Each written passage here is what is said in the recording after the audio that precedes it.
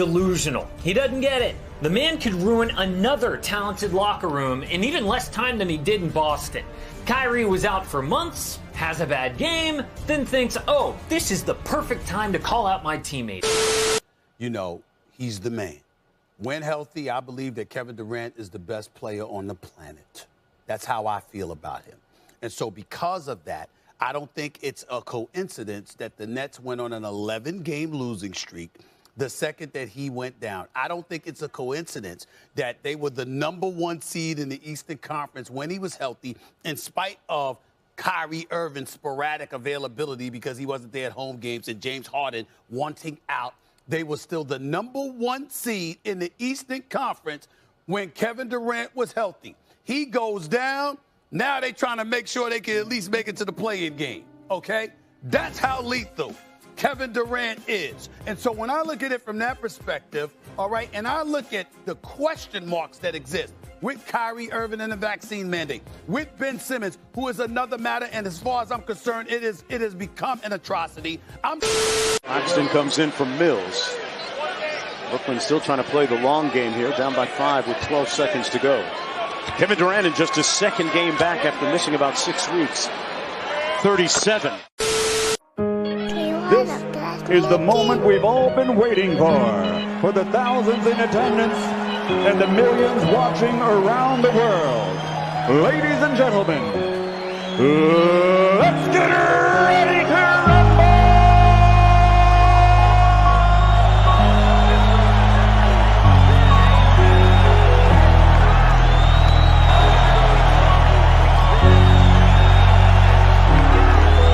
All your feelings hurt when it get real. All of them fakes, so they ain't ready now. It be too hard, we getting lit, cause we speaking now. Fuck all the clowns, yeah, the ones who do it for the bite. All we going now. All your feelings hurt when it get real. All of them fakes, so they ain't ready now. It be too hard, we getting lit, cause we speaking now. Fuck all the clowns, yeah, the ones who do it for the bite.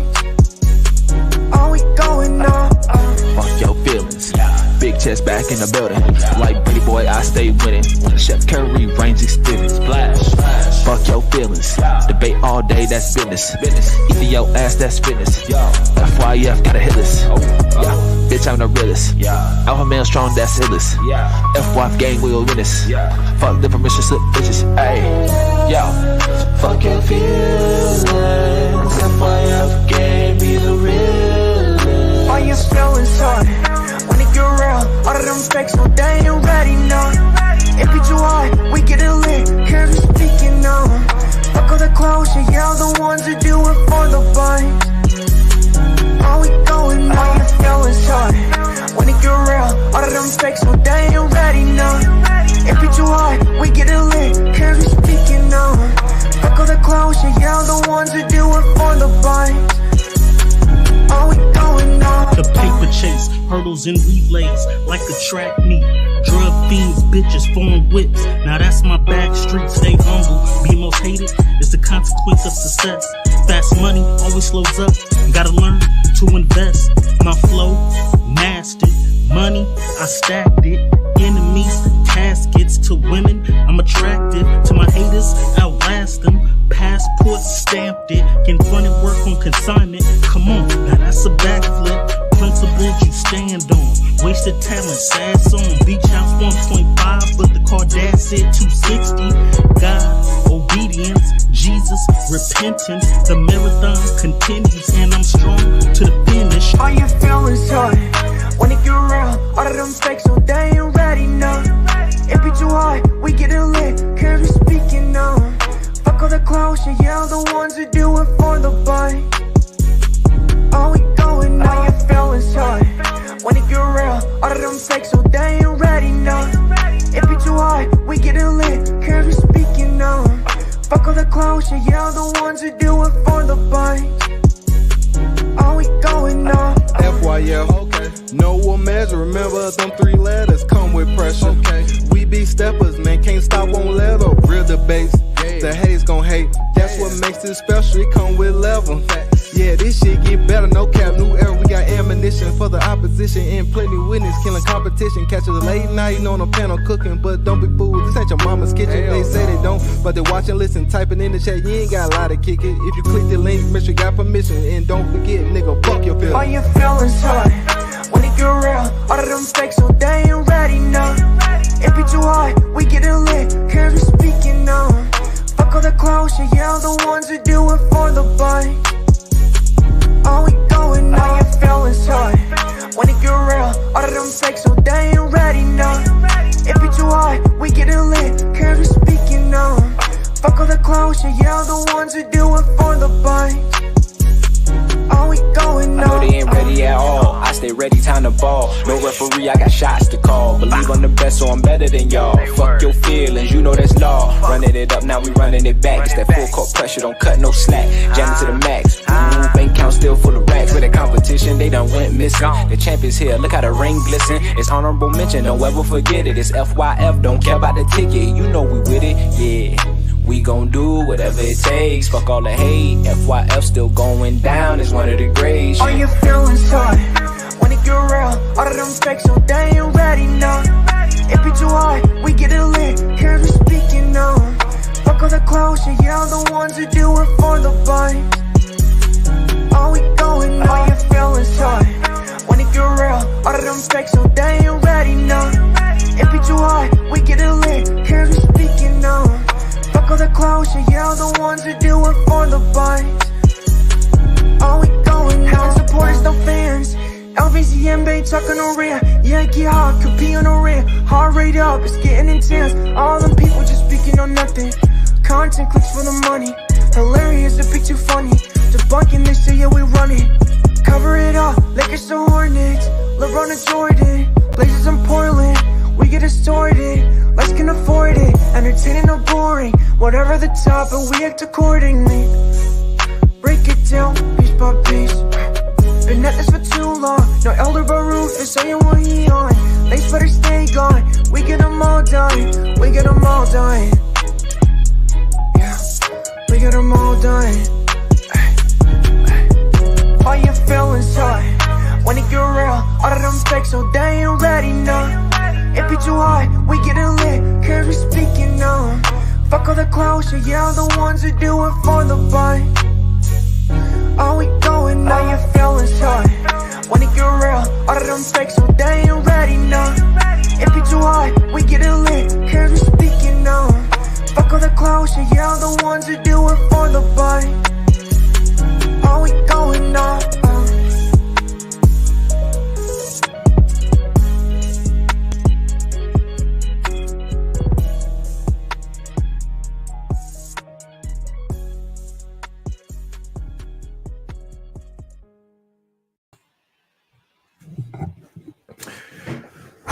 FYL Sports, man.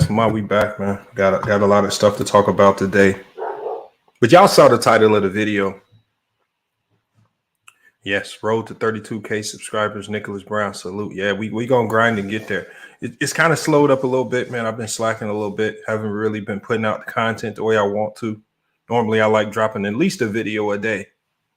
But you know, right now I'm in the middle of a tough season with my club team, so. As we end that season, our season will be done in April, man. I'll get back to it. We're gonna be going live a lot more, but today I wanted to talk about these. We got to talk about these Brooklyn Nets, all right? Because they're, you know, when we started this season right here, I mean, the majority of people. I'm not gonna say everybody, and I'll just stick with what I had myself, right? I picked the Brooklyn Nets and the Lakers to be in the NBA Finals against each other, right? These are the two teams that was considered the super teams. They got 3 superstars on each roster. Both had very solid role players that we felt that you could surround those superstars with to help you along, even if there was injuries.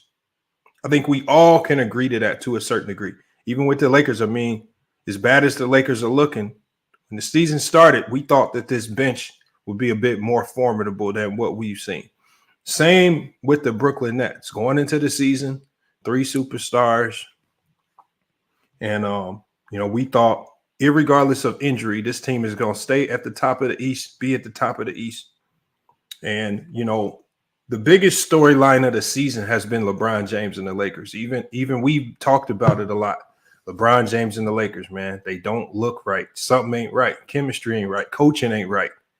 And it's reflecting in they play and in the outcome of games, right? They're losing games they should win.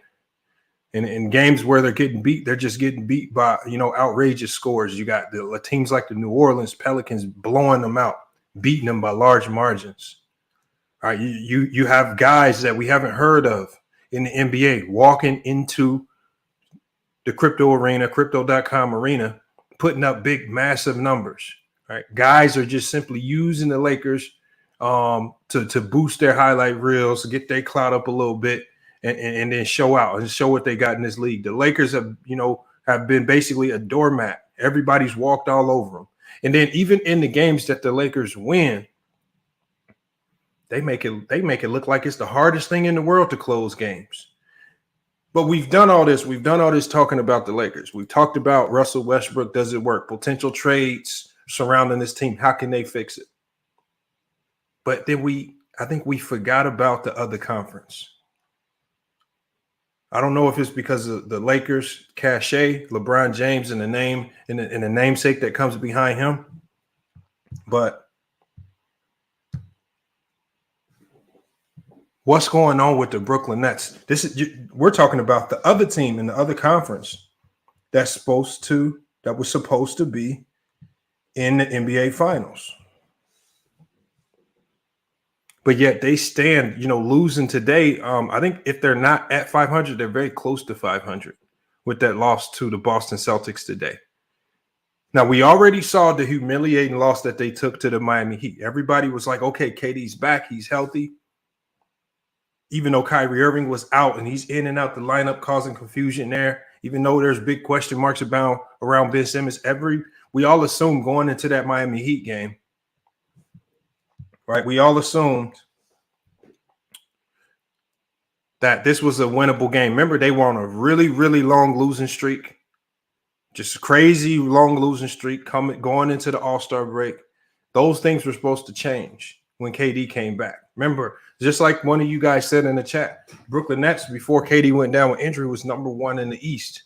KD goes down, they're spiraling. They drop. Now they're about a 500 team. Now, Blue Bowl said they're below 500 now. It's getting worse. So KD comes back. The Nets fans say, okay, they're supposed to win games. But as soon as KD's back, they get back to their losing ways, 2-game losing streak.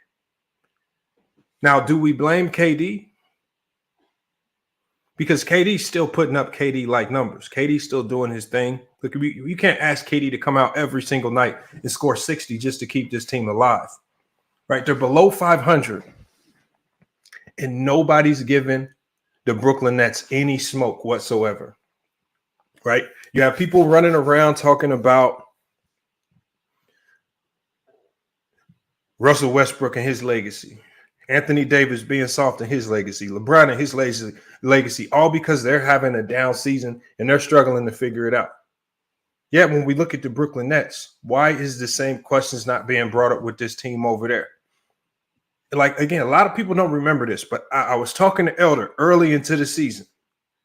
And Elder asked me, what do you think's going wrong with the Brooklyn Nets? This is when they first started showing signs there could potentially be something wrong. And I've been an avid believer in the fact that there's something going on in that locker room that the Brooklyn Nets aren't discussing publicly. And some of the things going on in that locker room started to come out as we saw the relationship with James Harden fade and fall away just that quickly. I was telling people, Kyrie Irving, if he does come back, he's going to be in and out the lineup. Guys, especially bench players, their roles are constantly going to be changing. One day, Patty Mills is a starter. Next day, Patty Mills is a bench player. All right? They're trying to bring along the rookie. His minutes are going to fluctuate up and down. So you got a lot of guys, when Kyrie Irving's coming in and out that lineup with the injuries, with James Harden, who was clearly getting frustrated with this big, crazy charade that was going on. right? There were rumors that James Harden was already clashing with the head coach Steve Nash, right? Now that D'Antoni is no longer a part of that coaching staff, so now that relationship's starting to spoil. James Harden sitting here watching Kyrie come in, come out one game. James Harden don't know who to pass to, how we going to facilitate, where's the consistency. Those things are going to brew in the locker room. It will cause problems. I mean, even on a smaller scale, just with the team I coach, when I have guys that miss practice and then all of a sudden these guys show up to games, if I'm putting those guys in playing high minutes, you know what? Everybody else on the bench who's been showing up to practice, they looking at me with a side eye. Hold on, this dude ain't been around. He's been picking and choosing when to show up. It ain't gonna work. As much as you want it to work, as much as in our eyes, that's just not how the chemistry of locker rooms work. There's too many egos. There's too many other guys working hard, and you have to start developing some form of consistency. Ballas Life says the Lakers and Nets both have bad coaches. I don't believe Steve Nash is a bad coach. I don't believe Steve. I believe D'Antoni should have been the head coach of that team, while Nash should have been an assistant. That's what I believe. I believe they jumped the gun with that. And I'm not going to call Frank Vogel trash or a bad coach because he won a championship in 2020 and he's still trying to figure it out. I don't think Vogel had a plan for Russell Westbrook playing this bad. A guy who came off a really good season in Washington where he ended the season on a tear. Nobody expected Westbrook to come into this season playing as bad as he is now. There's really no backup plan for that. There's really no coaching to fix that. No, I don't believe Nash is a real coach. Nash is great at player development and player relationships. That's really all you need your head coach to be. But this team as constructed, this Brooklyn Net team with all of the injuries, KD out, Kyrie out, and these are things you have to forecast and predict. You need an X's and O's offensive guy in there to make sure guys completely understand their roles offensively and defensively. All right. This is one of the reasons why Paul Millsap wanted out. He didn't have a role. The role that he was promised wasn't given to him. His minutes weren't consistent. The style of play was switching every single game, and some of this stems from the uncertainty of Kyrie Irving. Is he playing? Is he not playing? Now he's in the lineup. Now he's out the lineup. Everybody's role changes. Blake Griffin's getting older. Marcus Aldridge can only give you great games maybe once out of every 10 games. He's not the same player. But nobody is talking about the Brooklyn Nets, nor are they giving the Brooklyn Nets the same energy that they're giving to Lakers with regards to calling the Lakers out, calling them trash, saying that these players are done, or saying these players need to be traded. James Harden looked like the master manipulator in this whole situation. James Harden looked like the master manipulator. James Harden looks right in this whole situation because things started to fall apart. And you got to understand, James Harden went to the Nets to win a championship. He didn't go there to mess around, play around. He wanted to play with a big three, get a championship to get this stigma off his name that he's not a winning player. But as soon as he gets to Brooklyn, that first year, you can't really blame Kyrie, goes down with injury. But that second year, when everybody's healthy, right? Also, you have to think about the fact that in 2020, Kyrie was calling for the league. Kyrie was calling for a vaccine. Kyrie was wary of the NBA allowing players to play in the bubble, and there wasn't a vaccine readily available. Now that a vaccine is readily available, it kind of looks to the players like Kyrie Irving kind of flip-flopping on his stance because he was calling for a vaccine in 2020, saying that the NBA players shouldn't play in 2020 because it was too dangerous. And now that they have a vaccine, he doesn't want to take it, and now he's ineligible to play. Do you guys think that players didn't catch on to this hypocrisy as well? Because no one else has called Kyrie out on that. No one else has called Kyrie out on it. He called for the vaccine in 2020, said it was unsafe to play. Players shouldn't be playing. He even sat out and didn't go to the bubble, but now there's a vaccine. He don't want to take it. Now he's ineligible to play, sitting out more games. So as he sits out more games, James Harden's left out there by himself on an island with guys whose roles are going to be consistently changing when KD gets back healthy. So KD's in and out the lineup because injury. Kyrie's in and out the lineup because of the vaccine stuff. Kyrie's sitting here hoping and praying that New York is going to lift the vaccine mandate. But now that they've confirmed that they're not lifting it to a degree that's going to allow Kyrie to play, I think James Harden, the master manipulator in this, said maybe it's time for me to play the fat James Harden role again, to play the injured, out of shape James Harden role right before the trade deadline. I got to get up out of here. And looking over there at Philly, they had a perfect player. The money matched. He's also an all-star player. Well, we can make an even swap. I'm disgruntled. Get me out of here. I'm not playing alongside this man, Kyrie Irving, who's constantly flip-flopping in and out the lineup. Wally says, don't talk vaccine when that shit is all over the place. I'm not talking vaccine. What I'm saying is, in 2020, everybody remembers this. When the players went to the bubble, Kyrie Irving was one of the biggest faces of all the NBA players, saying that the players should not play because it wasn't safe and because there was no vaccine out, right, to combat the Rona. This is what he said. This is why Kyrie didn't take part in the bubble, even though he was healthy at the time. And many just simply presumed he wasn't playing because Kyrie was not in the bubble. But now that there is a vaccine, he doesn't want to take it. He doesn't think it's safe. It's some type of con game going on. Even though all the other players have taken it, everyone else is perfectly fine. And look, I'm not an advocate for it. I'm not an advocate for you forcing it on people, but him not taking the vaccine is one of the reasons why. Yeah, I'm opening up the StreamYard quiz matrix. So yeah, stay right there. I'm gonna be opening it up in a couple minutes because I just want to set the groundwork for the conversation tonight. Because a lot of people have really suspect memories when it comes to Kyrie and Kevin Durant. Right? It seems like y'all want to coddle them and hold them close to make sure the max ether don't hit these players. Oh, it's okay if they're losing. It's okay if they're under 500. Oh, they'll get right. They'll figure it out. It don't look like they're figuring it out. Now, they very well may figure it out. But again, this is a team it's already after the All-Star break, and they sit below 500, just like the Lakers. The Lakers are getting flamed every day of the week. But yet we have a lot of people running around here babying the Brooklyn Nets. And then even the people that try to either the Brooklyn Nets, these idiots are running around here attacking Kevin Durant as if Kevin Durant is the problem.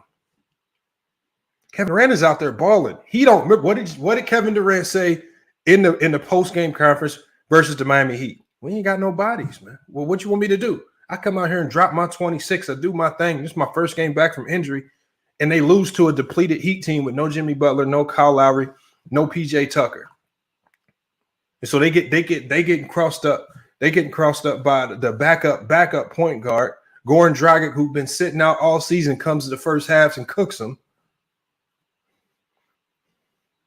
And he cooks over the other point guards on that team.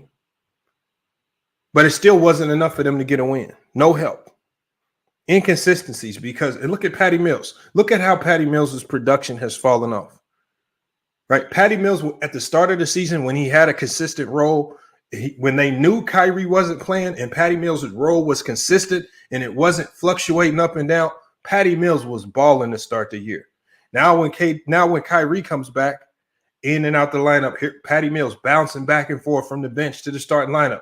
His consistency, his plan has completely fell off. Just go look at the numbers. He's not been the same player.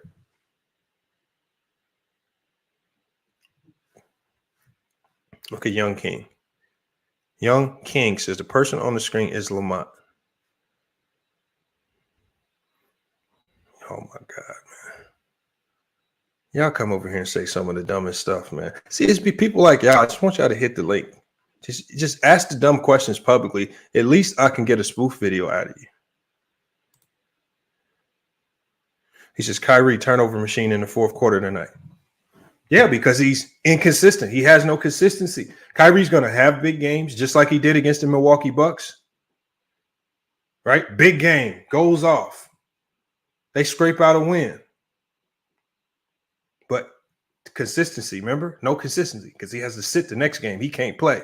Now other guys have to change their roles. Now KD's back. That also changes people's roles, even though that's not something KD could control. But now it changes people's roles. So now you have two stars coming back into the lineup that take shots away from a lot of the younger guys or bench players that were getting those shots, that were keeping them afloat early in the season when Kyrie wasn't there. No consistency, y'all.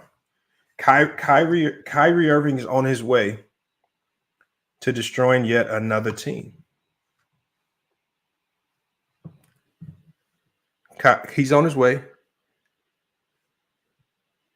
He says somebody in the come on, man. See, young King. See, I mean, I don't mind trolls, but man, come on, man. Family friendly show, man. Now you got to come in with the language, man. Natalie, can you just put him in timeout, man? We ain't gonna block him, man. I don't really want to block nobody, but god dang, come on, man. All right, so we got upcoming games, obviously. So Kyrie, out of the 22 remaining games left, Kyrie can only play in 8 of them. So this is 23 more games where Kyrie's going to be bouncing in and out the lineup. They obviously just lost to the Celtics. They got the Hornets, Sixers, Knicks, and Magic. So it gets easier, but they're going to have to see the Sixers. Is Ben Simmons going to suit up, or is Ben Simmons going to keep playing this game like his back is hurting, or is he just going to step up and man up and go play? Now, I've been a big supporter of Ben Simmons, man. He got what he wanted. He got traded. He's been sitting out all this time. Ben Simmons, you sit out all this time to be healthy and to be ready to play. How are you going to sit out all this time? And then as soon as you get what you asked for, now you want to fake like you got some type of back injury and you can't play right now. And it's not mental problems. I don't want to hear the BS about the mental issues, because if it was mental issues, he wouldn't be showing up in the arena, sitting on the bench, laughing and smiling with his new teammates. Obviously, everybody knew what was wrong with Ben Simmons, but Ben Simmons is another player that's leaving this team high and dry right now while they desperately need him. These are games that Ben Simmons needs to get his consistency, because when Ben Simmons gets back into that lineup, he's going to change somebody else's role. So it's going to be more fluctuating the roles. You're going to have more frustration, more players.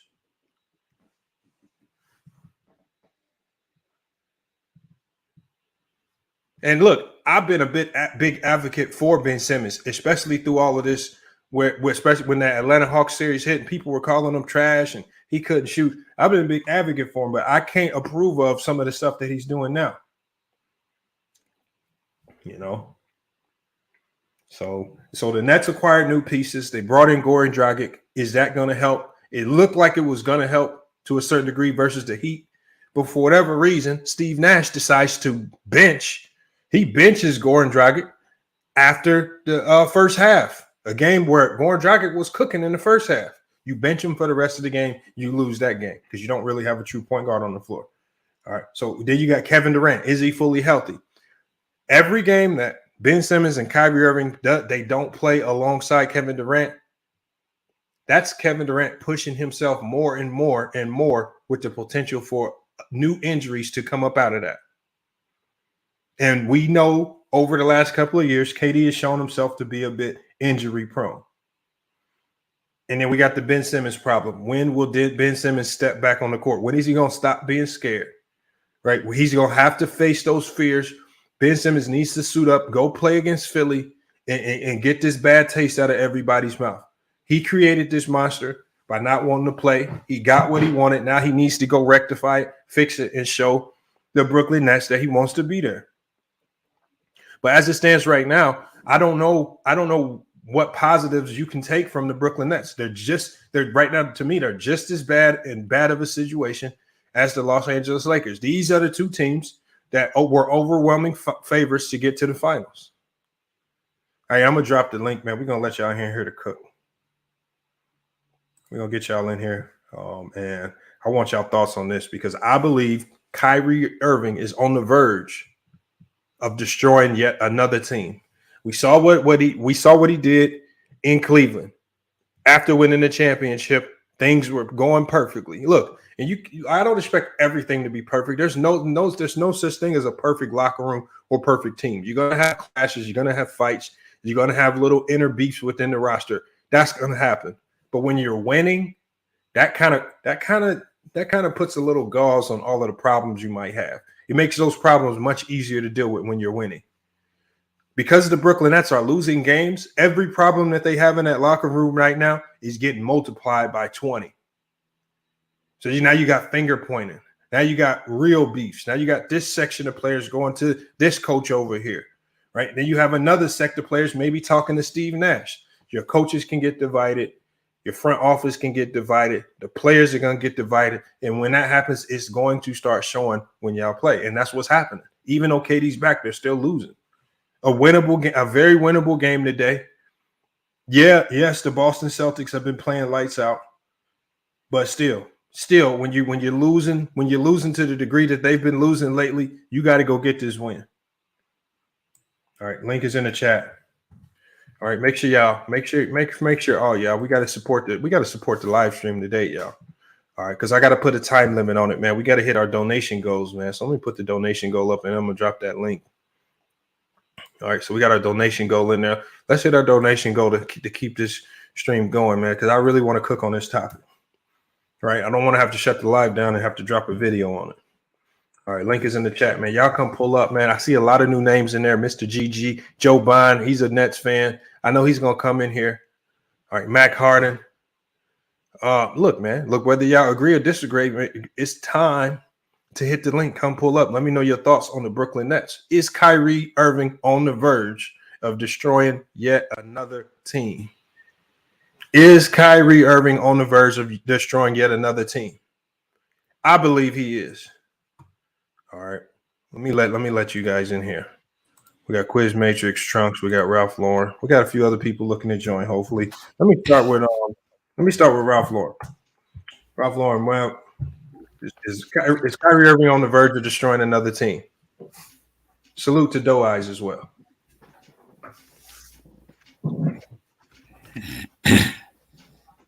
Ralph Lauren, you there? All right, we're going to put him on mute right there. He ain't ready. He ain't got his thoughts together. I got Trunks in here. Trunks, what's good, man? What's going on with the Brooklyn Nets? I guess you could say, the situation. I guess the first thing to start off with, it's a COVID situation. I respect what he's doing. I don't disagree or should agree, but he has every right as a man to do so.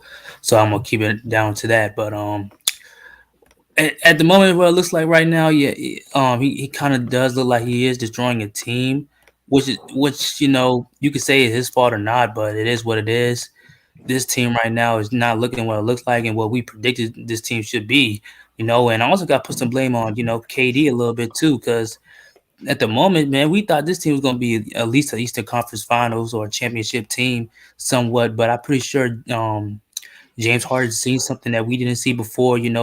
The situation with Steve Nash, players not really respecting how he coaching the team, and in certain situations like that, I really thought he was going to do something this year getting Ben Simmons, but he being scared, he being obnoxious, he having anxiety, not playing against Philadelphia on March the 10th.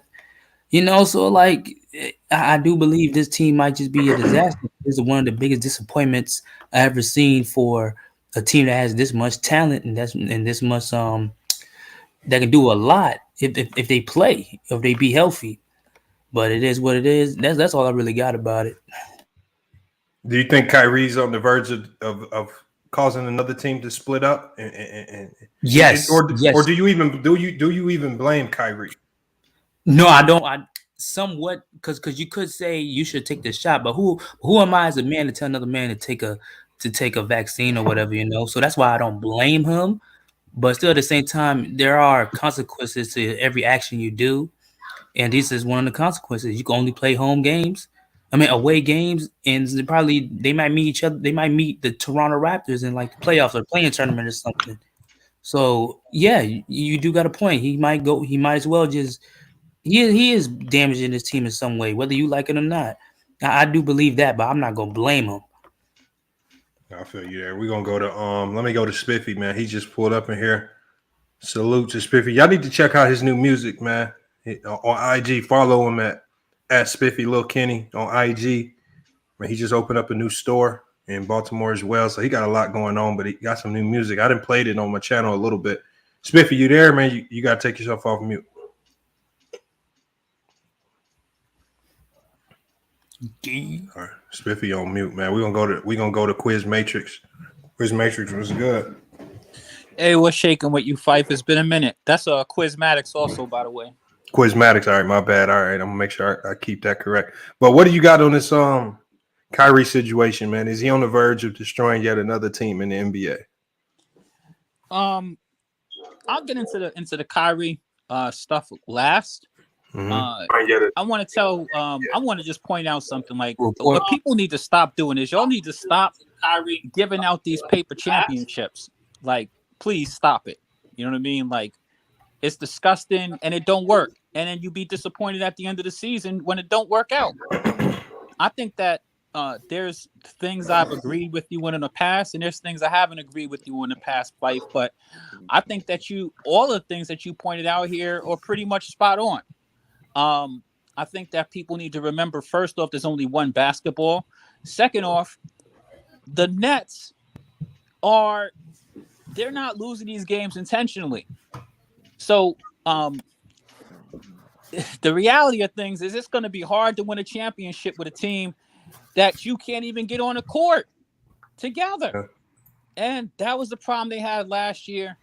And that's the exact same problem they have this year. So, and then now it's even worse because you're bringing in these new players. You know, Ben Simmons, he has to actually get acclimated on the basketball court with Kyrie and KD. Kyrie's playing part-time. Other people, like you pointed out about Patty Mills, not having a consistent role. And their coach, I like the trade. I think that they fleeced the Sixers, but Steve Nash is not a defensive mastermind. And the biggest problem with the Nets has been their defense. Especially Mike D'Antoni. Yes, exactly. He comes out of Mike D'Antoni's system. Mike D'Antoni ain't never played no defense. And Mike D'Antoni telling him what to do. Exactly. And I mean, even if he isn't telling him what to do, Mike D'Antoni don't got no defensive strategies. He ain't never had them. His strategy is outscore everybody in the league. And how's that ever worked out for D'Antoni? Let's go back and take a look at his resume. So, you know what I mean? Like the system, the team, the struggles, you can expect all of this. And then what people aren't doing is paying attention to the reason why the Bucks won last year. Pay attention to the reason why certain teams find success. Figure out the reason why the Suns continue to have the best record in the league. I mean, like, there's something going on, and these paper championships that people be handing out, man, I mean, y'all need to go back and reassess how you thought about them to begin with. As far as Kyrie destroying teams, I'm glad that you brought up, Fife. You brought up a realistic point. Go ask the Celtics how Kyrie worked out with them. You know what I mean? You saw what Kyrie had to say about LeBron, and they won a championship together. Saw how he treated him like he was nobody. And everybody always remembers, like, they remember a person like, you know, I listen to people, they say all of these things. They say KD's the greatest player on the planet. Yeah, you remember when he dropped 30, but you don't remember the games where they struggle. And Kyrie struggles a lot. He struggles a lot. And there's only one basketball. And I think that KD is playing phenomenal basketball all year. But another point that you pointed out, Fife, that I thought you was on point with was the fact that if you look at KD's past couple of years, you have to be concerned about injury. So I don't like Steve Nash's coaching because you can't tell me you're going to play him 48 minutes a game, especially in the playoffs, and then realistically think you're going to be able to make it all the way to the championship and be able to win.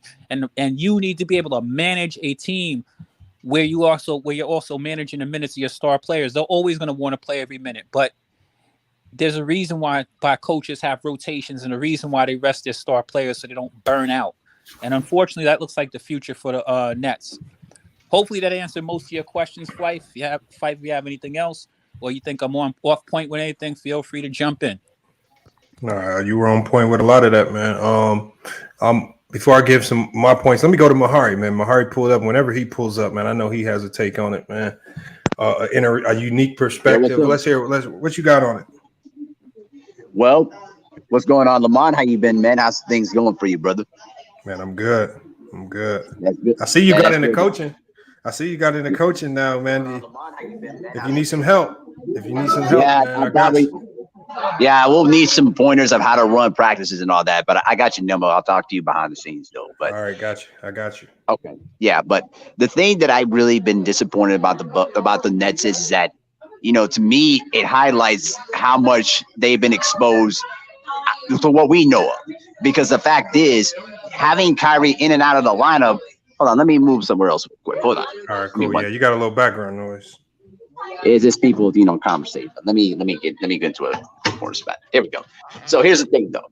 The problem I'm seeing with the Nets is simply this: they don't have a defensive mindset, and when you don't have a defensive mindset, you're gonna basically struggle to slow down teams. The other issue is also the Kyrie thing. Now, in 2020, I understood what Kyrie was coming from. The fact that, again, at the time, there was no vaccine, and people thought it was unsafe to play. And I understood that, and I supported with that.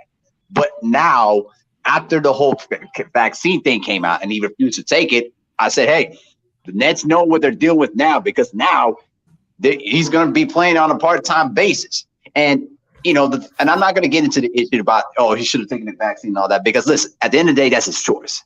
But the Nets knew what the implications were when Kyrie decided to make that decision.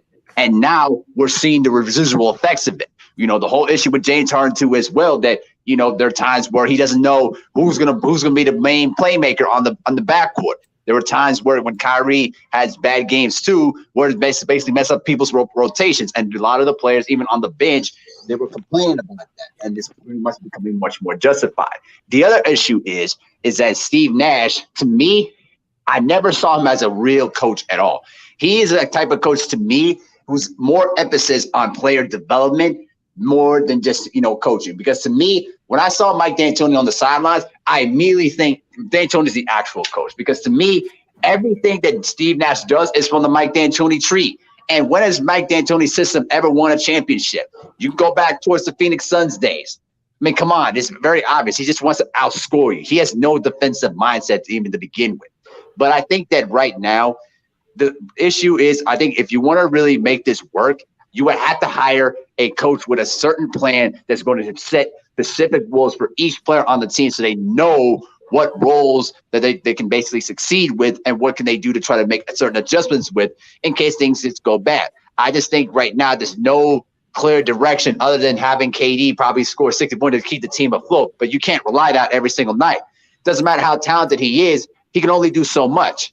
And when KD was out of the lineup, they continue to struggle. So right now, they're ninth in the West. They're ninth in the East right now. And I can see this team not even making the playoffs if this continues. Even if they make it to the playing game, even if they win it, they're going to be out of the first round, because they're not better than Chicago. They're not better than Miami. And they're certainly not better than the Sixers or the Bucks or the Celtics. I'm being serious about that. Yeah. What if Ben Simmons come back and play, though? Because he does bring a lot, if that's me. And another thing, and here's the other thing, too, about Ben Simmons. And this is one thing that LVC brought up, and I really thought about this. The reason why I think they made the trade for Ben Simmons is because they want him to fulfill the same kind of familiar role. Remember what Boris Diaw was playing in that kind of specific role? Not the guy that looks to shoot, but looks to facilitate and make plays. I think he's trying to spit Ben Simmons into that kind of role, but I don't know how's that going to work. You get what I'm feeling, man? No, I kind of see where you're coming from with it. My perspective on this was like the one thing that I feel like, and I know a lot of people, because I know Ralph Lauren has said something about it. When I talked about Kyrie Irving not taking the vaccine and not playing, I respect him making a decision on not taking the vaccine. That's fine. But I felt like he either should have been all the way in or all the way out, because when he was all the way out, what we did see, we saw some level of consistency from players like Patty Mills. So, for example, let's go through the month of just November, when Patty Mills is starting, playing consistently in that role. 23 points, 12 points, 10, 12, 18, 30, 14, 23, 34, 18, 17, right? But then we see this crazy shift. So Kyrie Irving comes back right at the end of December.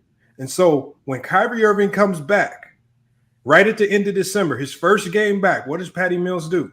0 points against Memphis, 6 points, 3 points, right? Then when Kyrie sits, 13 points because he got the start. Then Patty Mills drops back down to 3 points. Then he goes back up to 21 points. And so you see these inconsistencies, and now the inconsistencies in his rotational role he's just completely out of it. Now he's over like the last 10 games, 5 points, 7 points, 9, 8, 1, 1, 3. That's not the Patty Mills that we know. But this only happens to a good player like that when there's so many, when he's given a role that's inconsistent. He's starter one day, bench player the next. Starter can shoot 20 shots one game. Next game, as a bench player, he's only putting up 6 to 7 shots. So he has to be more selective because of his role shift. These are the type of things that's going to hurt the team, but nobody's talking about it. That's why I say Kyrie Irving's ultimately going to be the demise of this team, because he either needs to be all the way in or all the way out. He got to stop doing this back and forth thing, because that's not helping the team. That's hurting the team. And we see it. Look at their record. They're below 500 right now. That's the primary thing since this losing streak started, the only thing that's been consistent is Kyrie Irving bouncing in and out of the lineup. And he hasn't really done anything that impressive to lead me to believe that this is something that would help the team if they can figure it out. It's not. It's hurting the team, even with KD on the floor.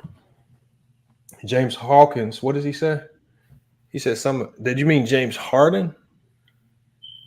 I don't know. You said, he's talking to James Hawkins. Stop the cap. All 3 finals, LeBron his own KD. All right. I don't want to say all that, but I mean, they both had some good finals. Well, let me go to I want to get everybody's take in here. Let me go to Ralph Lauren. You got your mic working yet? All right, man, we're going to boot him until he gets this. We got to start booting y'all, man. If y'all don't got your equipment together, man, you got to get up out of here. We're going to go to Wada. Wada, you got your mic working? Yeah, can you hear me? Yeah, what's good? You think Kyrie Irving is going to be the demise of the Nets? Is he killing another squad in NBA? I think so. I think specifically his style of leadership. The only problem I have with Kyrie is, these are situations that he asked for, especially when he went to the Celtics. Now him joining Kevin Durant, they both had that thing where people, they had that stigma where people thought that they couldn't lead a team. So, they had that in common, and they joined forces. Both of them are great together, but the thing is, being a leader, there's a lot of things that comes with it. There's a lot of intangibles, not just scoring a bunch of buckets, that makes you a leader. And I think that's what he lacks. When he lacked, like I said, I remember seeing him going at a reporter who's asking him, you're gonna be the most famous guy who didn't take the vaccine. I mean, I understand his stance and he's trying to stay strong on that stance, but the thing is, when it comes to leadership, there are sacrifices that you have to make. And I respect him. I respect his stance, but to me, like, you and Kevin Durant put this team together, and you guys got James Harden come on the team, and everyone expected y'all to win a championship, including James Harden. And now he was in a position where he was, except for his injury, which was the most consistent player on the team, because Kevin Durant would be on and off, and nobody knew when Kyrie was going to play. So to me, it comes down to him being a better leader, and he still has that same mentality, the same mentality he had in the Celtics, where he would do something and then, people will call him out for it, and then he'll get mad that people call him out for it. And, then he'll try to play mind tricks and word, he'll word things together to make it seem like, people are crazy for having a problem with what he's doing. So to me, like, this Nets team, they have a lot of talent, but just the intangibles, like like you said, Lamont, the availability, like Patty Mills not knowing when he's gonna play or how many minutes he's gonna play, like that's gonna exponentially be under a microscope in the playoffs, especially when you're playing against teams that like the Bucks, who have a cohesive team. They have a leader, Giannis, who's always there, who's always he's not just there on the court, but he's there off the court. You have the Bulls, who's meshing well. You have Philly is looking like they're gonna mesh well together, especially with how James Harden is playing, facilitating and stuff like that. So when you have those things coming together and you have a guy who not only is unavailable, but he is injury prone as well. So who knows what's going to happen in those games that he played. And then you add Ben Simmons to that, who is mentally, he's checked out of basketball. He's scared to even play. He's scared to even come back and play basketball. It's a lot to put on Kevin Durant, who also has a history of being injured. So, with all that coming together, and you have a Kyrie Irving who is not trying to be a leader and lead by example and kind of like step up for the team and take one for the team, I think that kind of like it ruins, everything that goes down from, a potential championship team and a potential, what people thought was going to be like a dynasty. So yeah, I think he is ruining the Nets, especially with his lack of accountability and his lack of leadership. Yeah, I give you that right there. That was all facts. Let me go to Ball Fake Podcast, man. Salute, man. Thanks for hopping in. Kyrie Irving, man. What's going on over there? Who's to blame? Because this is just as bad of a dumpster fire as what we see in the Los Angeles Lakers. Honestly, I think to start off, wait, can you guys hear me? Yeah, we hear you. Okay. I think to start off with, to be honest with you, Lamont, I think honestly, Kyrie Irving, in my opinion, I do believe that ultimately he is the biggest domino effect in terms of, just spreading this negative thing around the entire organization. And it even dates back to last year, whenever he decided to, take time off for whatever reason. But I think they're outside of the Kyrie Irving stuff because y'all basically covered up everything at this point. What I will say, though, is, there was a point earlier in the season when you obviously didn't have Kyrie Irving. You had Kevin Durant and James Harden. And, I would say some quality role players. You would think that would still be able to, put you in a position where you're not going to be a team that is, playing in the play-in tournament. And during the beginning of the season, they obviously were. I think at one point they were the number one seed in the Eastern Conference. There's a little bit of optimism there, but I still didn't believe in the hype just because to start off the season, the Brooklyn Nets, they didn't have the strongest schedule. You saw them lose to teams like the Golden State Warriors. You saw them lose to teams like the Chicago Bulls at home. The Miami Heat have had their number all season. They swept them in the season series this year, 4-0. Milwaukee demolished them in the opening of, the NBA season this year. Outside of the Kyrie Irving issue, I still didn't have a lot of optimism about this team really competing, not saying competing for a championship, but I don't think that they build championship habits for the last season and a half. And that starts with, the front office. First and foremost, the front office is extremely hypocritical for facts, for saying that, they're not going to, allow anybody on the team to be a part-time player. And then you bring Kyrie Irving. I thought that was really hypocritical of them. And understandably, I know why they did it because, for one, James Harden wasn't playing that well of basketball at the time of that period. And then that was also that big month when every team got hit with COVID. I mean, I think Brooklyn only had, 7 players available to play.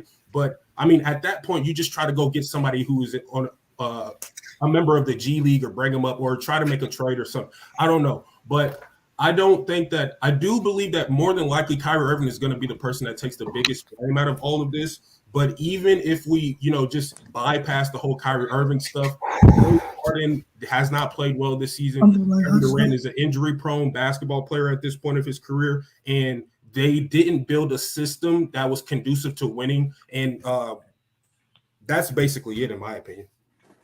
Yeah, that was a good point. That was a good point right there about the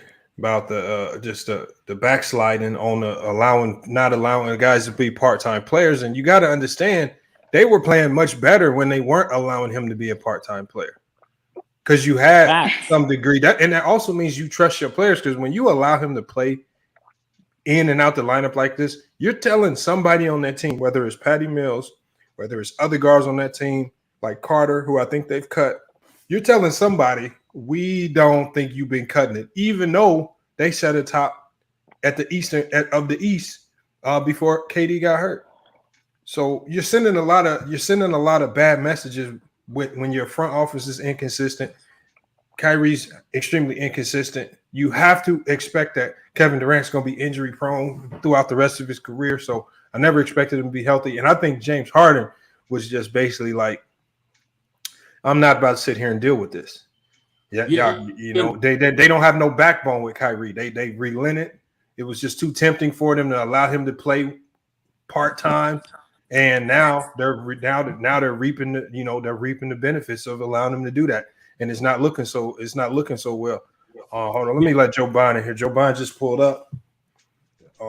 I think he's a Brooklyn fan. I don't know. He's a little weird with that. But what are your thoughts on the Nets, man? Are they just as bad as the Lakers? Can you hear me, Lamont? Yeah, we hear you. All right, cool. So you know the name of the channel, For the Love of the Sport. But I'm a fan of the sport, Lamont. You can't box me in with any team. I'm gonna give you my take on, Brooklyn and Kyrie and the whole situation, but you can't box me in on any single person or team. And I'm a fan of the sport, the leather. But let's get into it, man. Let's balance this out. A lot of Kyrie hate going on. A lot of capping. Let's unbox a lot of the things that everybody's saying. So Kyrie, right? Kyrie's hurting the team by playing sometimes and not playing other times. I want to get your full stance. I mean, we do admit that he's doing the best he can. Hold on. No. Hold on. I want your full stance so I can know. Yeah, the fact is, since Kyrie's been back, they haven't been winning. They've been losing. Secondly, guys like Patty Mills, who were starting the season on a tear, more consistent, giving more production. His production's completely dropped off as of late, because of his role being shifted and changed every other game, because Kyrie's in one game, back out the next, in one game. And then you can literally look at the numbers and you can see how his production is completely fell off the map. Kyrie's production isn't leading to winning. Patty Mills' production was leading to winning because there was consistency throughout the rotation. But that's just my take. If you see something else that points to winning and losing, then you tell me. Inconsistencies in your assessment. So what's inconsistent?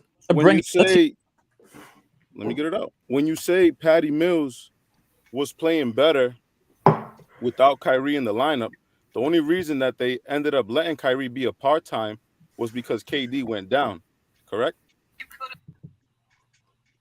No, correct? I believe they made the decision to allow him to play because it was just too tempting of a notion. And I believe they honestly thought that the mayor was going to lift the mandate soon. So I'm thinking they're thinking, okay, the mayor has a close connection with our team. Mm-hmm. He's potentially going to change this mandate. If we can get Kyrie out here on the court already playing games, ready to go, by the time they lift the mandate, he'll be the Kyrie Irving that we all hope to see. And it just didn't work out that way. And it's now it's done more harm than good. Okay, so it's done more harm than good. All right. So when KD went down, they forced their hand to put Kyrie at least part-time because they weren't able to be competitive without him. So even those games, Kyrie has lost a lot of games, but a lot of those games, they're competitive. They're not getting blown out. They're not. It's close games that they're losing. So these games could go either way. Easily, they could have a better record than they have a losing record. But a lot of those games are 1 point, 2 point, 1 to 2 possession games. So Kyrie being back ups their ceiling that they could actually compete with the other teams. James Harden, only during away games though. What was that?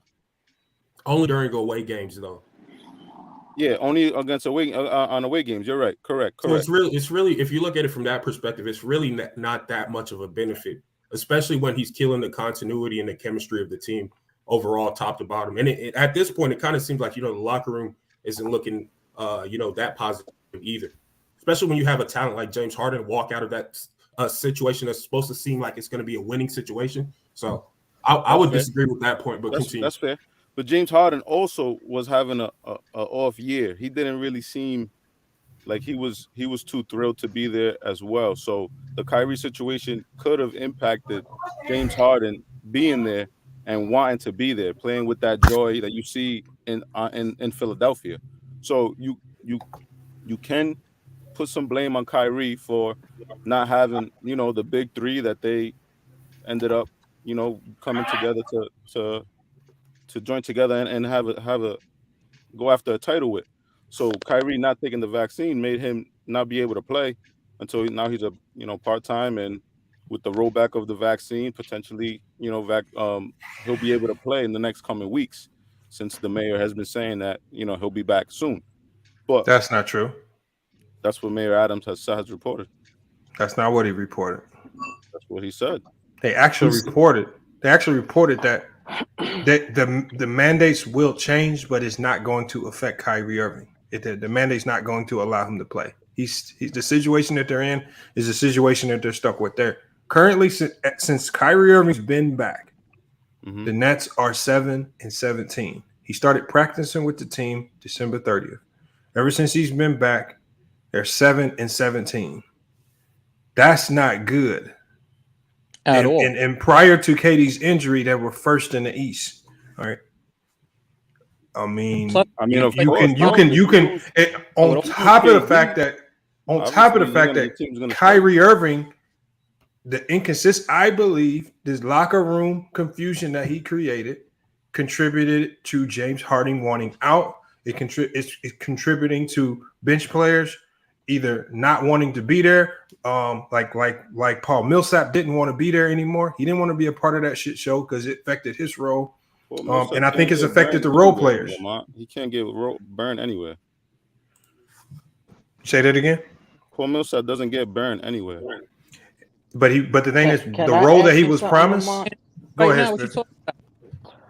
So you don't think Kyrie got no fault in anything this season?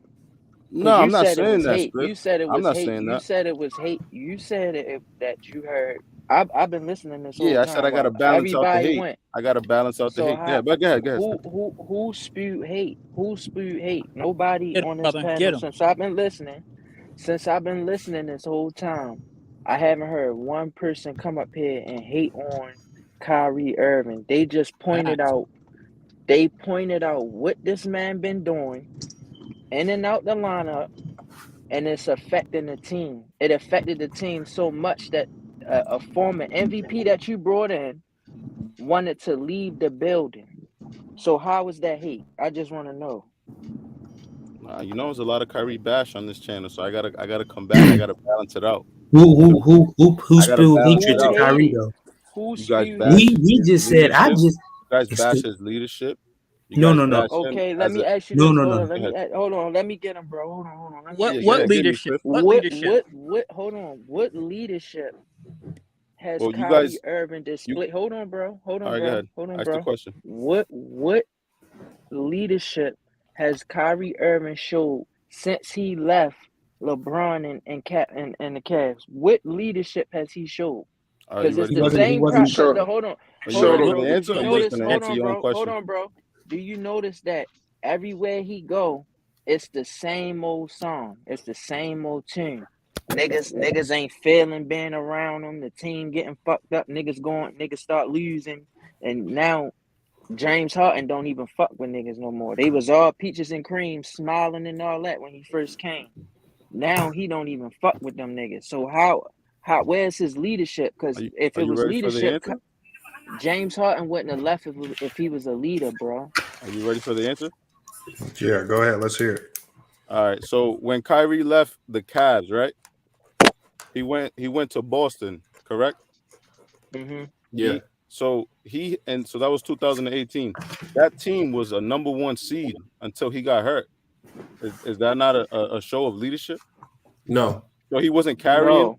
He wasn't leading No. a bunch of rookies and I agree with you. players to the best player. I mean, the best team. But they don't like Kyrie, bro. So they're not hearing nothing you saying. Who don't like Kyrie? No. Hold on, bro. Hold on. Bro. Y'all gotta let him finish. Y'all gotta let him finish. Go back and forth. Go ahead, Spiff. No, he asked us a question. He asked us if that was a sign of I'm asking leadership. Spiff a question, so you could relax. Hold on, bro. I don't understand why you keep saying he's a leader just because he's going out there putting a ball in the hole. It's more than he had the same problem with Jason Tatum and them in that locker room. Why did he call LeBron? Why did he call LeBron James when he was with Boston? Why did he call LeBron James? You remember that, right? I remember that. That's a great point, Spiff. It's a great point. So what? How was he leading them? And he tried to sun them. He tried to sun Jason Tatum when they went to the Eastern Conference Finals without him. So he came in there big-headed. He came in there big-headed and tried to sun Jason Tatum and them, and they wasn't with it. Okay. It was blame So on where their was the part too on leadership? that. It was blame on Where their was part the too. leadership?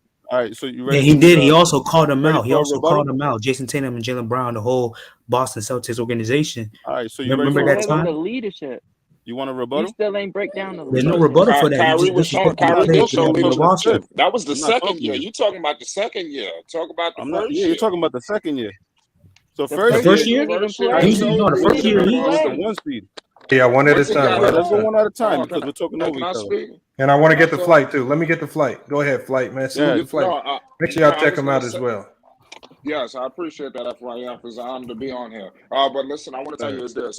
These guys, he was absolutely correct when he mentioned Boston Celtics the first year. He did show leadership. When he got hurt, they went on that tear in the playoffs, and that gave them no right to give Kyrie they asked to kiss too. They both was giving each other they asked to kiss. They both was at fault. They needed each other. They act like, oh shit, we could do it without them that second year. And another thing, Gordon Hayward threw a monkey wrench in the whole operation because it was supposed to be Kyrie, but that's a whole nother topic. But in so many words as Kyrie did show leadership right there. He's a great player, man. If this mandate would have got lifted, I think let's see what happens. I agree with you said, FYF. They thought that they was going to lift the mandate, and it was backfired on them. You're absolutely right. My fault. Yeah. So why do he have the same problem everywhere he go, bro? Well, I mean, like I said, the first year, let's say no Gordon Hayward stayed healthy, then he suffered that nasty injury, and he never got hurt in that playoff run. Who's to say they don't knock off the Well, can I ask you a question? Yeah, they probably Can I ask you one question? nerve-wracking ass. Can I ask you one question? Jerry Can I Westbrook ask you one trampoline question? ass. He was in three separate locker rooms, correct? Everywhere he go, why is the locker room in shambles? Niggas want to leave the team. Niggas don't want to be around him. Why is it the same thing everywhere he go? It's with the Brooklyn, it was with the Cavs, and it was with Boston. So where was the leadership? Y'all saying we hate. I never said one thing. I never said one thing about. I like Kyrie. I just don't like the fact that he carried ever since he hit that shot in the finals. He carried himself like he's a LeBron James and a Kevin Durant, and he's not that. So he think he is, but he not. Ever since he hit that shot, he been different. I used to like Kyrie a lot. I just don't like the way he act. I'm being real, bro. So you think his ego is too big? Is what you're saying? Of course. Yes. Yes, Okay. of course. Okay. Fife, you gotta ask Flight the question that you asked the rest of us about Kyrie's effect on the What's on the good, Nets. Quiz? Hey, what's shaking, Flight? I recognize your voice the second you No, step in the building, bro. My question with Kyrie is obviously, look, we can harp on what he's done in the past with other teams. The trail that he's left is right. You can follow the paper trail. He's left a trail of destruction, man. Those locker rooms did not take a liking to him. Now you're gonna have a few players gonna try to cap in the media and try to say he was this and that, but the overall consensus is that he was not a team player. He was off doing his own thing. He was telling other guys. He looked at it like it was just a 9 to 5. He was just coming and going. He even showed signs of that last year with the Nets when he just randomly took off games and just went missing for a couple weeks. James Harden didn't like that as well. And that was during a time frame where they needed him on the court so they can get the consistency with the unit. Now this year, when you think everything is supposed to be working, he then chooses not to take the vaccine, which that's fine. But he then takes, Brooklyn offers him the opportunity to come back and be a part-time player. And this is where the problems start. This is where the James Harden getting disgruntled started. This is where the losing started. And this is where the bench players having major inconsistencies statistically started. All of these things led the Brooklyn Nets to where they are now. And it all revolves around Kyrie Irving. Should he say, I need to go ahead and step away? This part-time act is not helping the team. I just need to allow the guys that are going to be here full-time to play and do their job, because with me coming in and out the lineup, it's actually hurting the team. They're 7-17 since he's been back. Can I follow that up? I think next season you will not. I think next season you will see a situation with my man Kyrie Irving able to play. But he might not be there. Remember, he didn't sign the extension. Didn't sign the extension. He might not even be there. He didn't sign the extension. He might not even be in Brooklyn. He'll probably be there, likely. Yeah, where's he going, Lamont? What are you talking about? Why didn't he sign the extension like KD did? So where's he going? Why did he not sign the extension like KD he going? did? I'm not saying. I said he might not be there. Had the vaccine situation like New York. Nah, that's all gonna be rolled back. All I'm saying is gonna be rolled back. I don't know where you get your information from, Joe Biden, but you got some bad information coming your way. Nah, I'm telling Why you. Kyrie didn't sign the extension if he's gonna be there? J Max said Kyrie ain't doing that. We don't know where Kyrie's going to be next year, but I would assume that he'll probably be back in Brooklyn. But that could not be the case. None of us can really speak for that. Yeah, because Kyrie just does his own thing. But who has money in free agency this summer? Orlando, like teams that are not. Kyrie's not going over there. No, but what if the NBA goes into a lockout? After this whole Ben Simmons situation, like the NBA could go into a lockout. I don't know about that. I think that's a couple years out. Though. Lockout, yeah, it's a while. A couple years out before they got to do the bargaining. Like I said, James Harden can't did. speak about James what's going to Harden happen next year, but okay. Look. This is how you know the extension means something. As soon as James Harden got traded to the Sixers, the only reason he didn't sign the extension is because something got messed up with the paperwork and he didn't get it signed in time. But as soon as he got to the Sixers, he was ready to sign on the dotted line. When he was with Brooklyn, he told them, no, I'm not signing an extension. So we know that extension has a direct connection between a player wanting to stay with a team and leave. Kyrie Irving has said he didn't sign his extension. Just like when Harden was there, he didn't sign the extension, and Harden wasn't willing to sign until he got traded to Philly.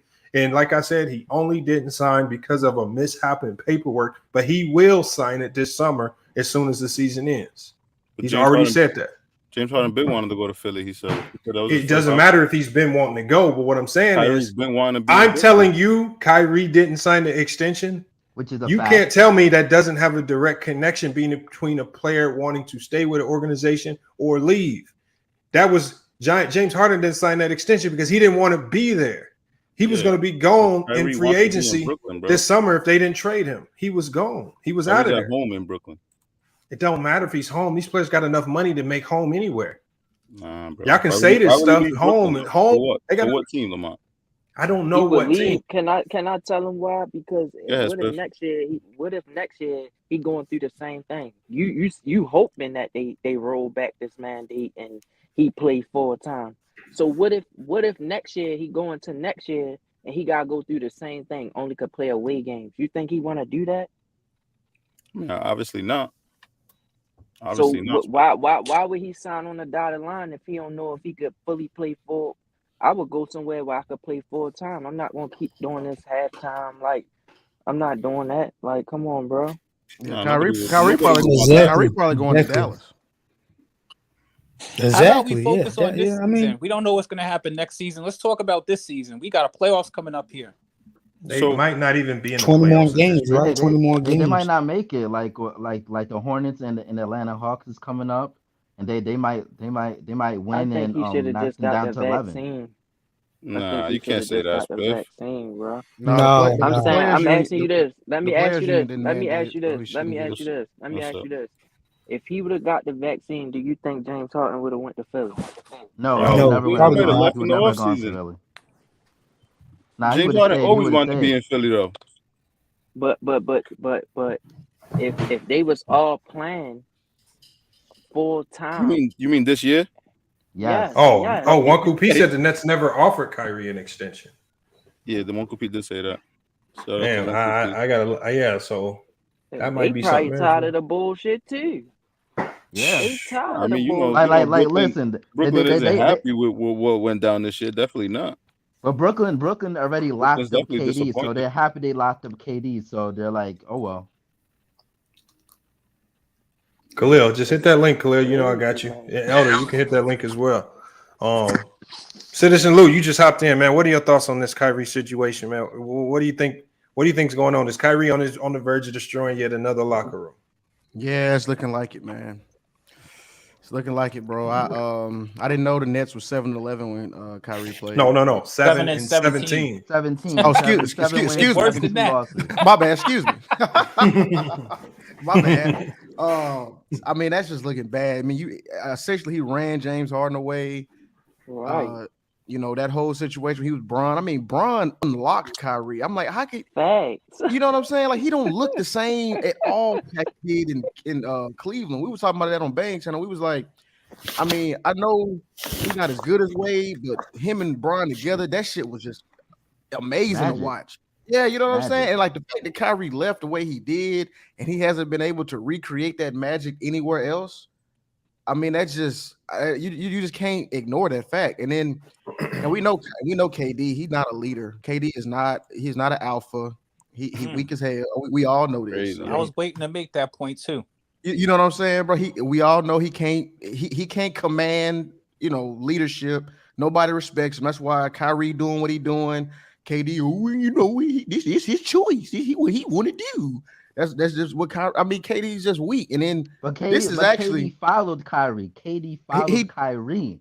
He did. So and y'all remember that Kyrie was a leader at that point, right? He didn't expect Kyrie was never worse. I mean, but his leadership was Kyrie good enough to get KD to come there. But Kyrie is the leader of KD. That's what we do know. Yeah, exactly. Because Kyrie is a manipulative. You know what I mean? He got that. Niggas. Yeah, exactly. So I'm gonna say that that nigga Kyrie, man, what he was doing when he went to when he got KD, he knew he could plant that seed in his ear. He probably planted that seed in his ear. Yeah, KD, let that nigga James Harden go. We ain't worried. We don't need him. Yes, your ass do. Because without that motherfucker, y'all niggas look horrible. And Kate, I'm with you on that, Lamont, man. It's 3 in a row. Hold on. Can I make a point? I want to follow up on that because I'm glad that you brought that up. And I also want to speak to Kyrie's defense a little bit. I know that Flight will appreciate this because somebody got to speak to this brother's defense. And it's only to a certain extent. So don't get me misconstrued here. But yeah, Kyrie has his issues. And I definitely think that Kyrie is not a good leader. But I don't think that he's the only person on that team that is a terrible leader. I think that the Nets lack leadership, period. I don't think that KD's a leader. I don't think that they have a coach as a leader. And I definitely don't think that Kyrie's a leader. I think that the Nets are a team that is in disarray in the leadership area because KD is not going to speak to certain players about certain things. As Fife already pointed out, you have all your role players who aren't even being able to get a consistent role. The coach has not shown that he can manage the minutes of even his stars when he does have them. And unfortunately, there's only one basketball. And then you add another thing into the mix. And that's Ben Simmons, who is on suicide watch. Yeah, and suicide watch. Plus, if you look at his last seasons, his playoff performances get worse and worse throughout the course of his career. His scoring, he don't need to do that much scoring for this team, man. I feel like I agree with you on that. Steve Nash does. Ben Simmons. Yeah, Steve Nash definitely needs some blame. What I'm talking about is his rotations are like crazy. Ben Simmons needs to come to a situation that has strong leadership, and there's not strong leadership on the Nets. Okay, hold on. Let me get off that. Let me rebut that. Okay, so if there's not strong leadership, or let's say KD's not the leader of that team or a good leader, when KD got injured on the 15th, that was the last game he had played. All right, that's when Kyrie took over. They were first in the East. When Kyrie then takes over, because obviously he then has to be the de facto leader of the team because KD's hurt. This is when they go on their enormous losing streak. So they go on this. Hold on. They go on a massive losing streak. And now KD's left to pick up the pieces off this losing streak where everybody's role is completely thrown in the trash can. Patty Mills is playing garbage. There's no consistency on the team. Coaching staff it seems like the coaching staff is babying or favoring Kyrie to a certain degree. The locker room, I think the locker room is in shambles because of Kyrie. They weren't first with KD at the helm. They were first in the East. Well, you also have to remember that KD's the most important piece on that team, whether it's leadership or just being on the court, right? Also, during that same period of time, James Harden was the number 2 leading person in assists, regardless of how people feel about his consistency. He was definitely dishing the rock. So, I mean, I think that the Nets had a better gel because Harden was there since last season. But what I'm saying with Harden is we see how Harden plays when he's completely bought in and confident in what's going on with the coaching staff, the players. So he went immediately to Philly, drops a 29-point triple-double, and shows the world. It shows the world, look, they was on some bullshit over there. Now I'm back to being James Harden because everything's locked in. We know the direction. Everybody has a defined role, and we gonna move on from here. Because they was on some dumb stuff over there, trying to make him a facilitator some games, score, while he's sitting here watching Kyrie, a guy who's probably not going to play that next game, chuck up 25 shots in a loss. Then they got to come out the next game and try to win a game after Kyrie done shot him out of a game or then chucked up all the shots and Patty Mills is on the bench. It's a number of things that just get messed up with him bouncing in and out of the lineup. I think James Harden wanted no part in that. Now, is James Harden right for the way he did it? No. But James Harden has always been petty like that.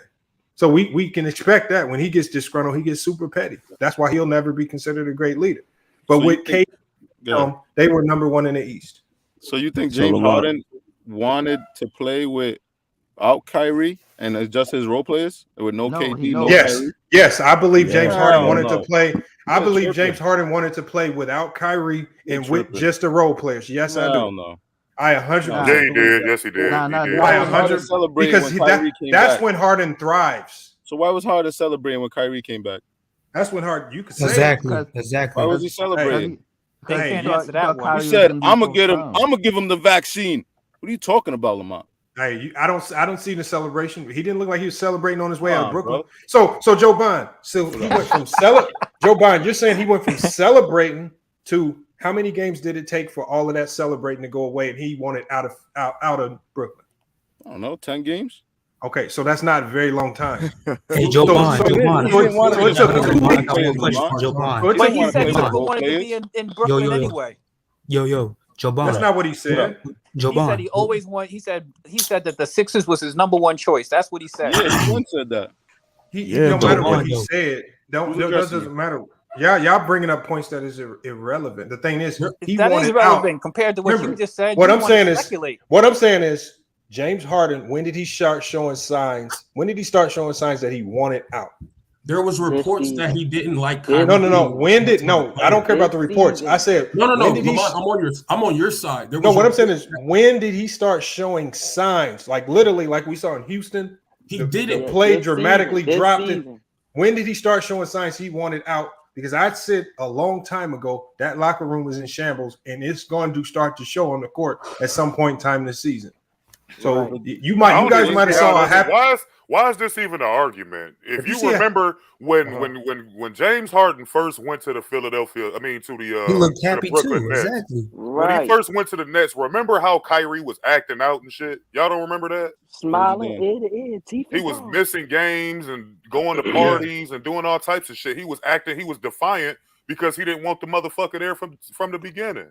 So how is this even a debate? What are you talking about? That was before he got traded there. My nigga, when he first went Kyrie was doing that. When James Harden, no, it wasn't. Reported, I remember it like it was yesterday, my nigga. James Harden. When James Harden when they first talked about getting him, and the move was actually executed, Kyrie Irving started flipping the fuck out, doing all types of defiant shit towards the team. Kyrie didn't want him there. No, my timeline ain't off. My timeline is spot on because I remember Lamont did just when I used to hit this show regularly, I remember Lamont did a live stream and I talked about the reasons why Kyrie did the shit. He did it. Yeah, that's the time he went to that party. What are you talking about? He did it to lower his trade value because it was Exactly. that party. Hey, hold on. Let me give a shout out to the people that hit the Cash App. We got salute to Jermaine in the Cash App. Salute to Elder, always hitting the Cash App coming through. Salute to Garcia, Doe Eyes TV. Make sure y'all go check out her channel, man. I like her story, man. She has a good story to tell over there. Doe Eyes TV. Salute to Tiffany Ned as well, man. Everybody who hit the Cash App so far, man. Appreciate that. The person who y'all need to be blaming in this whole equation is Kevin Durant. There you go. Let me explain it. Just let me explain it. Everybody can't talk at once. Go ahead, Khalil. I gotta hear this. The reason why you gotta blame Kevin Durant in this whole equation because Kevin Durant is not a leader. His talent is the lead. Like he's so good, you can play next to him, but he's not a leader. He's not a leader of men. If you watch when Kyrie Irving was with LeBron James, he would have never did no shit like this. LeBron would have had that nigga off that fucking team so goddamn fast. Like it's a level of leading men and manhood that Kevin Durant don't have because he a fucking mama's boy. When Stephen A. Smith was going at him, who came to Kevin Durant's defense? His mother did, right? His mother got up on ESPN. My nigga, can I talk, please? Everybody can't talk at once. You gotta let him finish. Let him finish. Let Khalil cook, man. Go ahead. When Stephen A. was going at him, Kevin Durant's mother went on ESPN, not Kevin Durant. He's not a leader, bruh. He's just a really good player. He's a transcendent player because of his height. He's 7 feet tall, who can move like a shooting guard and do all the shit guards can do. But he's not a leader. It's been chaos. Every team he goes on is chaos. That's because he don't know how to galvanize a fucking team. He's just a really good talent. You put him in any system around the NBA and he'll thrive because of his talent level. But he's not the leader. When he was on the Golden State Warriors, that was Draymond's job to do that, not his. That's why they was winning those championships. He was a plug-and-play player that was a really good talent that could shoot and do all the shit you need him to do on the court. But he's not a leader. Kyrie Irving would never do this if he had a strong-headed leader in the fucking position where Kevin Durant should be. You wouldn't see all this shit. He liked Kevin Durant, but he don't respect him. It's that fucking simple. Yes, sir. And that goes to my point. Get me. That's a fucking fact. Let me get him. Period. Let me get him. Say whatever you want. On every level. Take me off the leash, Lamar. Let me get him. I wasn't here. Who is that, Joe Bond? You know who it is. Go ahead, Joe Bond. So you're talking about LeBron's leadership? So LeBron's a leader? Yeah, ultimate fucking leader. He's the ultimate leader. We going there now. So, yeah, let's go. So LeBron's a leader, right? How come he can't lead Russell Westbrook, who KD brought to the finals?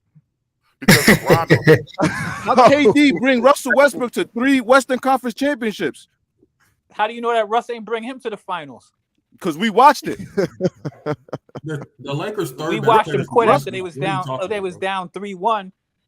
Yeah, and they was up 3-1, and he played. Joe Bond. This is what I say, Joe Bond. Russell Westbrook always been a terrible decision maker. He had 3 turnovers in the last. Hold on, y'all. One at a time.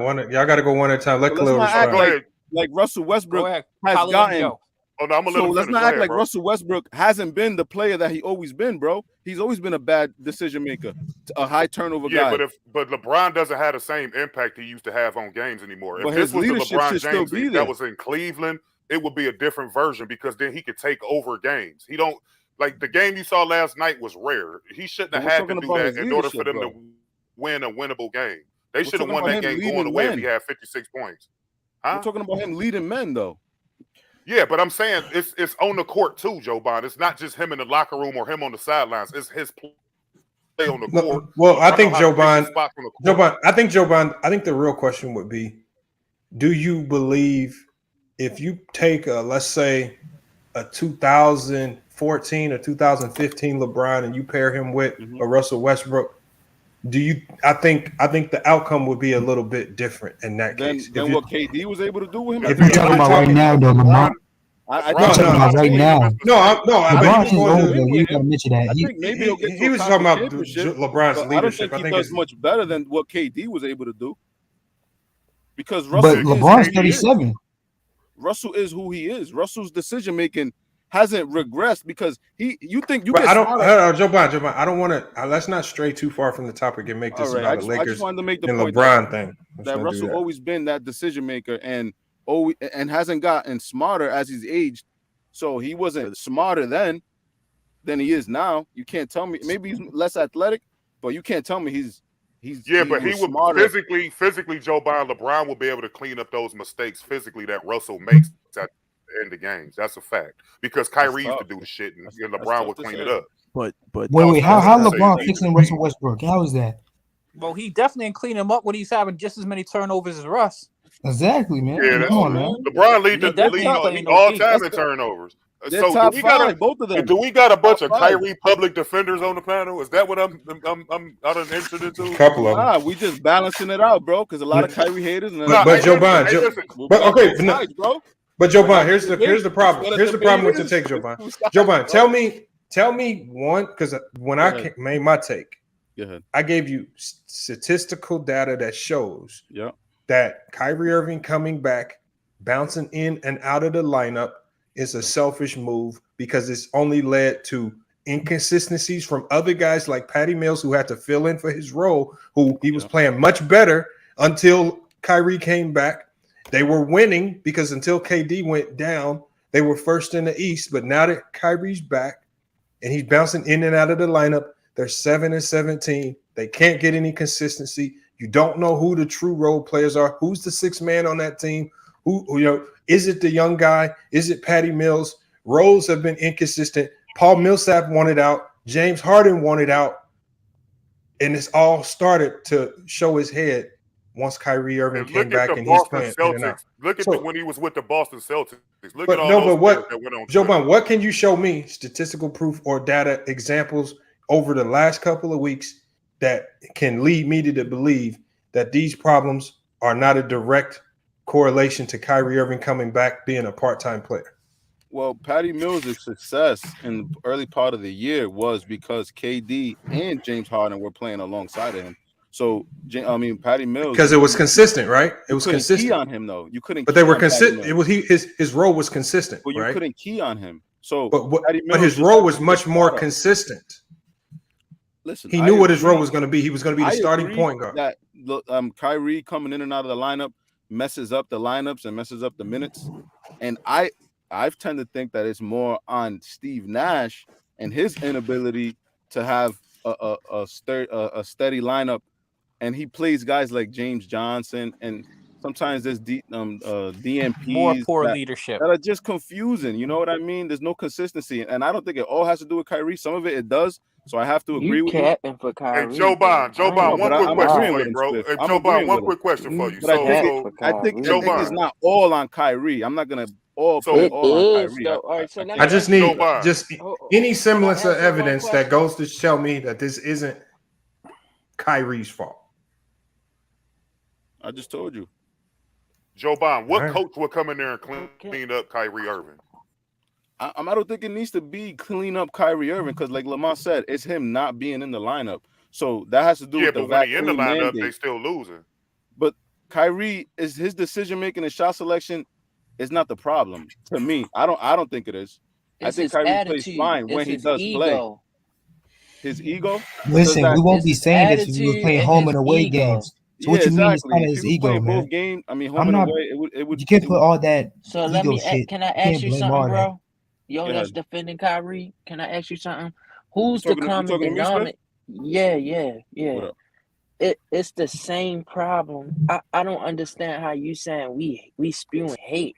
This is we watch the game just like you. Yep. We watch this shit just like you, right? So if from the outside looking in, if something consistently happens, you ever heard of the saying, shame on what is it? Shame on me the first time, shame Right. on you the second time, shame on me the third time for putting trust back in you. So if it happens the Shame first on you the time, first time. Shame on me the second time for falling for it again. right. When it happens a third time, we have to blame. The blame has to go to the person that it consistently happens with, bro. Come on, bro. Like, So you're This telling man me his ego, Okay. since he hit that jump shot in Game 7, Yep. changed. Listen to me, Talk bro. to him, When Spiffy. Talk to him. when he hit that shot in Game 7, he felt like, nigga, I won that championship. I can go anywhere and do this, right? Okay. When he left, his ego made him do that. Like, man, I don't need LeBron. Fuck him. I won that. Right. I hit that shot. Even that comment When he made, walked you heard out that them comment when he doors, said, "This is the first time I can look down the bench and see somebody else who could hit the shot." Like that was shady. He been causing distractions from day one, bro. Look at what he said about Steve Nash, talking about Steve Nash ain't really the coach. I'm the coach. This dude over here the coach. Then he talked about trading players away from the team and all this shit. Yeah, like since Kyrie's been there, yeah. he been causing disruption, man. I don't know why y'all sitting up here arguing for this motherfucker.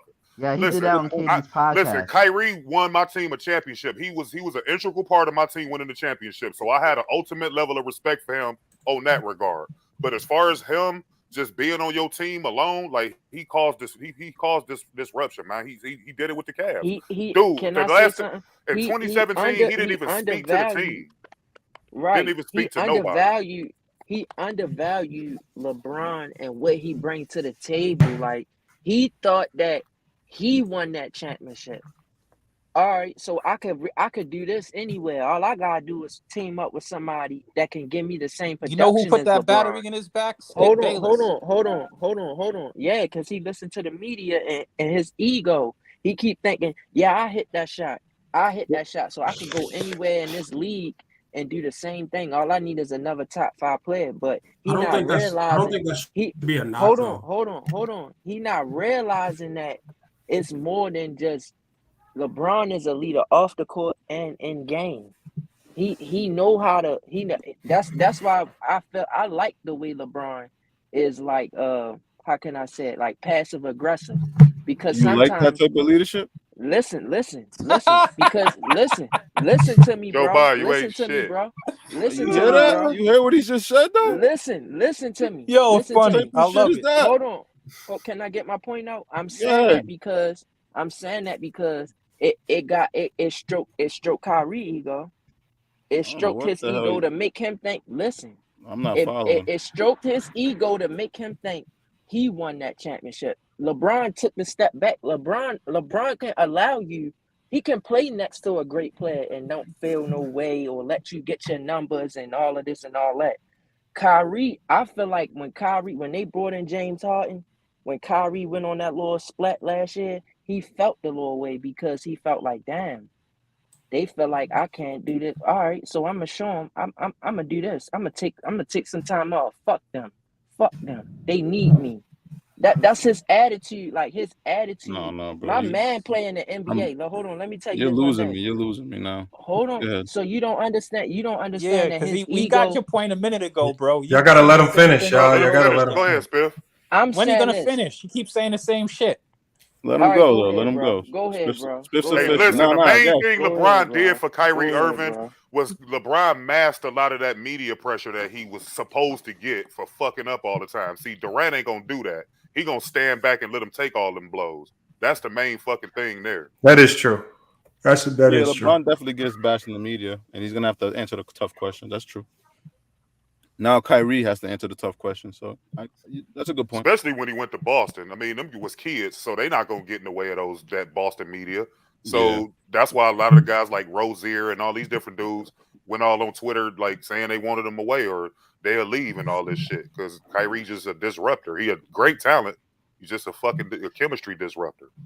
No, he's definitely Terrell Owens. He's definitely his own man. You know what I mean? Kyrie's definitely his own man. You know what I'm saying? He's not just gonna accept what everybody forces. Well, yeah, because he's a son of an NBA player. He's his own man. You know, he has his own mind. You know what I mean? So you gotta respect it. That vaccine. We can't all force everybody. Yeah, no, I agree with that though. I ain't take the shit either. I ain't take it either, so I'm with him on that. Yeah.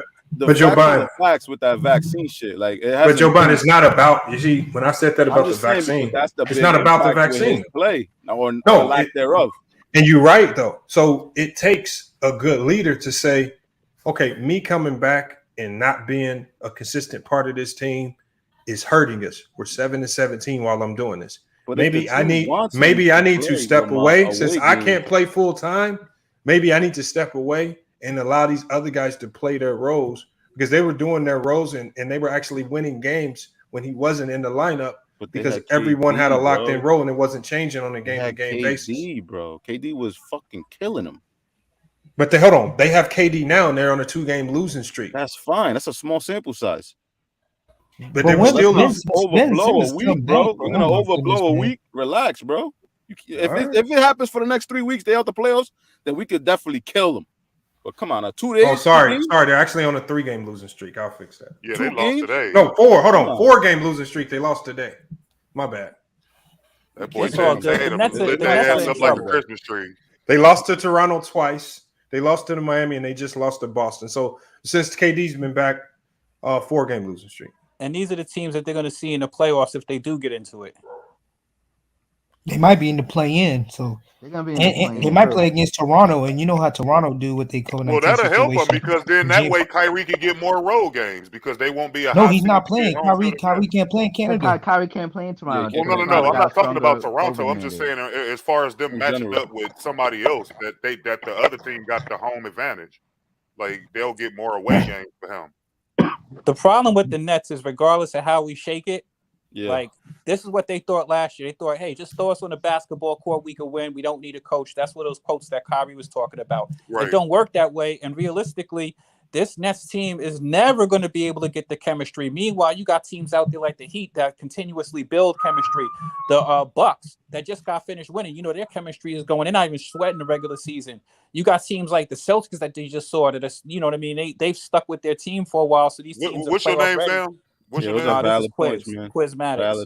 Quizmatics. Okay, so let's stick to what you just said. Now, for the people in here that's saying Kyrie this and this. So last year, right, when they played against Milwaukee, Kyrie wasn't there. They became one pinky toe away from going to the finals. Is that true? Yeah. I mean, people want to talk that pinky toe stuff. They weren't going to the finals. They would have gone. But either way, they almost won, but almost only counted horseshoes. That's without Kyrie Irving, correct? And that's what KD playing 48 minutes a game in the playoffs.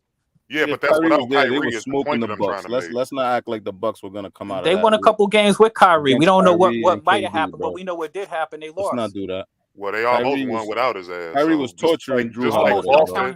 Just like Boston, we don't get a almost won without his ass and went to the finals. All they needed was KD to hit one out of 6 shots. He missed an OT.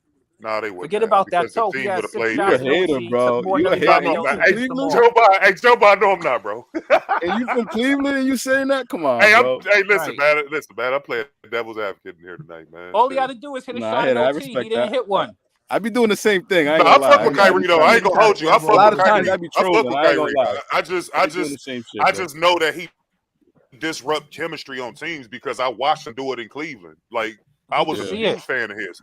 Still is to a degree, but I understand him as a person in the locker room versus him on the court. Two totally different people. So to what Spiff is saying, do you think Kyrie gets enough credit for what he did in that finals to win and come back 3-1? Yeah, he gets enough credit. Why doesn't he? You guys sum it up to the last shot. When my nigga, they got sandwiches and shit named after Kyrie here in Cleveland. Hell yeah, that motherfucker. Oh, all right. You know more than me. You know more because the mass media and everybody else is like he just hit a shot. When in reality, he did more than that, man. Because he was out there doing his thing. You obviously didn't listen to Skip Bayless. No, LeBron needed him. LeBron needed him, bro. Kyrie doesn't get credit for that finals. Kyrie was out there giving he should get as much. He should get as much credit as LeBron does. Well, he don't deserve as much credit as LeBron because LeBron played better. He got 40 in back-to-back games. You don't think LeBron had 40, 41, 41, and then he had a triple-double in Game 7. Up until that, Kyrie Irving really didn't do a whole lot until they started winning them the games they won. What about games 1 and 2? What did he do in those? All right, 1 and 2. Listen to the Cleveland fan. Go ahead. No, my man's cooking. He's a Cleveland fan. He definitely said it all. So, but don't think that Kyrie didn't get credit. 3-1. Skip Bayless went on and on about how he was the biggest factor in them winning. For months, Bayless, man. That dude ain't shit. No, that's cool. Hey, you just saw what happened with Skip Bayless recently. You just saw that shit. What happened with Skip Bayless, bro? We all know that Kyrie was a big reason they came back 3-1. He didn't get credit. That's crazy. I Game opened up 5, my 6, and 7. whole speech Kyrie with was crazy. Kyrie. Hold on, one at a time, y'all. There's a lot of people talking. He was an integral part of my team winning the championship. I always Richard Jefferson said that Kyrie changed the whole series. I'm looking at I'm looking at a Now, that's poster of more than Kyrie Irving right one now. person in the media that gave him credit already. I'm looking at a poster of Kyrie Irving right now in my man cave. So I ain't got no ill will towards that, bro. That's crazy. Here, I'll show you. I gotta respect it then. Gotta respect your opinion, man. Oh shit, I got the damn thing on there. No, I fuck with Kyrie heavy, man. It's just I just know how he is as a person, bro. Like, see, all these dudes be trying to beat Kobe too fucking much with that Mamba mentality. That's the problem. For facts. There you go. Kobe. They be trying to see the difference between them and Kobe. Yeah, Kobe was a ball hog and all this shit, but Kobe knew how to win and he knew how to galvanize a team because he was a leader. Sacrifice. Kyrie Irving is not a fucking leader. It's a difference. That's actually Go search it up right now, pussy hoe. That's actually a good point because go look it up on YouTube right now, pussy bitch. Kobe was smart. Damn, why you talking like that, boy? Who you talking to, SFM? This how y'all getting down? You know, Cause it always be my fucking fanboys, man. It's them goddamn fanboys, man. You from this get on my motherfucking nerve, man. Listen, fam. I'm gonna get with y'all later. I gotta roll, man. Later. Read the chat, man. All right, appreciate it. Yeah, forget them in the chat, SFM. Dang on, I thought this was Ticket TV for a second. That man say go look it up on YouTube, pussy hoe. That nigga sound like Project Pat. No, what really MLE, a spot just opened up in MLE. Hit that link. Hold on. What really let me go get my me wings. about Kyrie though, like I used to love Kyrie. Like I watched Kyrie since he was in high school with my friend Will that played for the Nuggets. Like I seen Kyrie back then, and when I seen him in the NBA with LeBron, yeah, I loved him. But ever since he left, it's like his ego changed, and it's like I'm not feeling him no more. Like I like to the his dark game. side, huh? So I you like mad his because he game. left LeBron? No, it's not the fact. I don't have a problem with that man leaving. I'm talking about his ego. His ego is the reason that he do what he do. It's like, and I don't feel that because my man doing the same thing in the league, and he don't give teams no problem. He show up and lace his sneakers up just like him. Kyrie's I'm trying to judging do him that off too, of but he that. just doesn't want to take the vaccine. Man, but look, why don't nobody nail KD to the cross, man? This shit his fault, man. I'm tired of this shit, man. So nail explain KD to the to me. motherfucking cross, man. I'm tired of this shit, dog. Wait, hold on. on, I'm y'all. with you, Hold bro. on. I'm with you. The Nets. You want him to go to the Nets? SFM. Why would you blame KD? Explain to me why you. The basketball blame guys KD. don't like this deck Bro, back in the deck. listen, Hold bro. on, let Listen, SFM bro. go. Listen, Let bro. SFM go. Listen, bro. The bed you make, you gotta lay in. Just simple as that, bro. Just simple as that, bro. Every So team, bro, this you nigga that blame plays the you blame Spiffy, you had KD. just said. Spiffy, You you blame just said KD that for every you team blame this nigga KD. play for, he is havoc. Oh, I said Kyrie. You can say the same shit with Kyrie. Okay. No, Okay. Whoever I was said talking about Kyrie. KD. I said Kyrie everywhere go he ahead. went. I said the same. Shame on me once. All Shame right. on you the second time. Same. And I got slapped myself the third time if the shit keep happening. Come on now. It's him. It's him, bro. All right. Now this KD 13 with some on Back in some the deck. bullshit. Like Everyone. just on some okay, now look. I'm tired of hearing about Russell Westbrook and all that shit. I'm tired of hearing about the excuses, the 3-1. Nobody never Right. want to talk about how I in game. understand Nobody you. never want to Fact. Nobody never want to talk about how in Game 5 KD shot 32%, 19% from the three, 10 for Get 'em. 30 in the when they were down 3 for 1. Fact. But nobody want to talk about shit like that. So I get Nobody. tired of that shit. Bro, did you watch the whole Okay, series? when you left, Before you start talking, man, did you watch the whole what the Hold on, fuck let is you him talking go. about? Yes, Let I him watched the go. whole Let motherfucking him go. series, Hold on. nigga. Let homie Let him speak. go, Let bro. homie Let speak. SFM go. Now Let you him get go. mad. Let him go. Now you get mad because this how y'all made feel about sense. Let KD. him talk. You listen, man. Man, be quiet, man. I'm tired of this shit, man. This nigga, okay, you leave Russell. Now it's one thing to leave. Okay, you left your team, but all that talking shit about him and shit when you leave and talk about him in the media, that's the other thing. You just looking like a whole ass nigga. You already left the team where you left the 3-1, so you left in chaos right there. You go to Right. the Warriors, even though you still win 2 rings with them, you could have won more. Right. You start some bullshit. You feel me? That's a You go fact. to the That's a media with the fact. bullshit. That's a Motherfucker fact. ain't mother. You started that shit. You feel me? You put that shit on the front street. Now it's some shit again with you, bro. You feel me? So you Back to can back, I bro. ask you a question, SFM? So are you saying that the reason KD and Kyrie get along is because they more the same? Like they do this, they both Birds of a feather theory. yeah, Birds of a feather. they both are like chaos creators, and then they try to hide their hand. Like I get like, is that what you saying? Passive aggressive shit. Yeah, type shit. Yeah, type shit, bro. Okay.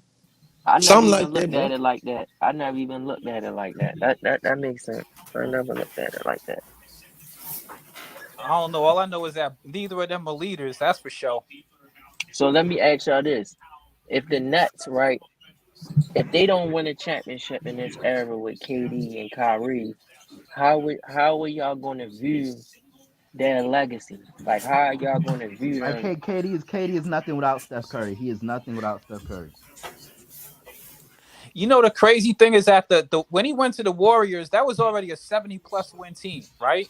They didn't win that finals, but I mean, like, he went to a team that was already stacked, that he was given a problem to, at least in the finals. Like, he did this weak shit, and the basketball guys don't like this shit. He got injured in the middle of a finals when he had an opportunity to get a three-peat. Now he's over here having, like, who was the dude who said you gotta lay in the bed that you made?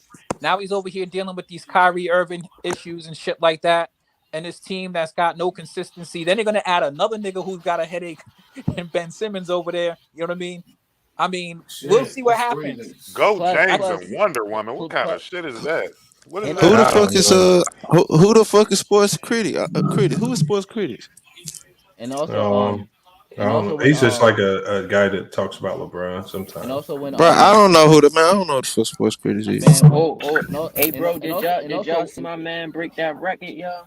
My man, the leading 3-point all time for the Nuggets, Will Barton. He broke the 3-point record. Will Barton is a beast. No, that man can ball. Yeah, he broke the record against like the last game they played. They played against Rockets. What record was it? It's good, man. He got the best player. He got the best player in the NBA, man. He got Nikola, man. That's why, man, he doing that shit. No, what you talking about? Cousins He was the all-time leading 3-point. He made the most 3 points for the Nuggets in history. In but one the game, crazy for the thing Nuggets is, right? Franchise. The crazy thing is, right? Like when he came into the league, it was a stigma that he couldn't shoot.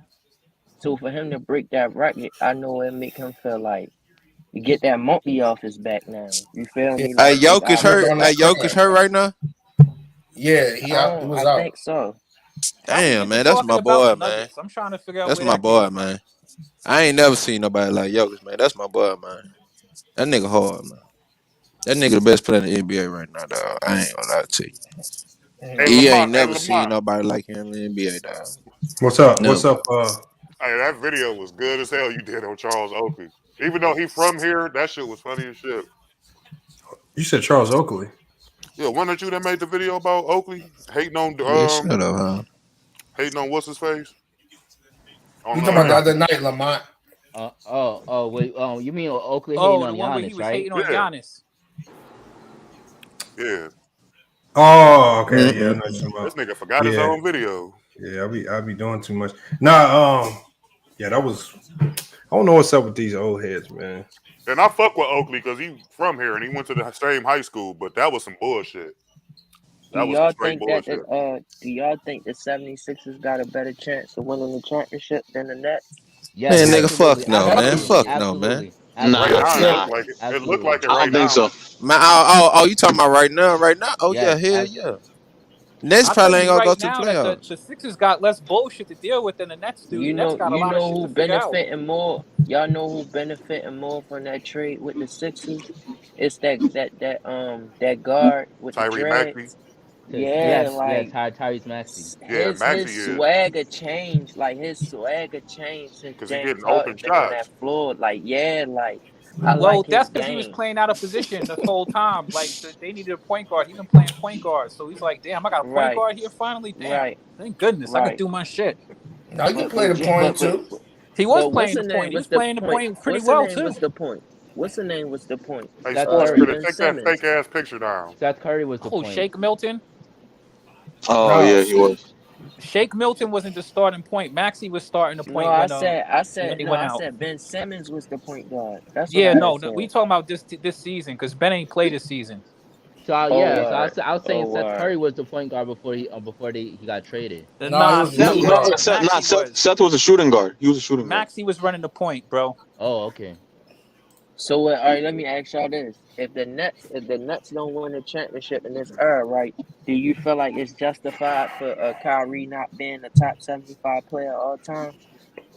I don't think that guy anything to do. I mean, they I don't think he's top 75. No. But he's better than Dame. Dame ain't do nothing. Exactly. No. I can't say that. I can't say that. Dame would have had LeBron James. Kyrie has yet to play a full You can't season. equivalent no success to LeBron. It's championship to LeBron. That was an equal transaction. We're not doing that. Yeah, so you don't think Dame Lillard would have held his own with LeBron too? Is that what No, you're he saying? wouldn't because he didn't try. He don't try to play defense at all. Neither do Kyrie Irving. Yes, Kyrie neither does did Kyrie. try on Cleveland. You tripping? Wait. Are you saying? Are you saying Damian is better than Kyrie? No, I'm not saying that. I'm just saying Damian Lillard. Yeah, he is. Listen, just hear me out. What I'm trying to say, because I think dude missing the point.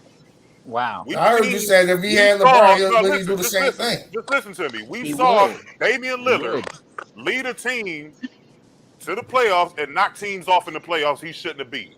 Is that true or is it not true? That's what correct. team did he knock That's off? true. All right, so That's true. show me where Kyrie. OKC.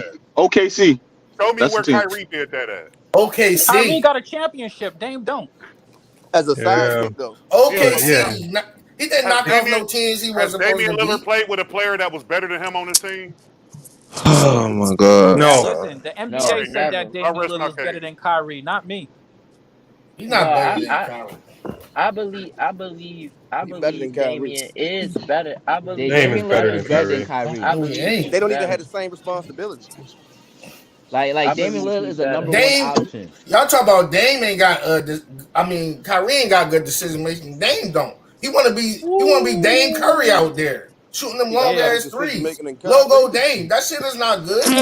But he makes that shit. He's second all time with them logo threes. Exactly. He makes that shit. What are you talking about? This nigga But that cost them games. What is you talking With the about? leader of a team. Okay. When did it make? I don't. When did it make? I don't it to the know. finals? I don't know if it's costing them games. It is. He's not getting to the you better Look, hey, that nigga Damian Lillard field goal percentage in the playoffs is like 41%. That nigga got some playoffs. He shot 39%. Hold on. Y'all gotta understand. This is why Khalil was saying as the number one when defenses can key in on you, because when Kyrie was alongside LeBron, unfortunately the primary assignment of the night was going to be on how to stop LeBron, not how to stop Kyrie. Kyrie was the second man. So when you talk about being the number one, he asked a good question. What has Kyrie done as a one? Had more success than Dame. He led the Celtics to the he was hurt. To the second round and got second round and lost. He was hurt. Hey, Ralph Lauren, quick question. What shot was that Damian Lillard hit that knocked out OKC? It was in game 5. It was in game 5. Against Paul George bullshit ass. Was that against Paul George bullshit ass? Yeah, that was a logo. Yeah, that was logo. But that's when the shot clock was going. He needed I don't give a fuck what happened. You said he lose games because of D3, so I just proved that he won one. Oh, you didn't really prove that. That was the damn. Was a buzzer beater. That was a W. He won two like that. He won two like that.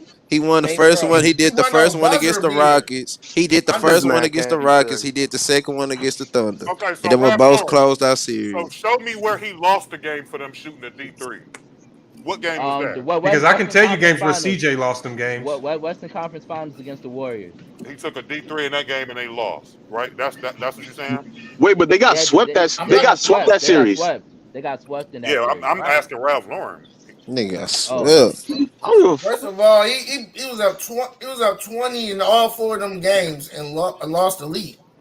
That nigga saw it in the bitch. You can't view Dame. I believe Dame is better.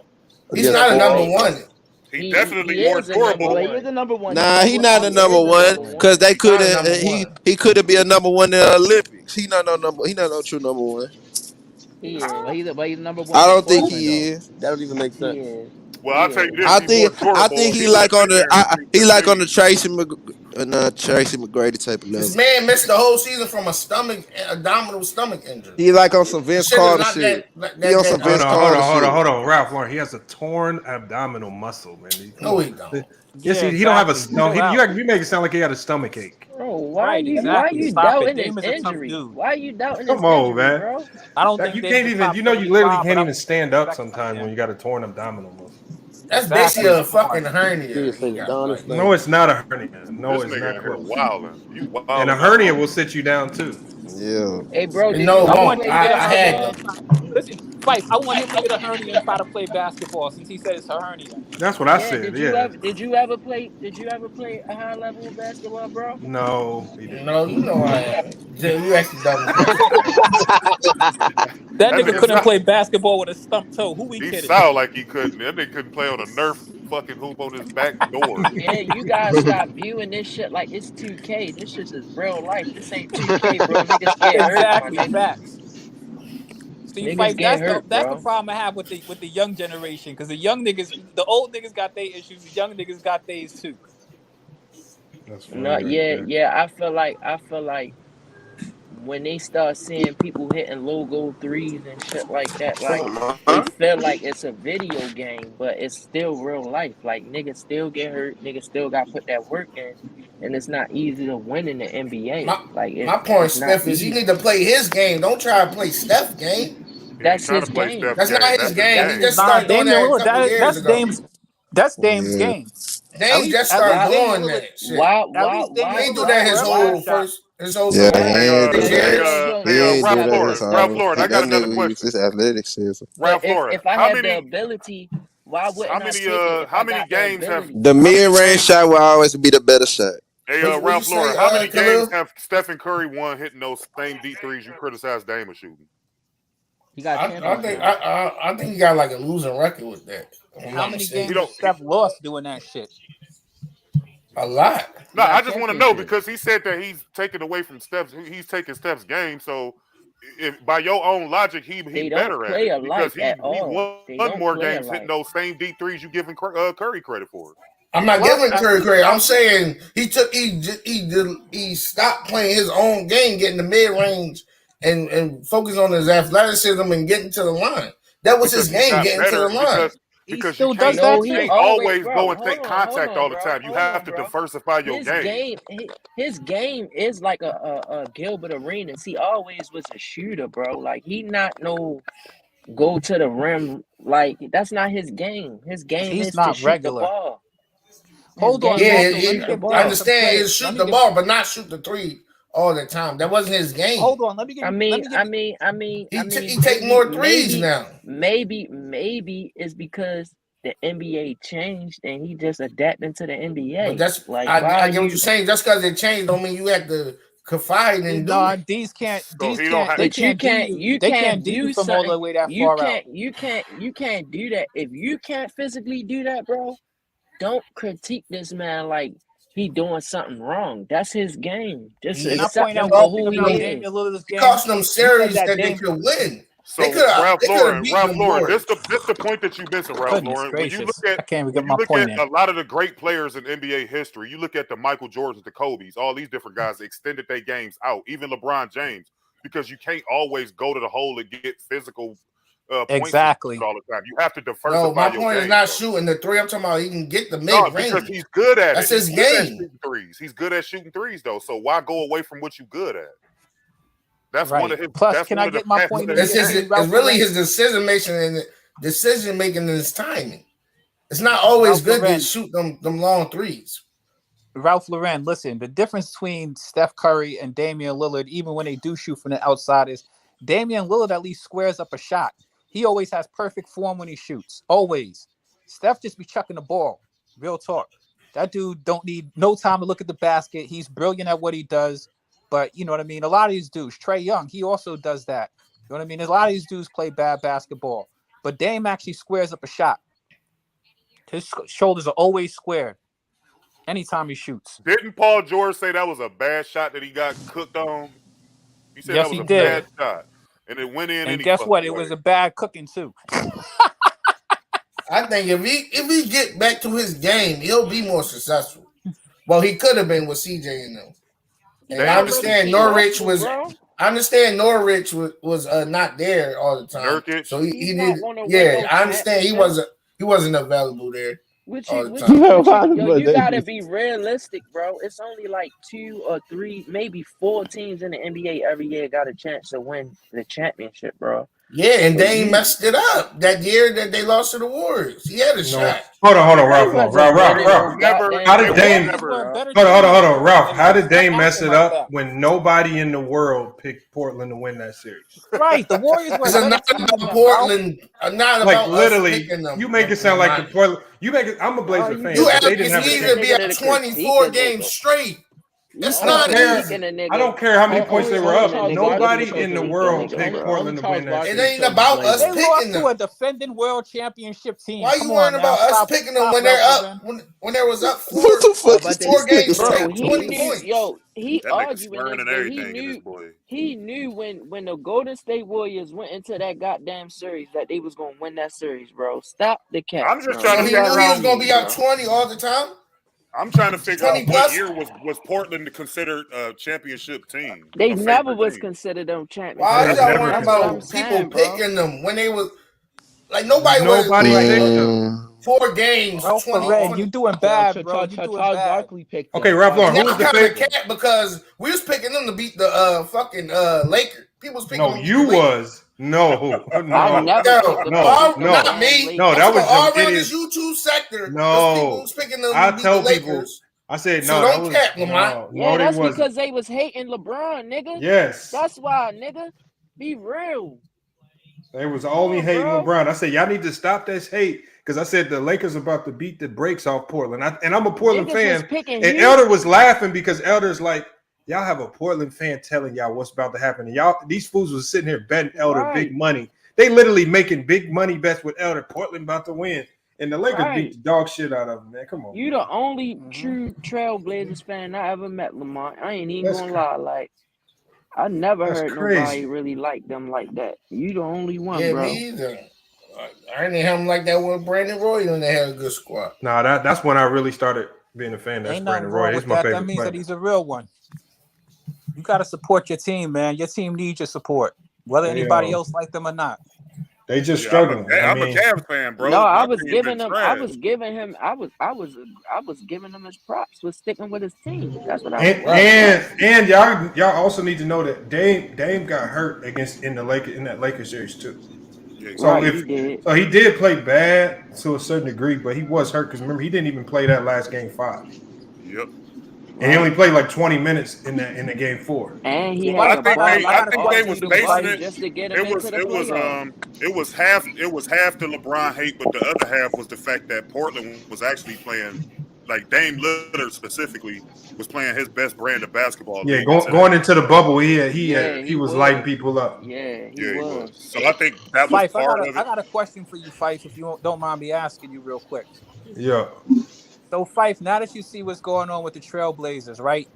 You call guys this let go Fife? of Norman Powell. You guys Yeah, what's let go of Fife? CJ Yeah, why do you say McCollum. Fife? Why do you say Fife? Fife, isn't this Fife Sports? FYF. FYF. That nigga called this nigga Fife. Yeah, your nickname. That's your You know new what I'm talking nickname. about. Anyway, I'm You saying don't. since the Trailblazers made these moves, how do you feel about the future of Damian Lillard? Is it inevitable that they're trading him, or do you think they're going to keep him? Or what's your thoughts on it as a Portland fan? I honestly have no idea. Now there's rumors that his agent was given permission to go seek a trade to his preferred destination, but that's only rumor. I don't know how true that was, but I got it from a very legit source. But again, until it happens, we won't never know. We won't never know. What does your intuition tell you? Do you feel it's more like they're going to keep him or more that he's going to go? I guess it's kind of 50-50 right now. And I think that they're probably going to let him go. I think it all depends on if a better opportunity opens up on another team where he sees he can fit in and still be Dame. I don't think he wants to jump on a team and be like a third wheel or a second wheel.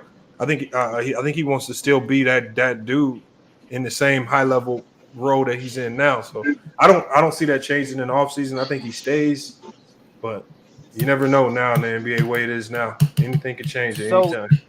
Do you think maybe I'm reading a little bit too much into the fact that he said that when CJ left, he said, that they knew that this was going to happen, and the fact that they clearly are going to give the keys to Anthony Simons? That they're not giving no keys to no Anthony Simons. What happened was, remember when Stephen A. Smith even told Dame, he said, y'all will never win with the backcourt of CJ and Dame. And I've said that on this channel for the last year or two. They cannot win with that backcourt. They have to get rid of one of them. Now they finally got rid of one of them. So now they have an offseason to see what they can make of it. If they can build off of it. They made some good signings, like the Joe Ingles signing. Joe Ingles not going to be back till next year. That's going to help. But can they sign a big name free agent and bring some guys in with the additional salary cap that they got? I don't know. We'll see. So you think they're going to pull the reins back in on Anthony Simons? Because Anthony Simons is getting busy out there, bro, at the point. Yeah, but that Simons shit is just like a Taylor Horton Tucker, man. It's all a facade. They need to trade. They need to trade Simons as fast as they can while his value is high. You're not going to win. So, Lamont. Look at him now. What? Simons is not Fred VanVleet. Lamont, who's the best team? Who's the best team on the West right now? The Suns. Phoenix. Suns. You don't mean no. Hold on. What if Phoenix ain't healthy now? So because Phoenix ain't healthy, I'm gonna say Memphis. Memphis. Yeah. Yeah, man. Yeah, they Memphis been balling doing right their thing, now. boy. Ja Morant on his. Memphis been doing their thing. Dummy right. Memphis is definitely the best. If right now today is Memphis because the Suns are hurt. They just lost today too.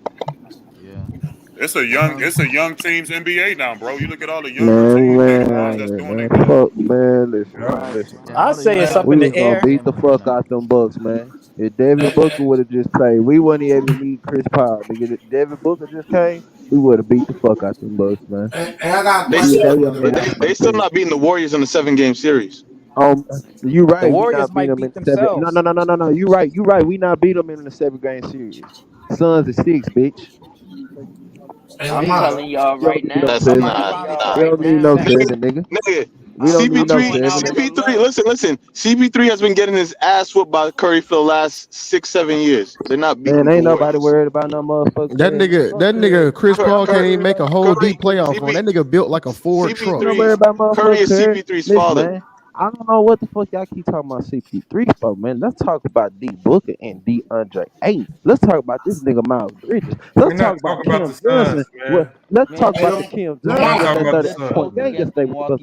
Yo, Lamont. Yo, what up, bro? I got a question for y'all. What's up? Name y'all final four for each conference. Who y'all think gonna be the last four stand for each conference? Here, so if somebody else got theirs ready, go ahead. Go ahead. I got the Lakers. I got the Lakers. I got Phoenix.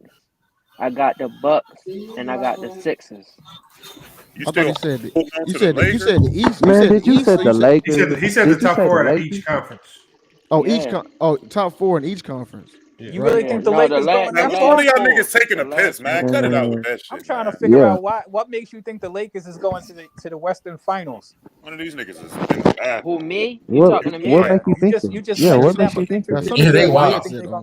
Hey, hold on. That's his crazy, four. man. That's his four. I mean, I ain't tripping. No, I just want to make sure I understood the question properly. I thought he said in the Suns I said East. the final. Look, I said the final four for each conference. Okay, my The bad. last four for each conference. Okay, I thought you said East. Okay, I got you. Who next? So Here, I'll go. I'm gonna go to not the Lakers. I'm gonna go Phoenix, and I'm gonna go. Surprisingly, I'm gonna go Utah. I know that nobody got trust in them, but I'm gonna go Utah in the West, and then in the East, I'm gonna go Miami and Milwaukee. Nice.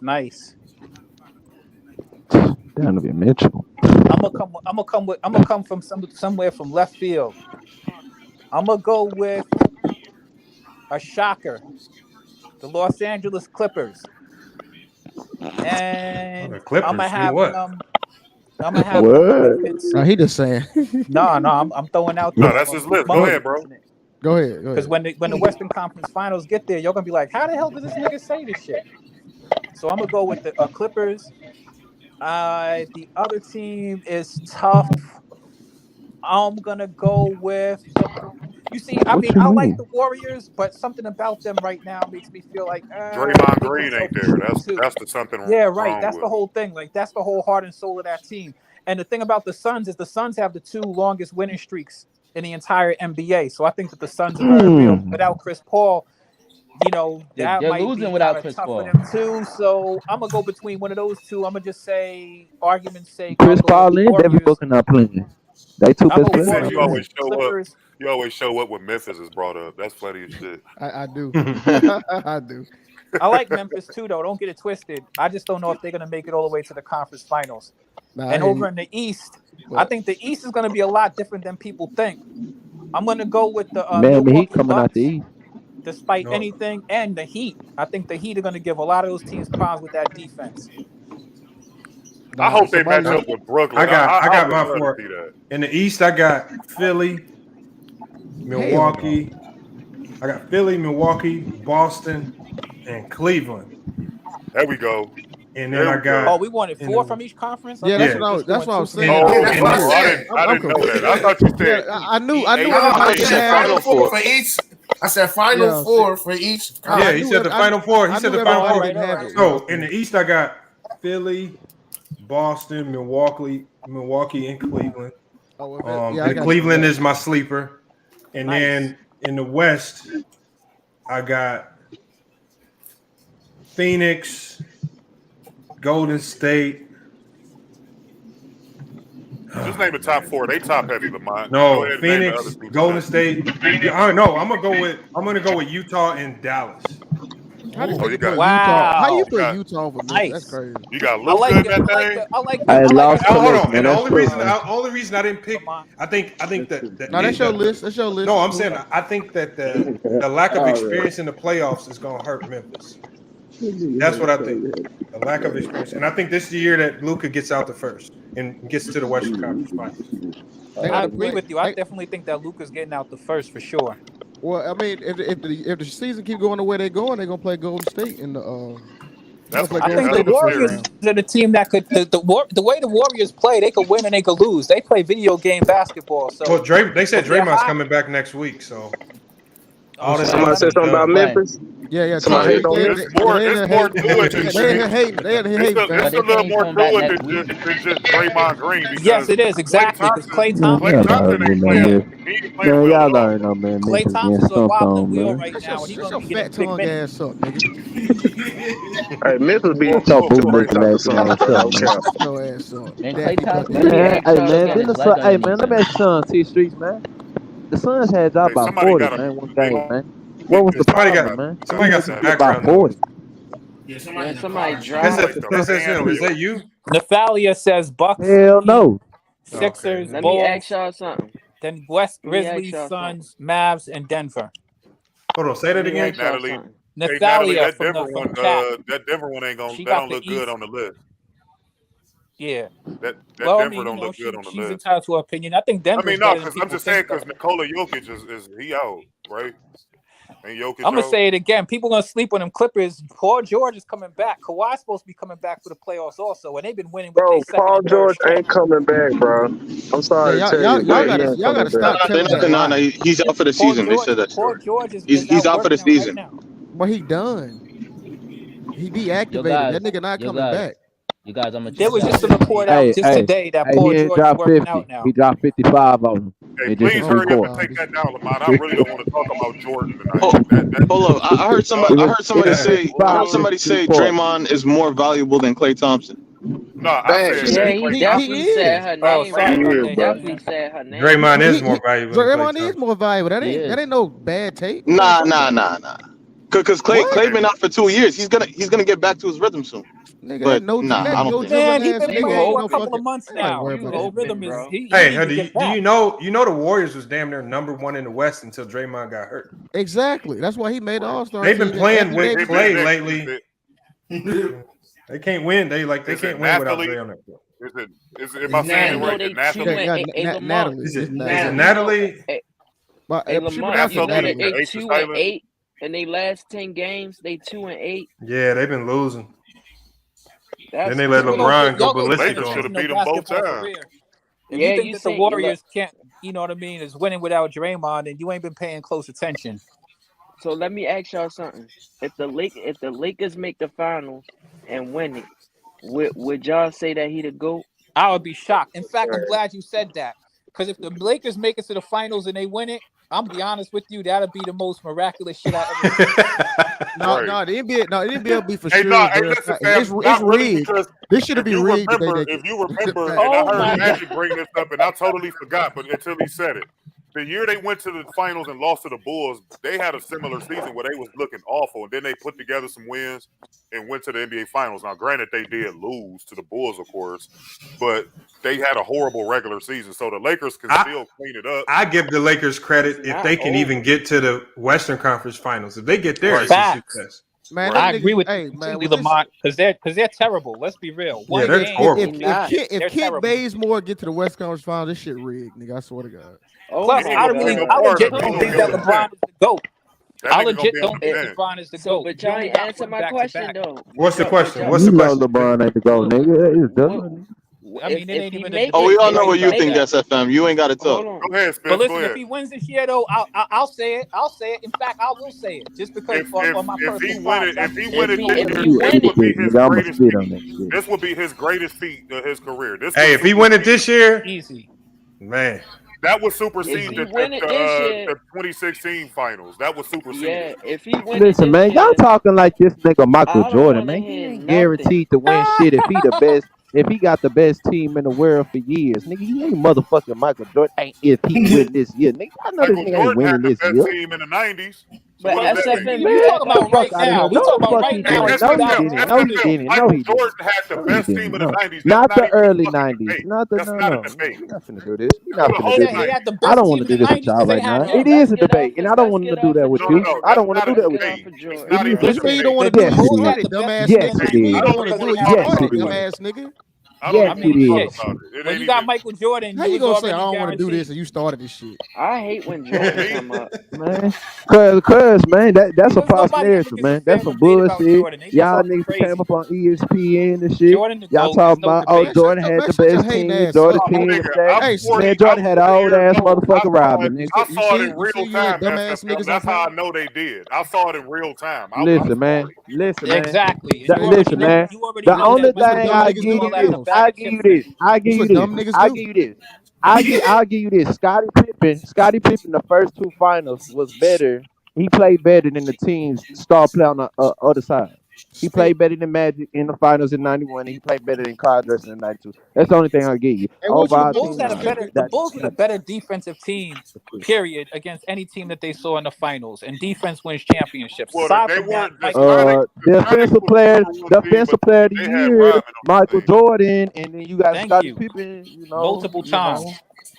Like, but anyway, though, we ain't talking about that. We're talking about this. Nigga, that was our Akeem defensive player of the year. Nigga, stop. Yeah, I don't know how we got on Michael. Nigga, no, nigga, that was Michael Jordan. Let's talk about these Lakers right now, bro. If LeBron, no, that's what hating niggas do. They gotta just show me, prove to me it was Hakeem Olajuwon defensive player of the year. He led the league in blocks. He led the league in defensive wins.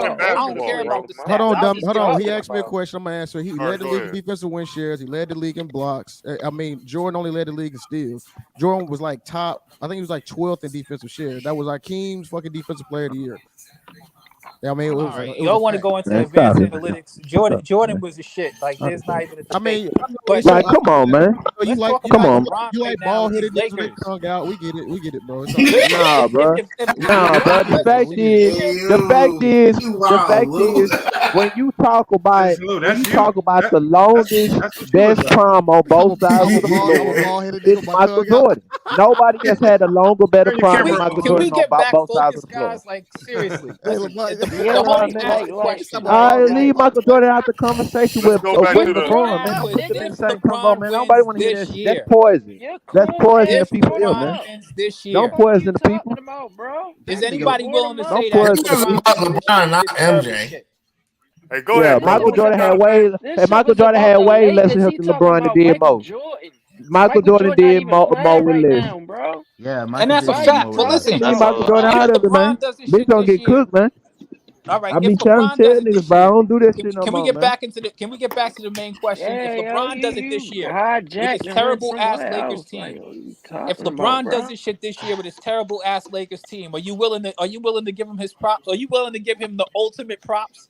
No, because he should be doing this from the Yeah, I'm gonna beginning. rank him Because up. when they put this team together Hold on. with a former MVP Hold on. and Who's the AD, J? they Johnny. expected to be. Hold on. This is John. John. What do you mean no? Because it was. You know how many teams that won championships, but they started the year off horrible. Look at Akeem Olajuwon when they got Clyde Drexler. They started the year off horrible, but won the championship as the 6th seed. He don't know basketball. No, that's not me, Lamar. That's not me. The That's the other guy. 2000 Lakers started off bad. I'm not saying Hold that. on. I'm saying, And this is I'm worse saying than that. Because Lamont, when this, the Lakers are, remember that those teams, there was only 8 teams making the playoffs. The Lakers right now are in the 9th spot. They are a play-in team at best. Right. Yeah, So they fight for their life in the won in play. the bubble. That team started off not so good, didn't they? I was asking We y'all ain't gonna if he talk win about the from bubble. That's an play-in asterisk game. for real. No, If it's he not. win from the play-in game, It is. Them niggas how didn't would play y'all for like, view? come on, 3 How would months and y'all then he went to view the his bubble. legacy? Damn, Smithy talking. Why you talking about a Yeah, bubble? yeah, niggas just talk. You said if he win the playing game, I'm Smith, what now? saying, Bubble wrap head ass. if he win from being in the play-in, then win the first, second, third, and then the championship, how would y'all view him? That's Like, goat. That's goat shit. That shit I'm would gonna be rank crazy. him up. I'm gonna goat shit. rank him up. I'm gonna rank him up. Honestly, I'm gonna put him. Not only that, because the way the Lakers are I'm gonna playing. put him in my top 15. I'm gonna put him in my top 15. honestly, Spiffy, to me, it'll help his legacy, but to me, it don't damage it. It don't help it by a lot. His legacy is already submitted. Anything he do now is extra. No, that's cap. If he wins this championship, that I mean, shit yeah, elevates this the would fuck out of him. definitely help, but I'm saying it's not to me. It's not going to put him. I'm willing to. It's I'm not willing going to to- rank I'm him willing to further than concede a what he little bit of already ground. is. Look at If he does this shit this year, I'm willing to concede Mookie, more hit the ground link, to Mookie. LeBron. Because Yeah, Mookie's Mookie, turned hit into the link. Mookie's turned into a full-fledged LeBron hater. I don't know how he Hey, evolved. hey, hey, Mookie, man, you know that nigga. Hey, Mookie, you know that nigga win the championship. We put him in top 15, man. Hey, well then, That, just take we SFL rank out him and up. substitute him for him then. Yeah, we We can't don't have need two. two We of can't these have niggas both in of them on the there. panel. Yeah, move SFM out. We'll move. Nah, man, don't say don't have both, man. Don't say don't have both, man. Don't do that. Don't do that. We'll trade this nigga for Mookie. Let's do that. Luke, put some more bread on his head. You better chill Hey, out. y'all get off my nigga SFM, man. He just needs some guys. Oh, man, that nigga We'll get hating Mookie in the in here, but comments, fuck man. that Since nigga I got on SFM. his hoe, man. Luke about to put some more bread on his head. Cutting up, man. Since that 56, man. Yeah, you got excommunicated last time, SFM. Hey, Lamont, what was his field goal percentage in that 56-point game? That Lakers series come on tonight. You watching it? What's 60? What's his field goal percentage for the year? LeBron's got a great. That's what I'm saying, Hitman. Yeah, he wasn't too harsh on LeBron, and he just started transforming into this all onslaught of hate videos for LeBron. Yeah, he be hating on LeBron, be hating on Lamar Jackson. Nah, that nigga don't be hating on that nigga. Be telling. What's up, Mookie? What happened? I'm gonna tell y'all the truth. I'm gonna tell y'all the truth what it is. I'm gonna tell y'all the hate truth. him is because he thought Kawhi was going to be the first one. No, he tells the truth on. He tells the truth on. We want to hear your fucking explanation, Mookie. Hold on. Here's Mookie right here. Oh, he in this house? Mookie, why did you turn into a full-fledged LeBron hater, man? I'm not no LeBron hater. Listen, how I'm a LeBron hater? They go to percentage right, here, homie. Say, hold on. How I'm a LeBron Oh, hater? Kobe dropped 50. Kobe dropped 56. Hold on, SFM, hold on. No, shut up. Hey, listen. How I'm a LeBron hater and I got that nigga in my top 10 is that it's what the media perceive his career. It's what you fanboys put him on that upper echelon. He ain't on the level of Michael Jeffrey Jordan. If you got him top 10, he is on the upper echelon. He ain't. Listen, I'm talking about the upper echelon all time. It is the upper echelon. He is not. He's the not. Top 10 is the upper echelon. He can't get no more upper than that. No, he's not. No, it's not. Question, he's bro. not You the just upper put echelon. Kareem up there. Listen, no, he's not. Listen. He is not on the level of Kareem Abdul-Jabbar. He is not on the level of Michael Jeffrey You Jordan. got him top 10. He is not on the level. He's been to the finals like 10 times. He is straight, not bro. on the level of Magic Johnson. He's not on the Larry level of Bird, Tim bro. Duncan. He is not on that level, bro. Mookie, you Stop got him that top, shit, man. Mookie, you got him top 10, right? How's he not on that got him level? number 7. Hold on, everybody, hold on. Mookie, there's been 5,000 players that have been through the NBA, and you have LeBron as one of the top 10. That's like less than the top 1%. That's the upper echelon. Exactly. Nah, but So no. what are you We talking about the upper. We talking about the Mount Rushmore basketball. Man, them LeBron niggas James trash, is not on the Mount Rushmore of basketball, man. He's not on that level. He's not. He's not. He's not. Listen, you got damn, man. These niggas they don't understand that shit. They don't understand that shit, man. You can't be on the Mount Rushmore basketball, nigga. When you have 6 finals losses, when you need to show them the world of basketball, your greatest performance in the grandest stage of them all. I see you come up short plenty of times. When it's time to show your greatest talent in the greatest stage of them all. Every player in NBA the NBA, but Mookie, here's the problem. Every player, especially great players, if I wanted to be petty, I could come up with a compilation of the moments where they came up short. Thank you. And a lot of listen. But with super teams, Go ahead and finish your point because I want to cut in too. Hey, did Kawhi come up short? No, leave Mookie there. Hold on. No. Keep Mookie. I'm saying we can't No, have Mookie's right here. Mookie's right here. What I'm saying is this, Mookie. You can name any player. I don't care who, whether it's Kareem, Jordan. You can name any player, and I could come up with the 30-minute compilation of times that they came up short. So great. The thing that what makes great players great is that they do come up short, but it's how they bounce back. So are you saying that LeBron's never been able to recover from some of these? Like when he lost to Dallas, did he not come back and win a chip? Did he stay down? Like when Lamont, you're not hearing what when I'm Jordan saying. lost to Orlando, did he not come back better than ever? Yeah, but you gotta understand this shit. You gotta understand. Hold on, Lamont, you gotta understand this shit. We've seen times and times again. That's every player. That's every great player. Hold on, Lamont. All great players. LeBron James in the NBA Finals, right? Come up short. Because listen, Mookie, I'm telling you, if he would have if he would have shown, if he would have won, if he would have won more than he lost, then yes, we would praise him. But we seen LeBron James. But you don't even praise Bill Russell. In the NBA Finals, Game 4, he was scoreless. In the 2011 Finals, Mookie, you're going to the game. Mookie, that's what SFM does. It's not about individual games. We see LeBron James. We talking about hold on. Matters the most. But Mookie, here's the problem. See, just like you run to these individual games. See, I don't think you know Kareem's game.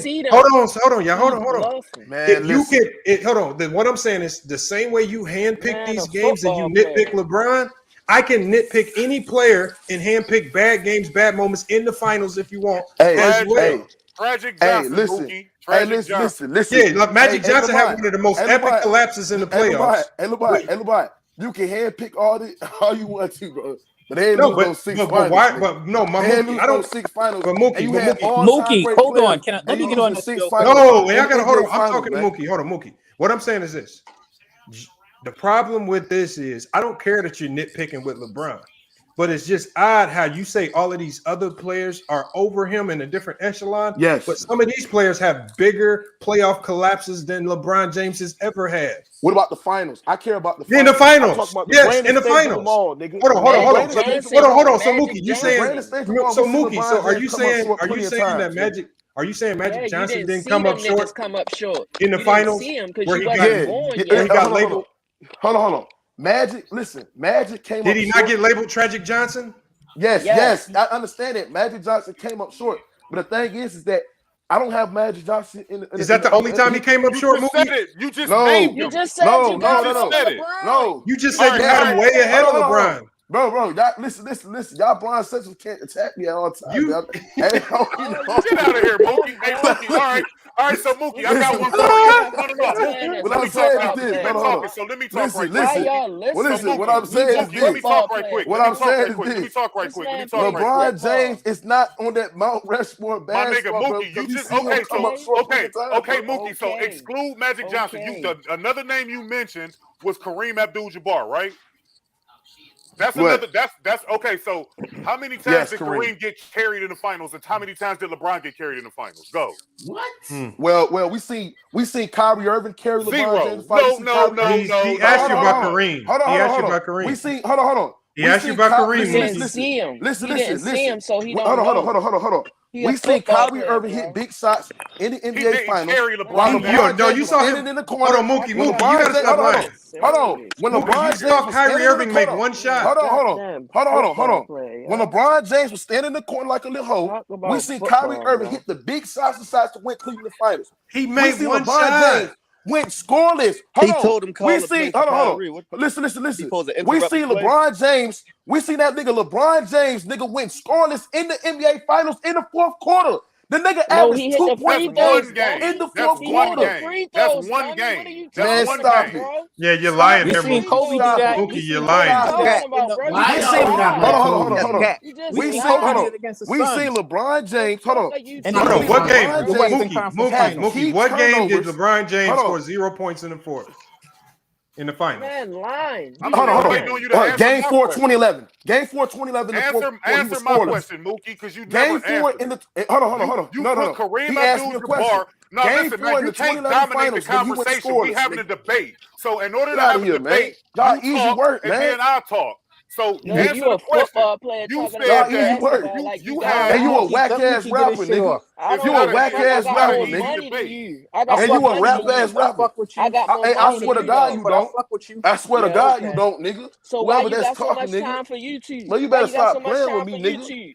Shut your bitch ass up, nigga. All right. Shut your whole ass up. You a bitch. You a You a pure YouTuber. pussy bitch. You ain't You mad because I'm cooking your daddy, nigga. No, you not. Battle rap. You mad because I'm cooking your daddy. See, you a bronze sexual. This the thing about you, bronze sexual. You sound like you in love with Hold on, y'all. Let's do this. Hold on. Hey, hold on, Spiff. You have a sexual infection. Hold on. Sexual infection with LeBron James. Hold on, y'all. Hold on.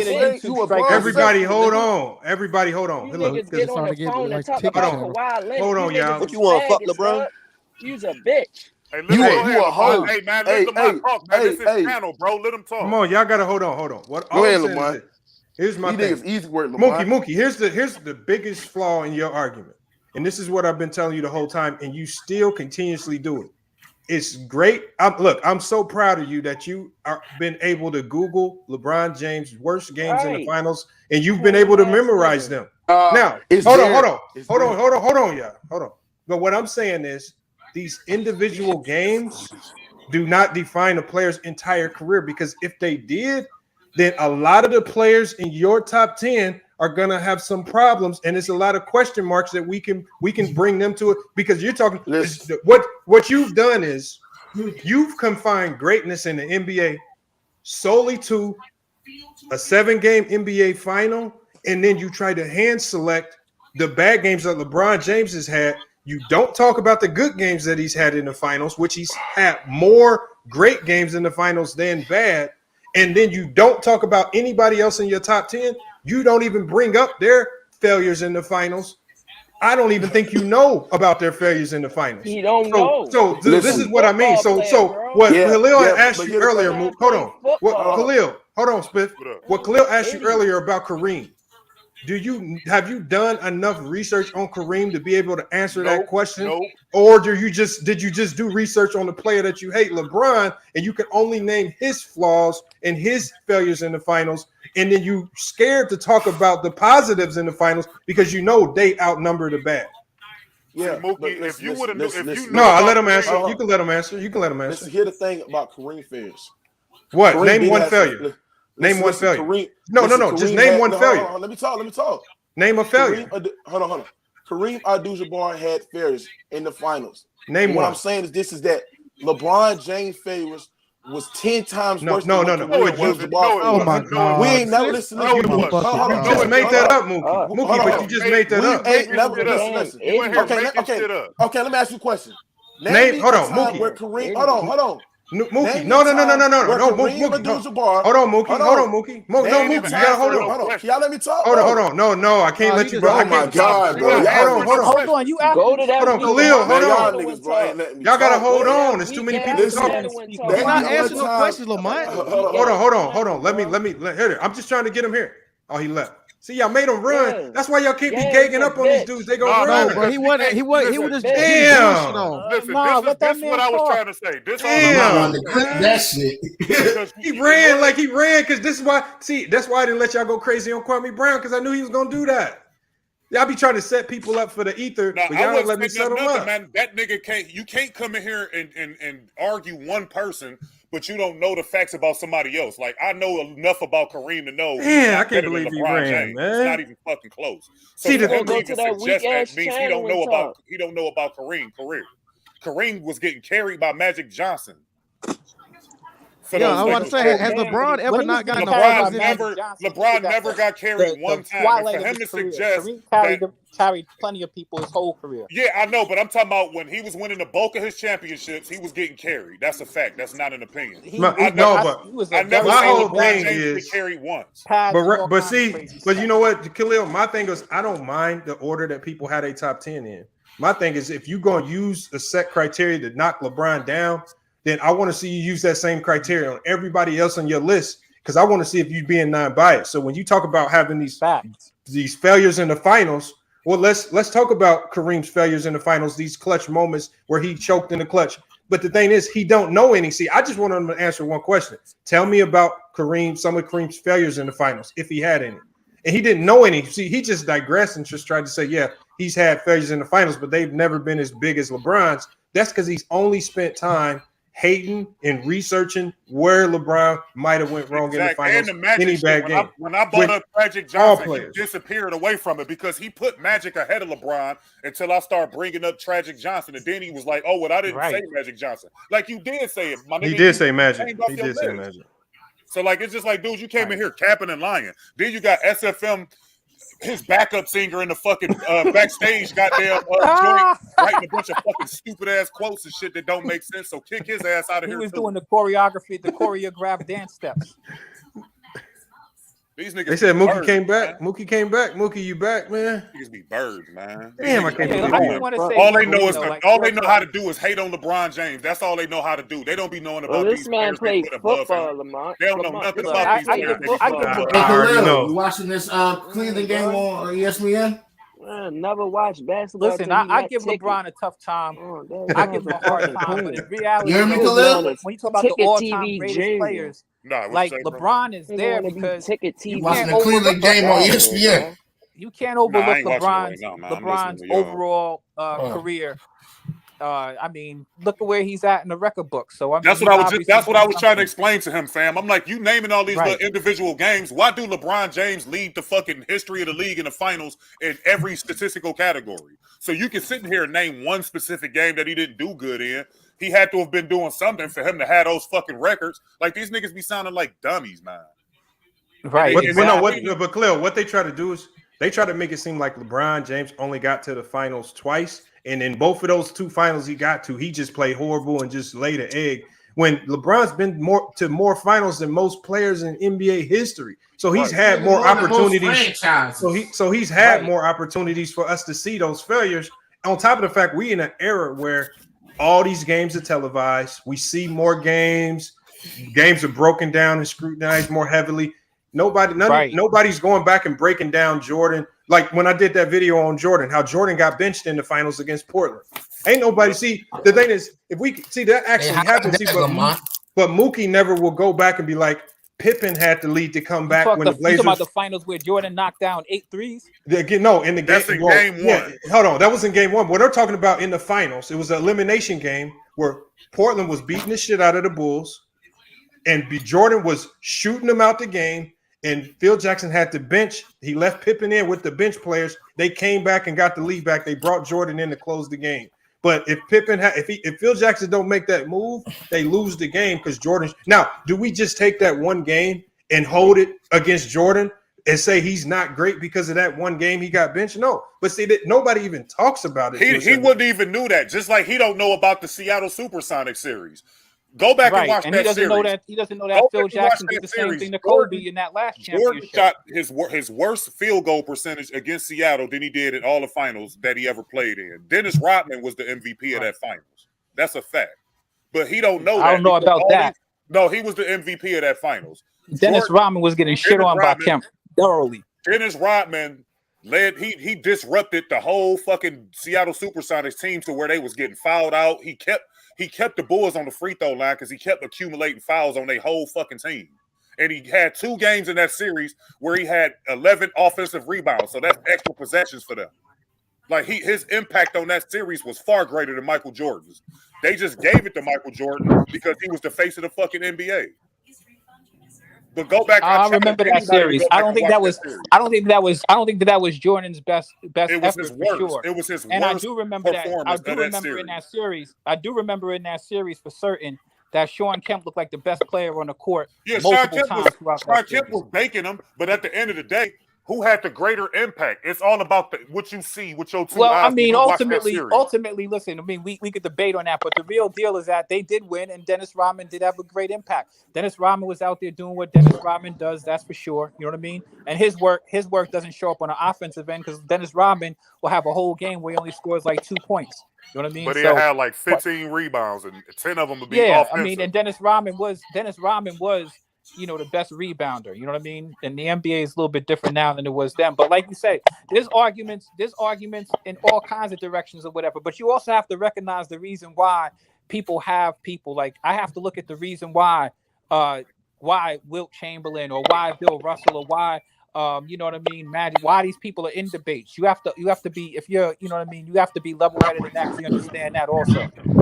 Lamont made the best point ever. You have to know if you go put all these players ahead of LeBron, you got to know they flaws too. You can't just pick out some good stuff that they did and elevate that over everything LeBron did negative. It don't work that way. Just like when people compare Michael Jordan's career to LeBron's career, they only compare Jordan's 6 championship years to LeBron's whole entire career. Jordan played 7 years before he started winning championships, and then he played it. And I hate when those people bring up the fact that they don't count those years in Washington, because if you don't count those Washington Wizards years, Michael Jordan is not a top 5 fucking scorer of all time. He scored over 3,000 points in the Washington uniform. So you have to count that in order to have him as one of the greatest scorers of all time. Fact. Cooking these niggas. Yeah, I mean, you got. Hold on. Say that again. Say that again, big bro. Hold on. Let that nigga repeat that, man. I ain't get what you said. Miami to start winning. And how many years was that? Man, can you say that? Hold on. What do you want him to repeat? Go ahead. Khalil, he wanted you to repeat that. SFM wanted to hear it again. He didn't understand. No, what I said, SFM, was for those people who don't count Michael Jordan's Washington Wizards years, if you take away those Wizards years, because I'm sure you don't count them. So if you don't count those years, you got to take away 3,000 points away from Michael Jordan. You know where that put him at on the all-time scoring list? Since this was the greatest scorer of his era, that would put him at like 7th or 8th.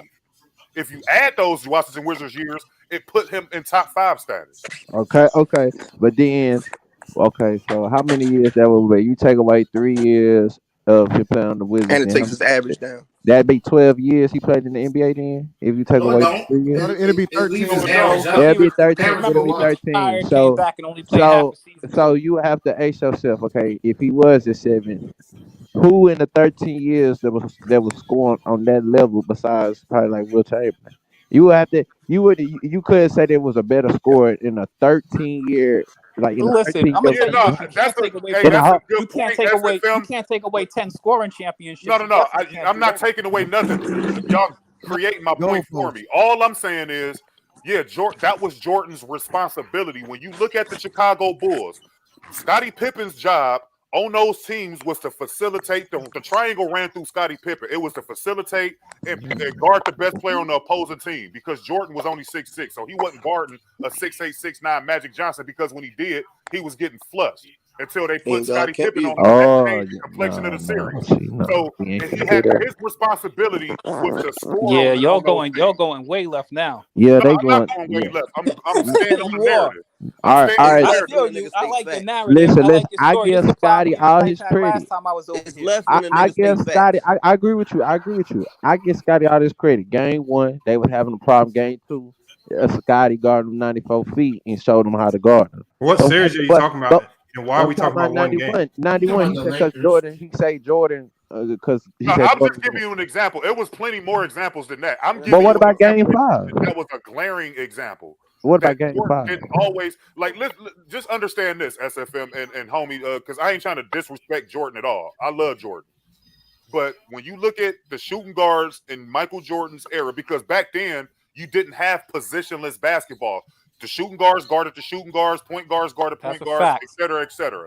So when you look at the skill level of the position that Jordan played in, name me the all-time great players at shooting guard that Jordan played against in the 90s. Crickets. Thunder Dan. Reggie. We got Thunder Dan. Reggie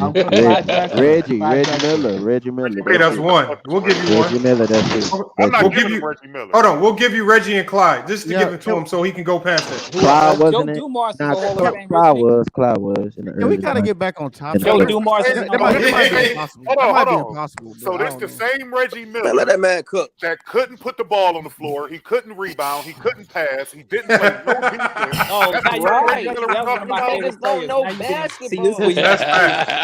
Yo, who is this man cooking these people like this? You crazy. You can be disrespecting my man Reggie I'm not Miller. disrespecting him. He will be Duncan One of the Robinson dudes you in put his in era. one of the hardest. Hey, don't let Khalil cook, man. Game Reggie niggas Robinson. Stop trying If to you don't like his man, take, let if him you don't cook. like his take, then cook him. Khalil, Reggie Robinson. This is the point that I'm trying to This make. man is y'all, cooking. because I'm 40 years old. I grew up watching that. I'm a 90s fan, so I understand the nostalgia that a lot of people put on that era. But you have to understand, it wasn't the deepest era in basketball. That was one of the worst eras in basketball history when it comes to the talent pool. You had expansion teams. Like, you had a whole bunch of shit going on. You notice Michael Jordan didn't win none of his MVPs or championships in the 80s. He won them all in what era? The 90s, right? Because in the 80s, you had the Boston Celtics, you had the Lakers, you had the Sixers with Dr. J and Moses Malone and all them. You had the Milwaukee Bucks, who Michael Jordan lost to. You had all of the great teams was in the 80s. When those teams, and the Bad Boy Pistons was in the late 80s. When you had all those teams started to get old and die out, that's when they needed a new face of the league. And who better than the guy who was scoring the most points in the 80s? He was scoring the most points, but he wasn't winning in the 80s because you had more parity. In the 90s, you didn't have that same parity.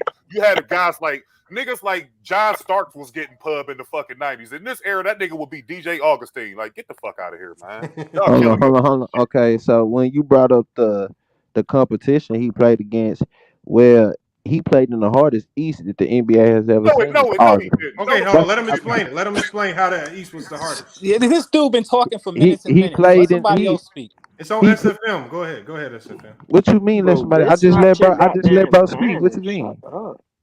I just let bro speak. What you mean? You good, Go ahead, SFM? bro. You got it. All right. If you look at the competition he played in the playoffs, leading up to the finals in the East, who can you say in NBA history that played in the East when it gets more competition than that he had to do in the conference? What was the competition? Yeah. Okay, I'm talking about the teams. We not talking about name all the time. teams. Okay. You had the Orlando Magic, you had the Pacers, you had the Knicks, That's it. you had the Pistons, you had The Pistons. They never played the Pistons. They did play the Pistons Not in the 90s. They played the Pistons in the 90s and 91. 91. In 91. They played the Pistons The in year 91. that Isaiah walked off the court, he talking about that Pistons. Yeah, I'm talking about that one right there. You feel me? He played that Hornets team, you know. That That wasn't no great team. Listen, man, all right, listen, Yeah, The Hornets had Alonzo Mourning and Larry You Bird. gotta good stop teams, reaching. man. Johnson. Listen, My man. niggas That was keep definitely the Listen, 90s. listen. Man, I'm about to cook a grenade. Listen. All right, listen. All those teams he played, and you add up, man, can't he played even a lot name of good teams. Listen. He played a lot of good teams that was in the East, and that was in the Eastern Conference at that time to the finals. There's a lot of players that was great in that East that couldn't win championships because of simply Michael Jordan. You feel me? Most of the competition was in the East. You can't, like, when it comes to competition, Michael Jordan faced way more competition than LeBron did. No. Shut the fuck SFM. up, Stop right there Shut for a the second. Hold on, fuck because up, this is being SFM. In the conference. This is being SFM. Go ahead, We talking about Khalil. playoffs. All right, so SFM. SFM. I give you this. This is what you should have said. Michael Jordan played better competition in the conference, but not in the finals. Yeah, that's what I'm LeBron saying. played way better competition in the finals. That's a fact. That's not an opinion. Yeah, that's true. That's true. All right? That's true. Now, by Michael Jordan's own admission, he said that the Pacers was the best team that they played. That's what he said out his own mouth. So you can sit here and debate it, rebut it, do whatever you want. He said it out his own mouth. So once again, the same Reggie Miller who I spoke of earlier, who couldn't dribble, who couldn't rebound, who couldn't pass, didn't play any defense. He was a great shooter, came off screens, did all this stuff. Rick Smits was a stretch big. Outside of that, nobody on that team can shoot at all. That was a hard-nosed defensive team. If that's the best competition that you got, LeBron was beating teams like that. Then they had Jalen Rose. Hold on, they had Chuck Person. How you say nobody else Jalen Rose can at the shoot when they had time. the rifle man? You just got finished disqualifying. Hold on. Who was the Golden State Warriors coach before Steve Kerr? Mark Jackson. Mark Jackson was on that team. Right. And Jalen Rose. And Jalen Rose was on that team. That was actually Mark Jackson's team for real. It wasn't Reggie's team. So it was Mark Jackson, Reggie, and Rick Smith. Yeah, but if that's the best competition that you got, how many times do you hear people put that Indiana That team was team a good team. up Stop there? acting like that team was trash. No, it was a Them good and the team. Knicks were both You good. right, Mark man. Jackson It ain't was even a top good team. 75. It wasn't a great team. It was a good team in the 90s. It was a good 90s team. It was It was a great team. We're not going to do that. It was a Nah, great team. When you hear people talk about the greatest teams of all time, you never heard them bring up no 90s fucking Indiana. You're right, Never. because they didn't Never bring them niggas win. up. They didn't win. Right. That's why. They didn't because win. so that don't equivalent to them being great. They was a good 90s team. No, they're just not an all-time great team. It's a different. They're just not an all-time great team. No, They still was a great team in the 90s. Okay, hold on. Let me tell y'all the roster, y'all. Just so I want y'all to. This is the team that the Bulls played. Travis Best, Edric Bohannon, Oscar Crocier. That was his breakout year, if y'all even remember him. The white dude, I remember. Yeah, Antonio Davis and Dale Davis, the Davis brothers. Fred Hoiberg, Mark Jackson, Derek McKee at the end of his career. Reggie, Chris Mullin, who was at the end of his career. Mark Pope, Jalen Rose, Rick Smits, and Mark West. Grade A cafeteria slop. Who was also at the end of his career. I don't know. In this list right here, you have one. Well, I mean, I guess you can't say you can't put Mullins there because Mullins had all his success. Yeah, Mullin was at the end of his career. Yeah, Mullin was just a catch and you brought shoot up the guy. roster, and you definitely know Mullen could shoot. Yeah, Hold on, Mullin at that stage in his career, career, he was just a catch and shoot guy. He wasn't a factor on that team. He bro. wasn't a averaging dominant that scorer. series. Hold on, let me pull it Well, up. he said that they didn't have no shooters, and you They just got didn't, finished man. showing that they did. The Knicks didn't have no shooters either. Them teams was flawed like a motherfucker, man. Okay, can I name you another team? They was a good 90s team. That's all they were, bro. No, but see, They were the SFM. best teams in that era. That's the reason why you can't move. But hold on, teams here's from one the area to next. flaw. Here's the flaw in y'all logic when you talk about the competition to the playoffs. The problem is when y'all get to talking about LeBron, y'all spend most of y'all time talking about his mishaps in the finals, not on the way there, because y'all know if you give LeBron credit for his journey to the finals, well, he's journeyed to the finals more than all y'all favorite players. He's gotten there more than everybody. So let's stop talking about the road there because that's not necessarily going to even favor Jordan because LeBron be running through people to get to the finals. Like y'all say, he has most of his hiccups in the finals. But then even when you go to the finals, he's definitely played far superior competition in the finals, which has opened the door for more down moments. Unless you're talking about Dallas, which is what most people run to and spend most of their time talking That's about. the only time that they can because if you look I'm every not series, down the. First off, I don't outside down of Dallas, he LeBron. played I don't wonderful. down LeBron. When Mookie was in here, what was Mookie talking about? He said in the 2011. finals. 2011. No, That's all he talked about. Mookie kept talking Mookie's about in the crazy. finals. We all know that. What I'm saying is we know the logic with LeBron, the primary thing that they use to go against him is the things that happen with LeBron in the finals. So let's not start talking the journey to the finals because that don't necessarily favor Jordan over LeBron. That's probably going to favor LeBron over Jordan because that LeBron has had more journeys there through different types of teams and through different eras. He's done it. As basketball started to change with the Orlando Magic, right, with the young core, the young big Penny, Jordan flopped against them and lost to that team. So he had a hiccup hold there. On, Lamont. So come you on. were the one who brought up the journey to the finals. Nobody else. I didn't bring that up. I wasn't even talking. I was yes, listening. You did. And LeBron's journey to the listening. finals didn't start until he got to the damn Miami Heat. How many times has Jordan gotten to the finals? Jordan's been to the finals, what, 6 times? How many times has Jordan got to the finals? 6. He got to the finals 6 times. How many times did LeBron get to the finals? LeBron's been to the finals 10 times. Okay, so who's had more successful journeys to the finals? Yeah, LeBron's been to the finals. Thank you. More than so anybody. let's not talk about journeys there, because no matter how you slice it, because I don't think it was a very strong Eastern Conference, if you're being honest. You can try to lie because the Knicks were not heavy competition. The Bulls completely dominated the Knicks. Most of those series weren't even close. Even though the clips that y'all see of the X-Men and Mason and them trying to fight, they was getting their ass beat. That's why they was wanting to fight. Every time. Every fucking time. So let's not act like they was real comp. So let's eliminate those were good series. My man is 40 years Lamont. old who saw them will even tell you that those were good the Cleveland Cavaliers was not comp. The Charlotte Hornets were never comp. The Miami Heat were never comp. There was really no comp. It was always a shoe-in. When Jordan and the Bulls were healthy, they were getting to the finals, and there was no comp. Let me add this to the. This is the main part that was left out of this whole. This wasn't even a debate. This was a lesson. Jordan, when you look at those I'm gonna go after you, bro. When you look at those teams that he played against the same exact Utah team 2 years in a row. LeBron never played against that Golden State team that was the same team. These teams are literally gearing to stop him. Jordan didn't have to worry about that. Like when Durant went to the motherfucking Golden State Warriors, that's the equivalent of Hakeem Olajuwon going to Utah after Utah had just lost to them. That's what that would have meant if those teams was gearing up to stop Jordan. He played against the same fucking teams every year.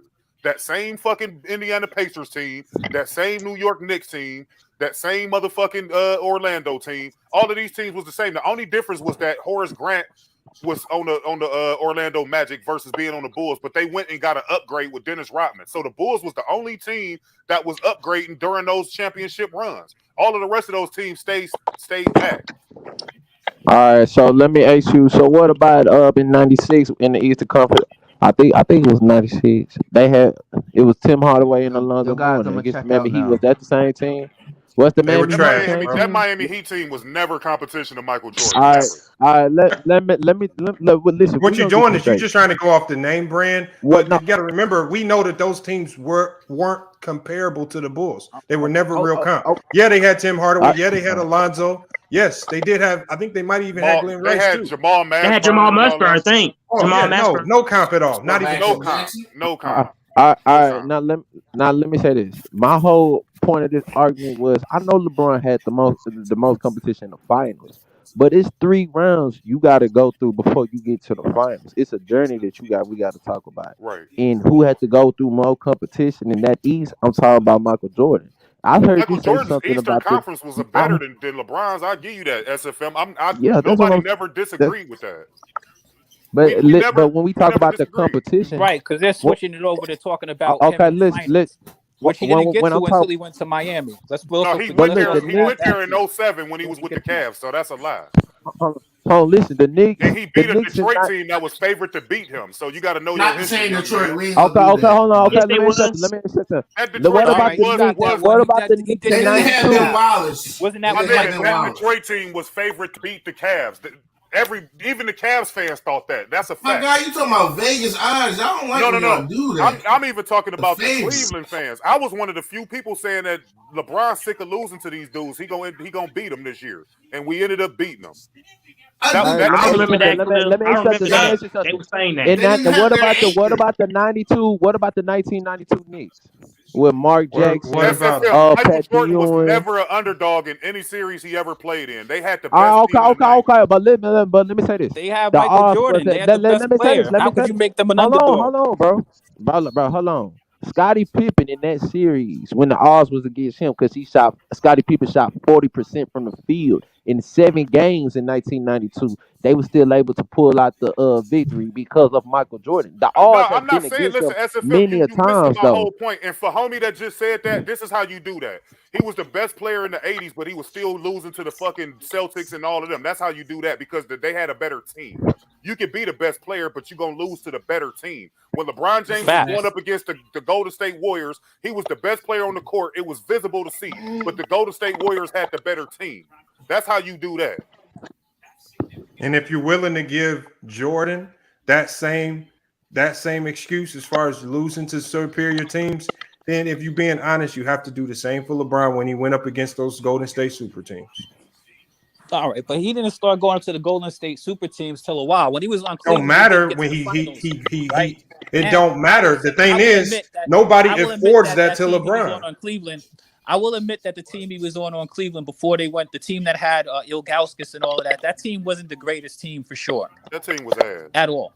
But when he was on the Heat, they were definitely the favorite. Okay, we give you Dallas. I mean, I know you're gonna run. I know y'all want to talk about Dallas. I'm not going into all I know you want to run to Dallas and use that. No. 2014. We can't skip out 2014 either. Well, one of the years, this what it is, fam. One of the years he had an opportunity to three-peat, he just didn't. Yeah, no, you're right. He did. He failed. And they were favored, because you were talking about the teams that was because homie just got finished talking about the Bulls was always favored, and they were, and the Heat were always favored too, but they didn't know. Hold on, you said you said the Bulls weren't always favored. They were. He said they were. Not then. I don't think in the East playoffs every series. If you go series for series in the East playoffs, I don't think they was favored every series. Yes, they were. No, they were. Yes, they were. Yes, they were. Come on, SF. No. So you are finna tell me Come on with 9. So you finna tell me all 6 of his finals, every series that he played in the playoffs. Okay, so SFM, the easy way to disprove it.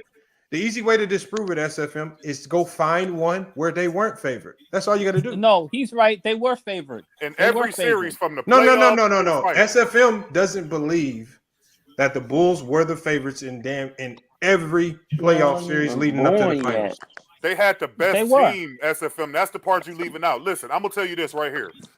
And they were favored in most of those finals too. So you tell me 91 through 93 they had the best team? Yeah, that's why they won 3 times. Come on. That's why they won 3 times. Listen, I'm gonna tell you about Ron Harper. That was our Michael Jordan in Cleveland. Before we traded him for Danny Ferry, people was comparing him to Jordan. That's how good that dude was. He was one of the best two-way players in the 90s. You had him.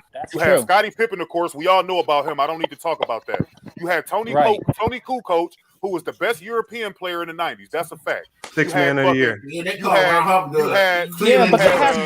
They had championships before those dudes came on that team. Yeah, but I'm saying as far as the rebuild, this is what I mentioned earlier. All right. They actually restocked their team. So like you had Steve Kerr, who still hosted the fucking NBA record for 3-point percentage. You had He's the best 3-point shooter in there. And you had Dennis Rodman, who was the best fucking rebounder and low post defender in the 90s, outside of Hakeem, of course. But definitely the best rebounder in the 90s. 3 first team. So you had literally 4 Hall of Famers on your team in that second three-peat in the 90s, right? Right. And then you're going against a team with 1 Hall of Fame. All defense. The rest of the teams they playing got 1 Hall of Fame. Jordan retired. That's when they brought that's how they was able to get. That's how they was able to bring over Ron Harper and all that. But the point that I'm making is that they had the best team in the 90s. You had the best player in Jordan, and you had the best team in the 90s. So you had the best coach of all time, arguably, in Phil Jackson. Hold on, was they favored in 1993? Was they favored in? Hold on, was they favored in 93? Hold on, well listen, was the Bulls favored in 93? Was the Bulls favored in 93? Every single series. Yes, why wouldn't they? They just every won series in the finals. Every time, why wouldn't they? Who did they play? They played the Portland Trailblazers. They played the Seattle Supersonics. They played the Phoenix Suns. They played Utah Jazz in 93. They played Utah twice. Okay, but I'm talking about listen, bro. I'm talking about through the whole playoffs. I'm talking about the first 3 rounds before the finals. He was favored every one of his 6 championships. That's what he said. They had to be. Who is better than them? Hell no. Every one of them. Why wouldn't they? That's not because y'all know shit about Jordan. I'm not gonna lie to you. Hold on. Let me let let me let MLE cook because I know he hasn't got a chance to jump in. Go ahead, bro. No, I ain't saying much, bro. Cooking the shit out of because these dudes really don't be knowing shit about Michael Jordan and the shit that they be saying. They just be reciting what they heard somebody else say. They don't go with facts. Here, I can tell you. Here, I can tell you the odds right here. And starting in 91. So in 91, in every playoff series leading up to the finals, the Bulls was a minus 650. If you know anything about betting, that means they were heavily favored. In the finals, it was a minus 250. It means they were favored to win in 91. We can go to the next year in 92, 93. And the average betting odds, there was a minus 150 through every round getting up to the playoffs. And in the finals, there was a minus 240, which means they was an overwhelming favorite. All right, and when we go to let's go to 93. I don't want to skip that. Hold on, I missed a year. Yeah, you don't have to hear me dispute any of that. But yeah, we're talking about because the road there and in the finals they were favored. I think there might be 1 year against Utah where Utah might have had a slight edge going into the finals. That's the year that Karl Malone won the MVP. Hold on. No, I think that was the last year, Khalil. That was the last year. Okay, so against the Sonics, they were a minus 600, meaning they were heavy favorites against Sonics. They said Lamont. They said that they was were the definitely most, heavy. They said favorites that was the against most lopsided finals in finals history. And then that was probably their easiest playoff run because to get to the finals that year, they were a minus 800 in every playoff series just to get there. So they were. That's for the Jordan, man. That's for the Jordan, man. Hold on. So and that's a fact. So there's no dispute about that. I'm not even disagreeing with none of that. And I was a Sonics fan, and I was a Pacers fan. Ugh, that's a terrible. And the Sixers fan, and the Nets fan. Hold on. Nah, the Pacers Hold on. right. Seattle in the playoffs, they was a minus 950. They weren't. Remember the couple years prior to them going to the finals, they lost to Mutombo as a one. The Sonics really ain't had no chance against that Bulls team. You know what? Utah was never favored. The closest Utah was to being favored was in 97, 98, but the Bulls were still favored at a minus 115. You know, one of the reasons the Bulls are favored. Nobody had anybody that could do. Nah, you ain't betting. Yeah, you can't bet. You can't bet on the Bulls and expect. No. Let me tell y'all why the Bulls was favored. Let me tell y'all why the Bulls was favored. The Bulls was favored because they had Michael You wasn't even born, bro. You wasn't even. They had Michael Jordan. Okay, listen. Okay, then we gonna make sense of this. Hold on. Tell me what's they favored in '94. Tell me what's they favored the year that Michael Jordan retired and Scottie Pippen went into the playoffs. No, they wasn't. They definitely wasn't. Okay, then, nigga. They was only favored when Michael Jordan was on the Hold on. That's not true. When he lost first round and got in 94, 95. Hold on. Hold on. So in 94, 95, when the year Jordan returned from baseball, going into the playoffs. Going into the playoffs. He wasn't there at all. He talking about when Pippen was leading. Go to the year before that where he didn't play at all. Well, no, of course not. Go to the year before that when he didn't play. He didn't play the year before. He didn't play 93, 94. Hold on, I got it right here. In 93, 94, going into the playoffs, the odds of the Bulls getting to the finals, they were the favorites to get to the finals out of the East at a minus 150. They didn't get there though. They lost because to they won 57 games.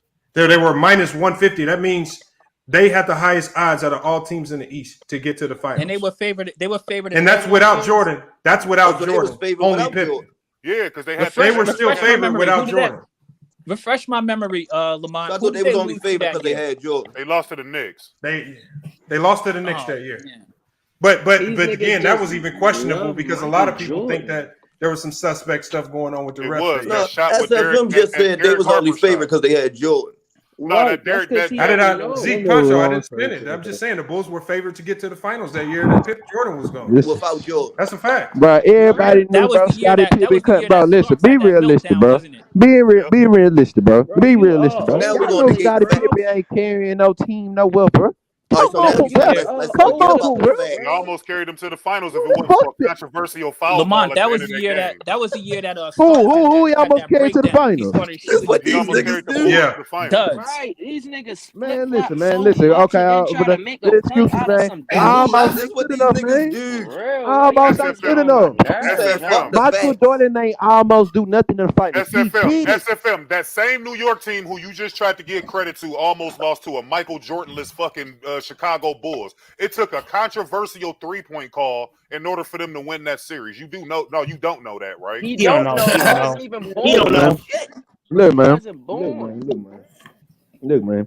Y'all know Scottie Pippen is not carrying the team to go nowhere, though. You Like don't y'all know know, that. like it's You no ain't know his that. impact No, is he nowhere wasn't. near his impact is nowhere near the level of Michael Jordan. Ain't nobody saying Y'all Jordan know, carried. like Hey, Jordan he's carried. not, Nobody's like, even saying that. Listen, He didn't check it carry out. the team. We ain't even listen. I got on homie who's 40 years old, but I don't get on anybody who's speaking facts or truth. You know what I mean? Lamont and homie really didn't say anything wrong when he talked about the Bulls' favor, and we all know that Michael Jordan pushed them over the edge for being favorites. Bro, We know when that. he was off the team, Only thing they was I was still questioning favorite, was bro. So what are you talking about? They was favorite when he was off the team. What are you talking about, bro? It took a foul. I mean, a controversial play to change Niggas the sound momentum. dumb. You That's niggas what just they're be trying to saying. make points out of shit that you don't know what you talking Yeah, about. just go back and watch. Just go back and watch that. I ain't gonna say watch all of the games, but watch the closeout game. The Bulls should have won that series. No, yeah, this The is what rest, niggas saying those though. before the refs was on some Regardless of bullshit. winning or I losing, think it's on the before last the dance. All-Star break. It's on the last Let me dance. finish. Just let me finish right quick. Let me finish right quick. Let me finish. Hold on, Just let me finish. before the reason why, hold All-Star on, break in SFM, hold on, '95, when they SFM, 23 and 25. SFM. Just let me finish my point right quick. Then you can go. The reason why that they didn't want the Bulls to win because that would have looked bad if they would have won without Michael Jordan, their biggest fucking star. You know how bad that would have looked? Bro, you don't know what was going on, bro. So Khalil, you think they're able to beat Houston? No, that's not a conspiracy theory. That's a fact. When Michael Jordan left the NBA to go play baseball, their ratings was at an all-time low. Yes, it was. That's a fact. So when he, it was bad. So why would you not want them to go? Hold on. Let me finish. The ratings was at an all-time low. So just imagine that your biggest star leave and his team still get to the finals. How that would make the NBA look? That's not a conspiracy. Man, that's just as politics, kooky. That's just as kooky as talking about the magnetic basketball. No, it's not. No, it's not. Come on now, so you finna say? Don't tell me you're there to try to rig. Let me say So if the Patriots win a Super Bowl the year Tom Brady leave, how do that make the Patriots look? And how do that make Tom Brady look? I mean, it sounds good in retrospect, but I'm not buying it. You ain't gotta buy it. Look like Belichick was just that coach, man. Look like Belichick was just that great coach. Lamont just showed proof. No, that is a fact. That the Bulls if the biggest star on the biggest sports athlete on the planet team win without him, that would make that whole situation look horrible. You went from talking facts to now taking a kooky take. That's still those are still facts. Those are still facts. No, that's not. So just look at it in logic. Bro, Just you look at wasn't it even logically, watching bro. basketball. You're not looking at it logically. You just like Michael Jordan so much. I watched the damn series myself. What you talking about? So if you wasn't born.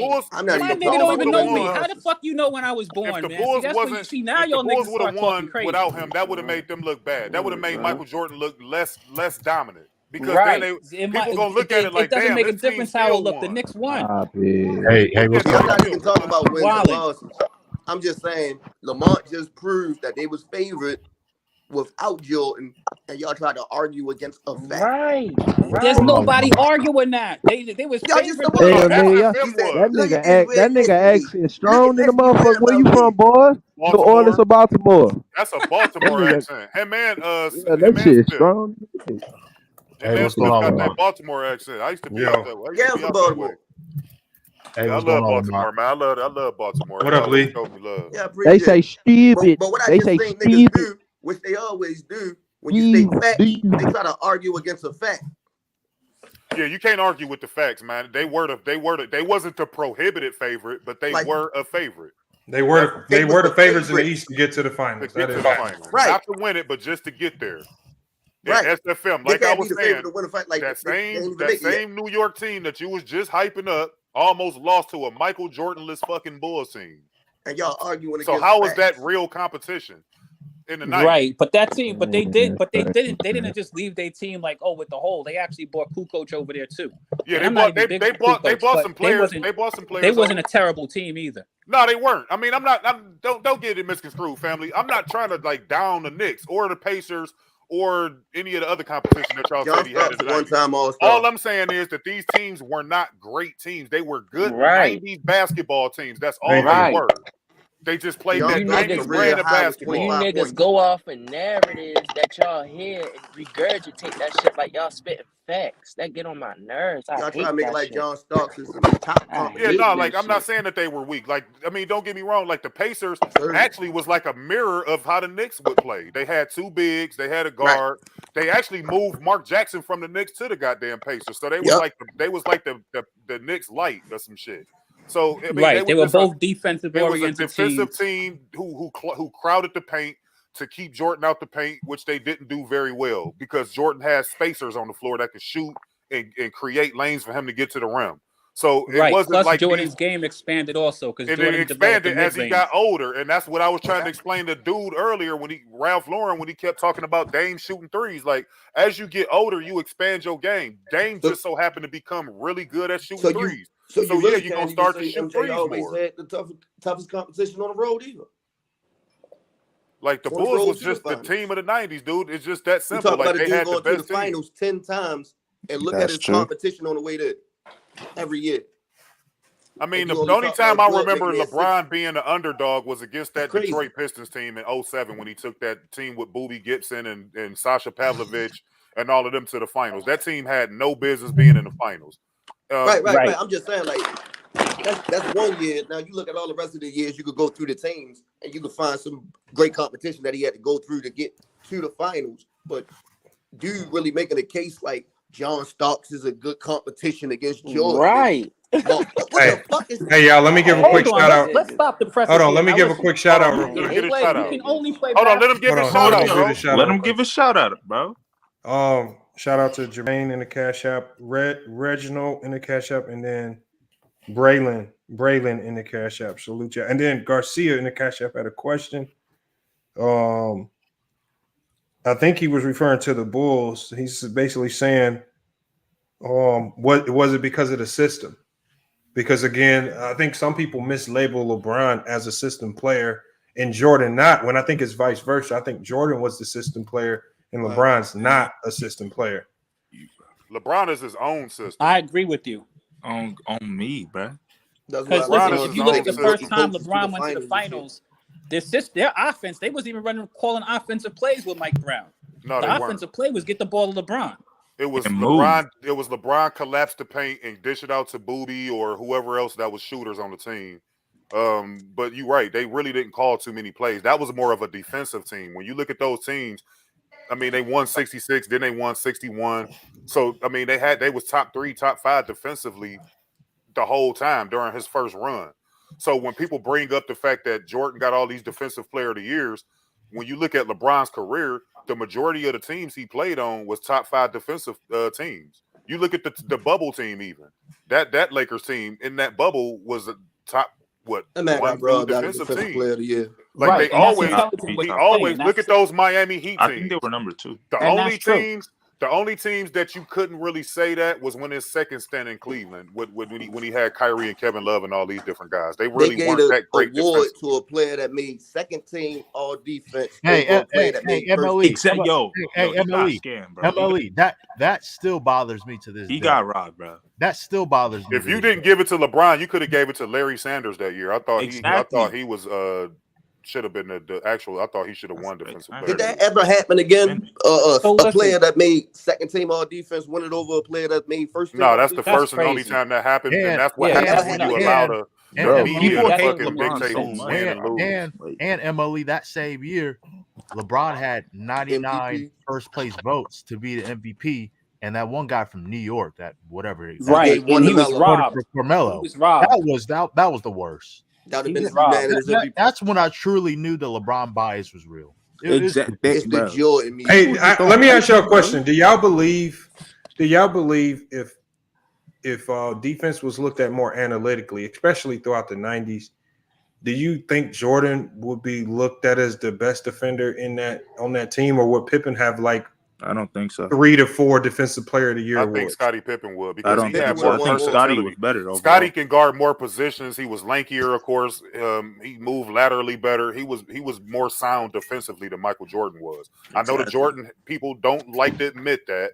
You got to give credit somewhere. You can't give everything to Michael Jordan. Like, it took for Michael Jordan's team to build properly for him to win. So I agree. Scottie Pippen would have gotten more credence if people looked at defense the way they look at offense. Shit, look how many categories Pippen led the Bulls in the finals. Hey, Lamont Khalil, how did Scottie Pippen not ever win one Defensive Player of the Year? He could have got at least 2 or 3. Because he was always in Jordan's shadow, bro. That nigga was he was getting credit for defense. He just wasn't getting as much credit. Well, because you had guys like Hakeem Olajuwon, like it was great defense. Yeah, but the thing is, the bigs of the '90s, had, like Gary the bigs, the bigs of the '90s were taking up the bulk of like the Defensive Player of the Year award votes because they were bigs, and I think back then it was so easy with the illegal defense for bigs to get average 3, 4, 5 blocks a game, like Mutombos and all these guys. Even Lonzo came in. Ewing was even looked at as a great defender when he wasn't. Because of the amount of blocks they were able to average per game. Right. They were able to just kind of camp in front of the rim. Lamont, didn't Gary Payton win one year? He did, but remember, that shocked the world. That shocked the world. Yeah. And even the year Gary Payton won it, it probably should have went to Pippen. Wait, hold on. What year was that? No, I mean, because when you look at it, not too many guards win that Defensive Player of the Year award. I mean, prior to that, Sidney Moncrief was like the only other guard who had ever won it prior to Gary Payton winning it. So you don't really see too many guards, especially like smaller guards like that win that award. You have scrappy guards like old boy in this era. What's his name with the nappy head that get on everybody's nerves? Patrick Beverly. Listen, a lot of things would be different if you went back in retrospect. I think that was the year that Gary Payton led the league in steals. Am I correct? Yeah, but that's the problem because what was that year? The awards, Defensive Player of the Year awards were really handed out based on if you were able to lead category or block or steal category, when that doesn't really determine if you're the best defender. Right, yeah, because Allen Iverson led the league in steals. Yeah, Curry led the league in steals, but nobody's going to hand him a Defensive Player of the Year. He never got all John defensive Stockton is the all-time leader in steals, and nobody mentions him as a defensive player ever. I thought he was a really good defender. I thought he was a good defender too. He was a good defender. He was clearly. If you go and look at his stats on steals, it's not even close. Nobody's going to break his record. Not even steals, but just his positioning at that guard position. He knew how to position himself well. He was a smaller guard, but you're right. People don't. I mean, basketball purists know what time it is with John Stockton, but as far as like an average fan, they're not gonna mention that. Like, they don't. You know what I'm saying? Talking right now. That's Khalil. Yeah. Bro just cooked the shit out these niggas with facts, and they ran. Of course. I wish Mookie would have stayed in here. I was gonna get Mookie. I was ran him off. But those dudes is weak. Power, but you can have contention. You could have contention, but you can't dispute like when people are talking facts. Like, you know what I mean? Yeah. I mean Khalil I wasn't trying to come across as arrogant or nothing. I'm a 90s fan. So like I grew up in that era. So I know about that era and I know how people like to overrate that era. And I'm not one of those guys. Evolution is everything. People get better in time.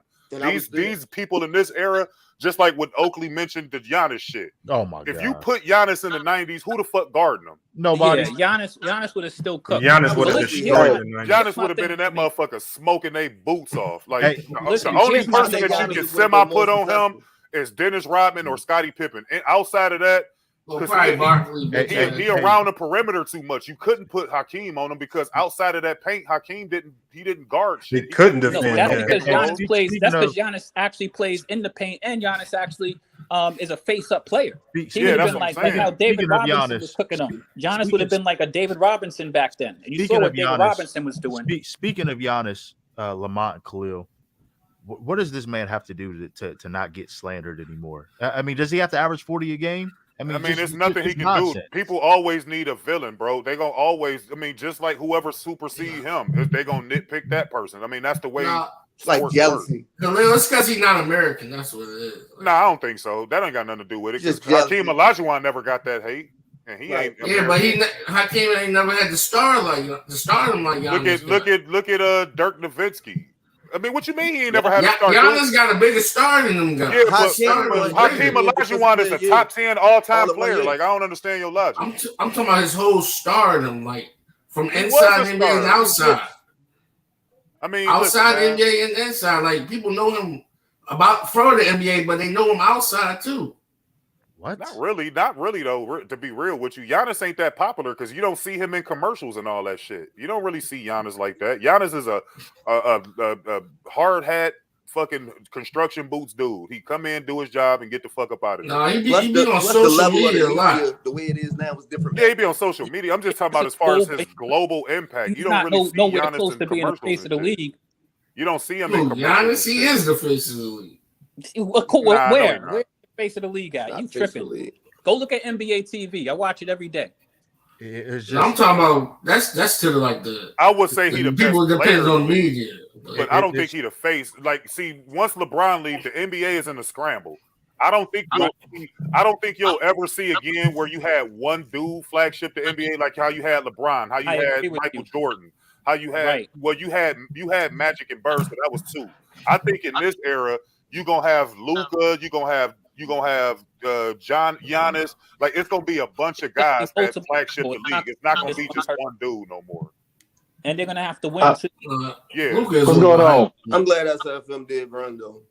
Hey, what's going on, everybody? Let me say something. What's going on with you, South? No, the conversation got too deep for him. He didn't know enough basketball to hang around. And he was about to change the subject to Kobe, and I'm like, I hope he don't do that because then we want to let him do that. Nigga gotta get him. See, his knowledge come from him hating on LeBron and bigging up Kobe. Outside of that, I don't hear him saying groundbreaking shit that's gonna be like, damn, this nigga spitting facts. Like, Khalil. He just in here to hate on LeBron, and once he can't do that, then there's no need for him to be here. It's like a nigga who quit smoking weed. Once you quit smoking weed, all your weed buddies go away because it ain't nothing else y'all got in common, right? Right. That's a fact. That nigga crushed. You crushed him at the end. He said, I can't remember it now because you kind of went for a minute, but you said something. He said something, and you responded to it, and you just heard all the wind leave his breath. I don't know if everybody heard it from SFM. I just asked it was the question I asked about Jordan's two-guard competition. Who was the two guards that he had? Because like I mentioned, it wasn't positionless back then. Every position guarded their respective positions. So when you break down the shooting guard position, Mitch Richmond, Reggie Miller. Yeah, that's why LeBron, like Reggie, Clyde, go ahead and get them out the way. He ain't gonna name nobody else. Wasn't a whole lot of competition at his position in that era. That was a big man era. That's why Jordan get all the credit because he dominated in a big man era. Be careful, Khalil. You're hurting feelings. Yeah, but one of the biggest points that I think get left out of the 90s. Those people who hurt their own feelings.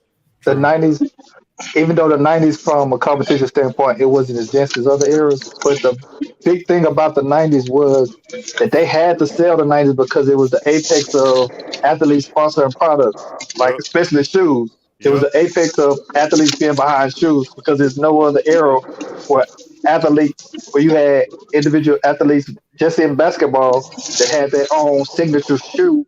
And that was the apex of it. So the basketball had to look like something competitive and something that was the best at that time to sell those products. And you heard me talk about it. I talked about it before. And I remember going, I'm 37. I remember going up watching the playoffs. And there was always a lot of allure about the Bulls having a tough run. And most people, before the playoffs start, bro, by the mid-90s, everybody like, okay, who the Bulls going to be? I remember watching it. I'm a teenager, like, okay, the game getting ready to come on NBC. They acting like, oh, Jordan, they're going to, like, man, they finna win. Like, nobody was really thinking Jordan them were going to lose. There wasn't no competition like that. But they tried to paint the optics like that because Jordan was the best product to sell. Like, he became the archetype. Let me chip in. You had in some greats in that era, though. Right. Like, you had some all-time greats, but it just wasn't as loaded as it was in the 80s. Mind if I make this point real quick, Khalil? Go ahead, brother. Go ahead. My bad. Listen, I just want to make this one point, right? Because this is one of the problems that we have, right? Basketball is not a video game, right? During that time, that was the best players at that time in the world. Times change. Mm-hmm. It's different now. So you know what I mean. Back then, that's the best players in the NBA. That's what they was. Yep. That's not what I was saying though. But what I'm trying to get you to understand, I don't know how old you are, brother, but the '90s is the apex of players from sponsoring products, especially like shoes. It's the apex of it. It's no other era like the '90s when you talk about players, marketing, shoes, and commercials. Trust me, you ain't watched basketball if you don't know that. Well, yeah, everybody had Charles Barkley, Jordan, David Robinson, Penny Hardaway. You had football players. O'Neal. Yeah. Yep. A lot of people don't know Bruce Smith had shoes. Junior Seau, Dion. No, you can't go to any era and see how as many athletes in the '90s. Yep. Even some of these guys, they really didn't have signature shoes, but they corroborated and they kind of had, you know what I'm talking about, Khalil, where it was certain shoes where it wasn't a signature shoe for the players, but it was different commercials with different players wearing different colorways of the shoe. For the shoe, yeah, Right. That's where the whole Team Jordan brand came from, where he had Ben Baker, and he even had other athletes. He had, like, Jordan had, he spawned across sports. He had Roy Jones Jr. He had Randy Derek Moss. Jeter. He had Randy Moss. He had Ben Baker, who at that time was a really good player in the NBA. Like, Jordan spread around sports, like, during that period. He even doing it now. He got boxers now, like Gennady Golovkin is under Team Jordan. So you're right. It was just different colorways and stuff like that, but it was the same silhouette of the shoe. Right. And in the Dr. J era, there was like Chuck Taylors, like it was Chuck Taylors and Converse. Bill Walton era. That's what they rock. Bill Walton, Kareem Abdul-Jabbar. Everybody was rocking Chucks. Yeah, everybody was wearing the Chucks, and then Magic and them came in with the Converse because Magic had the yellow and white ones, and Bird had the black and white ones, and everybody was wearing those in the '80s and shit. And then Jordan came in with that. And that's what I don't with get. With Mars Blackman, him and Spike Lee. Yeah, that's what really catapulted them. But when you look at that first pair of Jordans, them bread ones, those wasn't the shoes that got banned in the NBA. It was a shoe before that one. That was the real banned in NBA shoe. They just that one. You like how you see how they changed history? Yeah, that was just a marketing pitch to get people to really want to get those. But it wasn't those bread ones that was banned from the league. He can wear those. It was another pair prior to that. Man, I'm giving y'all Cortez, right? It was the Cortez, right? Salute to y'all boys, man. Salute. Yeah, man, what you got on? What you got on? Hold on, let me add one more thing before we change the subject. The reason why I brought this up, Khalil, is because the point I want y'all to get is, think if some of these other great players came at that perfect time in the late '80s, going into the '90s, where TV deals and a lot of the products were booming. That was the boom in the late '80s. It wasn't just in basketball; it was in football and a lot of other sports. Think if a Dr. J or Wilt Chamberlain was around that time. So Jordan, arguably in a dope conversation, but part of his success and the lure around him is perfect timing in the market as a great player and can pretty much sponsor products. Yeah, Barry just said it in the chat. It was the airships. Those was the ones that was banned, not the bread ones. They just used the bread ones to promote it, to make people go out and get them, and it worked because Jordan to this day lead to fucking sports and sneaker sales. And they ain't gonna be caught either. He's out of this world. It ain't gonna never get caught. They ain't jumping over the Yeezy stuff. The Yeezys is more popular right now. We talking about during over decades. Like, these shoes have spawned over decades, and to this day, people still getting killed over these shoes. People ain't getting killed over no fucking Yeezys. Yes, they is. I ain't never heard of it. Plus, remember that the Yeezys built them. Part of them, the Yeezys. Now, when you start to go to Yeezys, you're talking about a whole totally different thing, because you're talking about dudes who are not athletes now making casual wear shoes based What you off talking about? He got basketball sneaks too, and Iggy and a lot of NBA players wear them on the court. Right, exactly. And Pharrell had a shoe and all kinds of stuff like that. But the thing is that these are people who was able to analyze the success of, like how Jordans have just become what you call it. And there's this new thing called streetwear, urban wear is what they call it, the urban wear trend. And I got to give it to Kanye. He did his thing with that. Hey, did y'all watch this documentary on Netflix? Yeah, Genius. Yeah. Yeah, I actually liked it, man. It was pretty fly. I fucked with it. Hey, Khalil, you watching the Lakers series on HBO Max? To be real with you, Ralph Lauren, I don't give a fuck about the Lakers, and that's the long and short of it. I feel it. That's hilarious. LeBron cool. I used to fuck with Kobe Bryant, but I ain't no Lakers fan. I like that. Shout out to them though, and they fans. Yeah, they finally won a game. Now everybody's excited. I'm a Cavs fan. Where y'all feel like? Hey, let me ask y'all about the Lakers. Where y'all feel like they gonna finish off in the series? I mean, in the season. Where y'all feel like they're gonna finish the season? Out Ninth. the playoffs. Ninth. Out the playoffs. Gonna be the 9th seed. Ninth or 10th. They might. I got them at 9th. I got them at 9th. I don't think they'll give up the. I don't think they'll drop to the 10th. Guess what? The Pelicans are right on their tail, and I'll be honest with you, the Lakers won one game. Hold your horses. That's where I'm at with it. Well, they got the Rockets and like a couple of sorry teams, the Spurs, and they have a tough schedule coming up too on the road.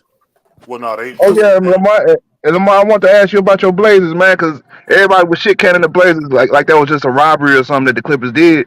I kind of sort of like those moves y'all made. He trying to be funny. No, I'm not. I'm being dead ass serious. Lamar, bro, you know I don't troll like that, bro. Hold on. You got a new coach in Chauncey Billups, and that team that he got inherited to, he didn't build that team. That wasn't a team built for his philosophy. You get him some guys that he wants that he feels like he can coach, because that's the most important thing about coaching is being able to coach these players. You might see a different team. You might see a different outcome. So he wanted Joe Ingles. I want that was a salary move because Joe Ingles is a free agent next year. I believe Joe Ingles will resign in Portland, but I didn't understand the first trade to the Clippers giving up Covington, because I feel like, look, I didn't mind that they traded Covington and Norman Powell because I think both of those guys needed to get traded. I feel like they could have got far more and far better deals. I think there were better deals out there. I mean, even if you send Covington or Norman Powell to the Lakers and you get back THT, a young asset or something like that, it was better young assets across the league that you could have got. I mean, when Orlando comes and they're offering, even though he's injured, they're offering Jonathan Isaac in trades just to get just to get Covington and Powell, but you turn that down. And then if Chauncey's such a defensive coach, how the hell do you turn down a Jonathan Isaac, one of the best defenders in the league? Man, stop it, Lamar. Man, stop capping for that. Man, I ain't trying to hear that. We ain't seen Jonathan Isaac since the bubble, man. I'm not doing that, man. I'm not giving him credit for shit he did in the bubble. Hell yeah, I'm taking Justice Winslow and Eric Bledsoe over Jonathan Isaac right now. Man, who over there warming up a White Castle hamburger? I heard one of y'all niggas unravel that and pop it in the microwave. That's me. I'm guilty. How'd you know it was White Castle? Man, the Blazers gonna be solid in a couple years, man. You should hear poo-pooing on it. You should hear poo-pooing on the Blazers. It was like this nigga went to White Castle. I heard that cellophane crackling in the background. That's a White Castle or It's crazy. I don't mess with Hot White Castle. Shoot, I fuck with it. What's good, Ralph? Salute the chat. Salute panel. Salute, Mac. Salute, Mac. What's good? I'm just in here cooking your babies that just slid up out of here. What was your other baby name? The trip. He knocked the win out of SFM, man. They ran Mookie up out of here. They ran up out of here, man.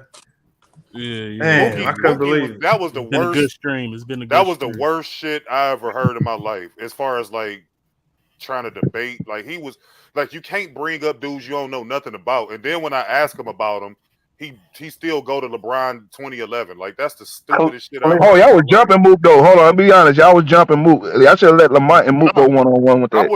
I was trying to just get my point across because I just wanted to ask him because he finished his list. Well, he started the list and he named Magic Johnson and he named Kareem.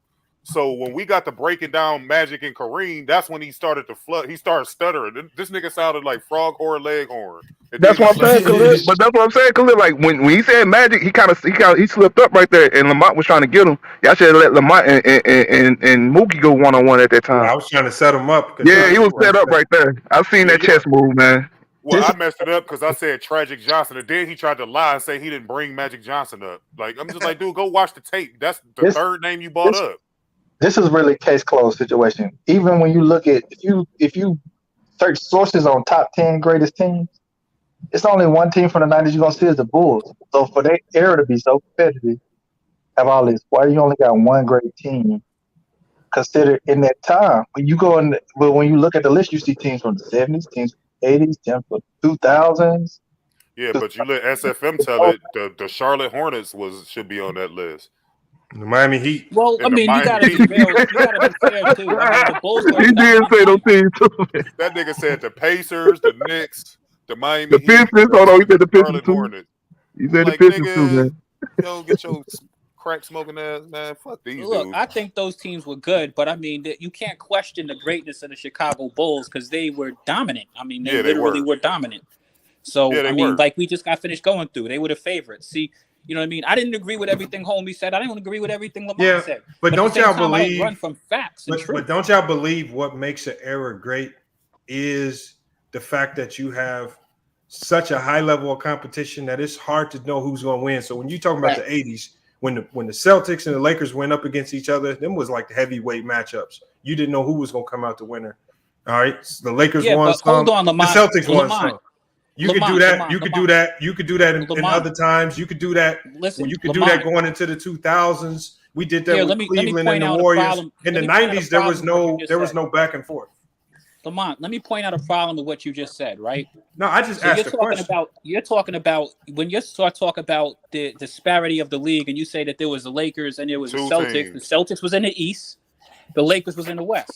So basically, the dominant team in the West was the Lakers, and the dominant team in the East was the Celtics. Yeah, but you still had great exceptions like the Philadelphia 76ers. You had the bad boy. You had the Pistons over there, right? You had the Milwaukee Bucks kind of hovering around. Like it was still other. The Blazers, and some of these other teams would sneak up in. Yeah, it was like you had in teams, both conferences. You had right. I mean, you had some teams that popped up. But in the 90s, what I'm saying in that Western Conference, who was the true counterpart to the Bulls that you could say year in and year out, this is going to be the formidable opponent that's going to take out the Bulls potentially? Well, remember that after when Jordan came back, the Shaq went from the Magic to the Lakers, and they formed a dynasty. Well, the Lakers were not formidable. The Lakers weren't formidable in the 90s, not while Jordan was at his peak. I'm talking about the formidable team. They still had Dale Harris as their coach. Some niggas weren't about to go nowhere. No, I'm talking about the years. I'm talking about the years where Jordan was at his peak. 97. No, go ahead, Lamont. What team in the West could you say was like, okay, obviously you had the Celtics and the Lakers. What team was that opposite team in the other conference that you knew was going to come at the Bulls and had a chance to beat them? Yeah, I mean, to the final. And if you can't find one in the Western Conference, what team in the Eastern Conference was that team that you said year in and year out, the Bulls need to watch out for them because they can beat them at any time, any place? Well, Lamont, I'm actually a New Yorker, so New York always felt as though they could beat the. I know, but unfortunately, the Bulls dominated y'all. If you actually go look at the series, they dominated the Knicks, but those weren't. That's what I'm saying. Series. So, but hold on, you can't say dominate and it wasn't easy. If you get dominated, that shit was easy. They dominated them, but it wasn't easy. They had one. Man, y'all niggas got smoked like a pot of neck bones every fucking year y'all played these people. Listen, they lost, but those, I mean, if you watch those series, those were competitive series. Those were wars. Hold on, let me do this. Okay, we can easily make an argument that Utah was the closest thing to a dynasty that the Bulls played. They played them back to back, right? Now, if you make an argument that Utah's a top 15 great team ever assembled, how can you even come to compare some of the teams? Because you can make it that argument about some of those first teams LeBron played and the Warriors team, definitely, that he played and won or lost to. And Utah is the best thing on Jordan's resume as a team, to be honest with you. Hold on, listen. That team that he played against, like when the Suns got Barkley, they were supposed to be a great team. Wow. But they lost. Experience.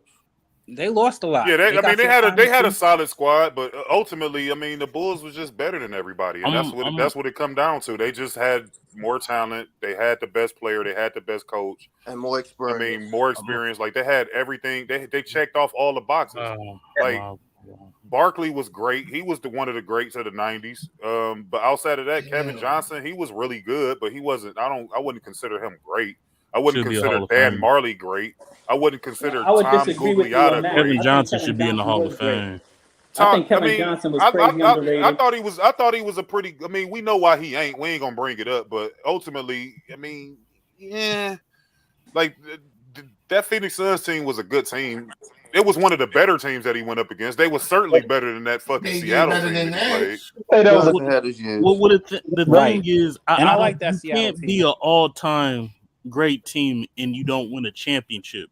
For this era, I think OKC was a great team when you had Durant, Westbrook, and James Harden and Ibaka. That was a great team, but they didn't win a championship. But I'm not finna say they were no competition. And I agree with you. They were. I wouldn't call them. I wouldn't classify them as a great team because all three of those players, actually all four of them, they were all really young, so they didn't really spring out until they all kind of separated. Well, you had Russ and them together, and Ibaka stayed for a little bit, but James Harden wasn't the same MVP James Harden. It was a good team on paper. No, he was 6 man. But you looking at James it in Harden was hindsight. playing a 6-man role on that Yeah, team. he was. So remember that. You looking at it in hindsight. He was playing great. He was. He up until when it mattered. Up until when it mattered, and then he fizzled out like he do now. So it's the same James Harden. Like he was doing in Houston. So I mean, those guys were younger. In hindsight, you can look at it and be like, okay, yeah, they had 3 future MVPs on the team, and all of the rest of the accolades. You already know. They did make it to the finals, though. Yeah, they did. KD was the scoring champion. That was like Chris Bosh, who never KD was averaging 30s. I just see them, even though they didn't win a championship, I do see them as a great team. One of the best teams of that era. Y'all hear me? Didn't they have bum-ass Kendrick Perkins? No, what up, everybody? No, they didn't have Kendrick Perkins. Kendrick Perkins was still on the Celtics during that period. He went over there though eventually, didn't he? Yeah, he went over there after Harden left. After Harden was gone 2012, already. 2013 or something like that. Because that's when they had Perkins was there when Harden was there. He was there with James Harden. Perkins was there. Yeah, Perkins was there. Okay, you're right. He was. I'm thinking of the other team when Oladipo and all them was over there at that time. I'm thinking of that. But wouldn't we say? KD, Westbrook, my point is, wouldn't we say that? Wouldn't we consider that OKC was great competition for like a couple of years? It didn't span over no long period of time. It was just like a 2-year. I think from 2010 to 2016, they was great competition in the West. Well, just with him and Westbrook, not with all 3 of them, because all 3 of them didn't play that long. Harden went off and did his own. I think they were one of the. With those 2, but I thought you was talking about with Harden on the team too. That's the team I'm thinking you still talking about. They was great with. I think they were great with Harden too. They did have Harden. He was better with Harden. They won 50 games 3 straight years. Kevin Durant was still winning scoring titles. Yes, sir. They only finals appearance was with James Harden. So right. I'm just looking at certain teams that did, because I think we all saying that Jordan didn't face no great competition. I'm like, well, let's just look at. I don't think you're an all-time great team if you don't win a championship, but you can still be looked at as great competition. Of that era, of that era, and look, that's what I was trying to explain earlier. Your son was in here talking about the fucking Miami Heat. Miami Heat was a great team and all this stupid ass shit. Man, I remember you saying something equivalent to that when you was trying to bolster up Jordan's resume. Yeah, that's why he's mixing it up though. Those sleepy ass teams in the 90s. Competition. We said we was debating who had a tougher role and who had a tougher comp in the finals. There's no debate. Jordan had a tougher road. Cap locks. That's cat. Yeah, he had to actually get through the Pistons. Tougher competition. You hold on. When you say so, you talk. Y'all make it seem like y'all make it seem like him beating that Piston team in the 90s. That one time after they all got old and that team dismantled, made it a tough road throughout the 90s. Hey, you do the same thing about them other Pistons. I mean, why not? The Chris Webber Pistons. We talked about great teams. The Pistons was a great team. Hold on. Okay, so throughout the 90s, are you telling me the Pistons were a great team? They only played them The once. Pistons were a great team at the end of the 80s. They only played hold on. So we're talking about the 90s, Jordan's playoff runs. Why, especially the runs that got him to finals. Correct. That's because that's what we're talking about. We're not talking about the 80s runs where he was losing. We're talking about the 90s runs. The Pistons were not comp. He only played them once. It wasn't consistent comp. The Pacers were consistent comp. The Knicks might have been consistent comp. You can even say Orlando might have been, even they only played Orlando twice. Hello. But well, you say about? that teams aren't good, but the Pistons lost to somebody.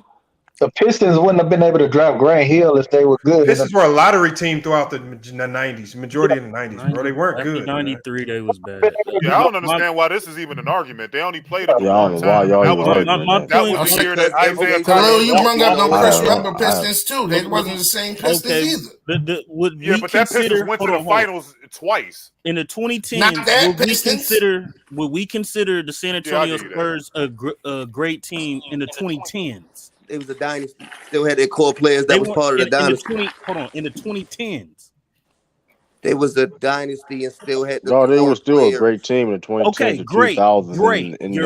Thank you. I believe that they were great competition. They were a great team in the 2010s. Okay, so let's start naming. Hold on. Let me if finish. you go year by year, no, you gotta go year by year though. It's Lamont Battle. It's not. They went to two finals. Hold on. They were a great team. They got championships, right? The Detroit Pistons, they have championships. They won in 1990. That's 1 year. Hold on. That's the 90s. He said Macduff. We're gonna go year by year. Hold on. So how many championships do the Spurs? How many championships do the Spurs have in 2010? Stop, Mac. Hold on, Macduff. Hold on. We're gonna go year by year for this. They went to back to back. Okay, so when Jordan started winning championships, right? Okay, so we'll go to 91. Let's start in 91. Where was the comp in 91 on the road to the finals? Knicks, Sixers, Pistons. Okay, because they swept the Knicks. Can I let me answer? They gentlemen swept the Sixers and they swept the Pistons. Are you done? Okay, tell me. You tell me. Okay. You tell me. Let's stick with 91. They beat that road to the finals. They beat Patrick Ewing, a top 50 player. That's not comp. Hold on. One dude. You said, listen to what you just said, Macduff. Macduff, listen to what you just said. You said, I know what I'm saying. They, as in them, as in more than one, and then just name Patrick Ewing. Correct. And that's because he can't name nobody else on that team. Correct. There wasn't nobody else on that squad. That's what he got to I'm not saying that they were a great team. I'm not.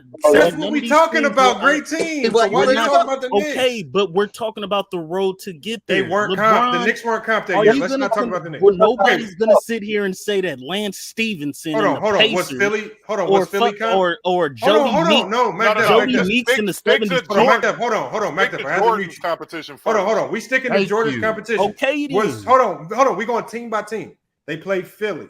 Was Philly comp? Charles Barkley, yes. Charles Barkley. There was not a championship contending team. What are you talking about? Time out.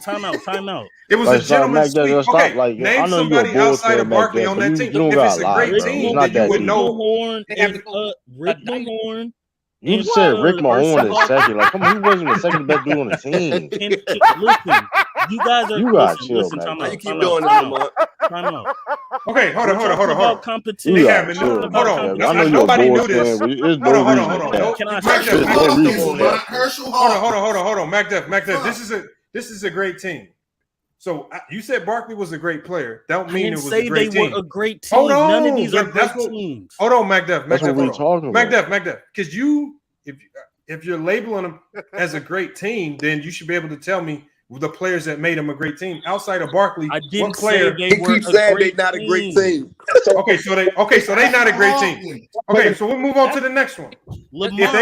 So none of these teams are great. I'm saying who was competition. You're not going to tell me that Patrick Ewing ain't competition.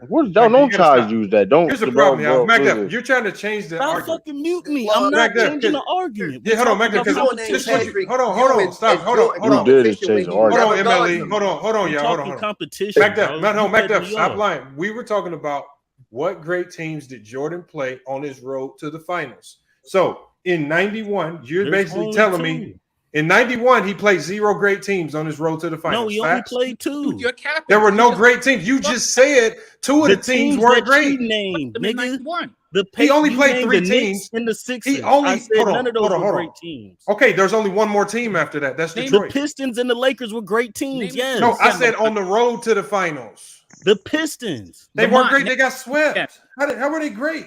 Because they were They just won a damn championship. What are you talking about? They didn't have anybody. Hold on, they lost all the guys that made them a great team were either injured or I'm gonna gone. raise my hand. I'm gonna raise my hand. So you mean to tell me a 2-time defending champion with 3 Hall of Famers all of a sudden is not a great team? Came fresh off of winning a championship. Hold on. Whoever said that about the Pistons being a great team in '91. Oh, you triggered my trap card. I've been waiting for this all night. Were the Wait. Were the 2011 Lakers a great team? I knew it was coming. Yes or no? Yeah. You lying. You won't lie. You gonna say this because you don't even believe that back there. Hold on. First Man, of all, you would not comment when you said that shit. I'm talking to Lee. I'm talking to Lee. I'm trying to find Nobody's gonna sit here and say that Kobe Bryant, 2-time champion with Kobe is an all-time great team. They're not an all-time great team. So how great was that Pistons team when they got swept in '91? Thank you, Khalil. They weren't great because they got swept. They just came Pistons, off of winning 2 championships. You're telling me that wasn't a good team? Thank you. Nobody said it was garbage. Hold on, don't. Hold on. See, y'all be doing this with these word. Hold on. See, y'all. We didn't say they was garbage, but it wasn't great. Don't try to Bring up the roster. They had great players who were aging and who were on their way out the league. That team that won the year some prior, players was gone. it wasn't the same team in '91. That's the point that y'all missing. Rick Mahorn left. Rick Mahorn wasn't on that team. Lee, you said, hold on, Lee. You said was the 2011 Lakers a great team. Everybody will sit here and say that the competition that Dirk ran through was one of the greatest runs ever. So why would I all of a sudden give credit to Dirk's competition, but when it comes to Kobe, I'm going to say he's not a great team? They were 2-time defending champions. I give credit to Dirk. I'm going to give credit to Jordan. Okay, so now, bam, so good. So now let's go to 1992, Lamont. Let's stick to the narrative. Okay, so we shut down 91 because 91 was a great run. So let's go to 1991. None of those teams on the road to the finals were great. Okay, so now they only played one. They only played one team that could be considered great in 2011 Lakers were not a great. In 91, the Pistons and the Lake, bro. On the road, just the road. Anytime you bring up 2011, just the road. Not okay, the final, just the road. That next year in '92, the first game we got is against the Miami Heat. Lamont. Hold on. Were they great? I know you probably don't know anybody that was on that roster. Steve Smith. That was okay. The Knicks. The Knicks were the Knicks. Rice. No, they weren't good. Were the Knicks great? Yes, the Knicks were always great in the 90s. Oh my gosh. The Knicks were great. The Knicks were great. No, they weren't. Playoffs. They were a consistent playoff team. The reason I say that is because I'm going to look here and say that the OKC in the 2010s were a great team too. They didn't win. They went to the finals, but they were great competition. Yeah, but that Knicks team didn't even get to the finals. OKC had better talent. Hold on, you can't make that parallel. The Knicks team made it to 2 finals in the 90s. Okay, that's a totally different Knicks team. That's a totally different Knicks team. Okay, MacDef, we'll give you the Knicks. MacDef, we'll give you the Knicks. Well, Mac, even though I don't think that Knicks team was great, but we'll go ahead and give you that. Was Cleveland great? They were second in the standings. I don't consider Cleveland a great team. Cleveland wasn't great, so only one great team. But 4 All-Stars. That was a team with Mark Price. The one. But 4 All-Stars is kind of they're borderline. But I don't think they were a championship pedigree team. What? Cavs were a great team. To me, so that's 2 teams out of the 6 teams that he played this year so far. So they got crushed. So 1993. So if we go to 93, they played the Hawks in the first round. No. Cleveland in the second round. No. Knicks in the third round. MacDuff's gonna lie. Yes. No, they weren't. They were great. The Cavs were predicted to do something until they got their ass. Hey, hold on. Wild L. The 93 Knicks won 60 games and was first place in the Eastern Conference. Yes. They were great all through the 90s. He averaging one team a year, and that same team is the Knicks, except with the exception of 91 with the Pistons. Okay. So that's 3 out of 6. We'll go to 96. Hold on. Khalil, you're from Cleveland. Listen, what do you consider about the Cleveland Cavaliers? I'm asking Khalil. They weren't great that year. I thought the Cavs were a really solid team, but we just didn't have enough to beat the Bulls. I agree with you. I don't think they were great, but I'm not finna sit here and okay, say so we're moving on. They were projected to do stuff. Y'all had Larry Nance and Mark Price. Yeah, no, Craig Elo, we had Brad Doherty. Like, we had a really solid team. 4 All-Stars on one team. All right, hold on. Let's go to 96. We're going to go to 96. Bulls The played Miami Miami. Heat? No. They played the Knicks again. Yeah. Wow. So it's The a Knicks were a reoccurring quality theme. team. Y'all shitting on the Knicks. The Knicks were a very solid You saying team. that because you New York. Hold on. So you saying Nah, the they Knicks? had Allen Houston. Hold they had on. Anthony The Mason. They had a bunch of 95-96 good season. They had Hold the on, next y'all. year. Hold on, Lee. Hold on. The Knicks in 1996 were no longer that good of a team. Like, come on, let's not act like let's not act like they were just out. They did finish second in the Atlantic Division, right? But they weren't that. They only won 47 games this year, 47-35. And, you know, they weren't feared. You're talking about the same Knicks team that brought over Latrell Sprewell, right? Hold on. What I'm talking about is the reason why. And on top of the fact that the Bulls gentlemen swept that team once again, like they normally did the Knicks. Okay, so but that was the greatest team of all time. Yeah. Okay, hold on. Next over, we go to shed a tear for the Knicks. We go to the Orlando Magic. Was that a great team? Yes. In 96. Great. Yes. Penny Hardaway and Shaquille O'Neal. What does that sound like to you? I'm looking at Nick two Anderson, great Dennis teams. Scott. I'm looking at two great teams, bro. Yes. I I'm give not them gonna that. I'm not gonna disrespect Patrick Ewing. His 90s Knicks was probably one of the best teams of that era. One of the best teams. Okay, so we'll go to 97. I got you. Go to 97. Go to 97. Why we got the Bullets? The Bullets. No. The Hawks. No. The Heat. Yes. No, they weren't. Oh my god. This nigga is bugging. Hey, MacDuff, you're bugging. MacDuff, who was on that team? Tim Hardaway. Mashburn. Hold on. No. Hold on. Can I speak? Tim Hardaway, which should be in the Hall of Fame. He made first team. MacDuff, just tell us who was on the team. I'm telling you, motherfucker. He made first team all. He made first team All NBA. Tim Hardaway. Who was on the team? They just had mentioned Jamal one person. Hold on. They had Jamal Mashburn. People don't even know who he is. We all know who that is. Not a Hall of Famer. Don't shoot up Jamal Mashburn up like that. Don't do that. They had a defensive specialist in Mashburn. I can't defend Mashburn either. They had Rashawn Leonard was a decent player, but go ahead. He was just put on for defense. They had PJ Brown at the power forward position. They had Rex. They were a good team that year, but they weren't a great Rex team. Rex Chapman, a 3-point specialist. They were like the Atlanta. They were like the 60-win Atlanta Hawks. Rex Chapman had his better years. And they had Alonzo. You're probably right about that. You're right about that, Kareem. But they were a good Mourning, and they had Alonzo Mourning. Right. Stop disrespecting Jamal Mashburn, man. Hold on, time out. Nobody disrespected. We gave Jamal Mashburn his propers. Go Nah, ahead. They had Alonzo Mourning. Jamal Mashburn was bad though, and they had a Hall of Fame coach. Top 15 all time in Pat Riley. Yes, that was a 60-win Miami Heat team with a first team All NBA in Tim Hardaway and second team All NBA Alonzo Mourning. Yes, with a Hall of Fame coach, 60 wins. Yes, they were a great team. I feel you. I feel your but they argument couldn't beat completely. the greatest that was a good team of all time. How many years did that team reign? That Miami Heat team. Not many. You gonna come in here, man? We got to stop that. From 96 to 2000. That was it. Okay, so there was one team that year that you say was great. They got gentlemen swept, by the way. Just like like I said, that team reminded me of the 60-win Atlanta Hawks. You're talking. The Bulls were an all-time great team, name though. Name a Hall of Famer on that. Come on, y'all. We got too many people. This is me and MacDuff. I don't need y'all help. I can name a Hall of Fame coach and a Hall of Fame player on that team. You can't name that on the 60-win. Okay, hold on, MacDuff. Team in the MacDuff, I just said if you want that, you can have it. Yeah, that's one team. Okay, so that one team that year. One team every playoff run in the East. Go ahead. Huh? And in 98 it's the Pacers. Okay, so 98. No, but remember what you said. Y'all said his run to the chip was harder.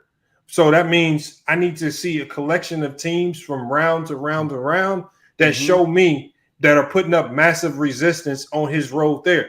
What you're showing me are a lot of teams that either got swept or gentlemen swept. I'm not seeing this massive resistance like the Pacers put up. The Pacers took them 7 games. That's the resistance. Knicks took them 7 games. That was in 92, and that was one time. Outside of that, they were either getting swept or gentlemen took swept. them to 7 games in 98, and that was one time. Well, hold on. What I'm saying. So why what are you I'm giving saying the is, Pacers credit and not? hold on. What I'm saying, but hold on. I'm saying. Only reason I even put the Pacers in the category of being any type of resistance is because Jordan said that was the toughest playoff team out of all the playoff teams that he faced. If finals or not, the Pacers was his toughest competition.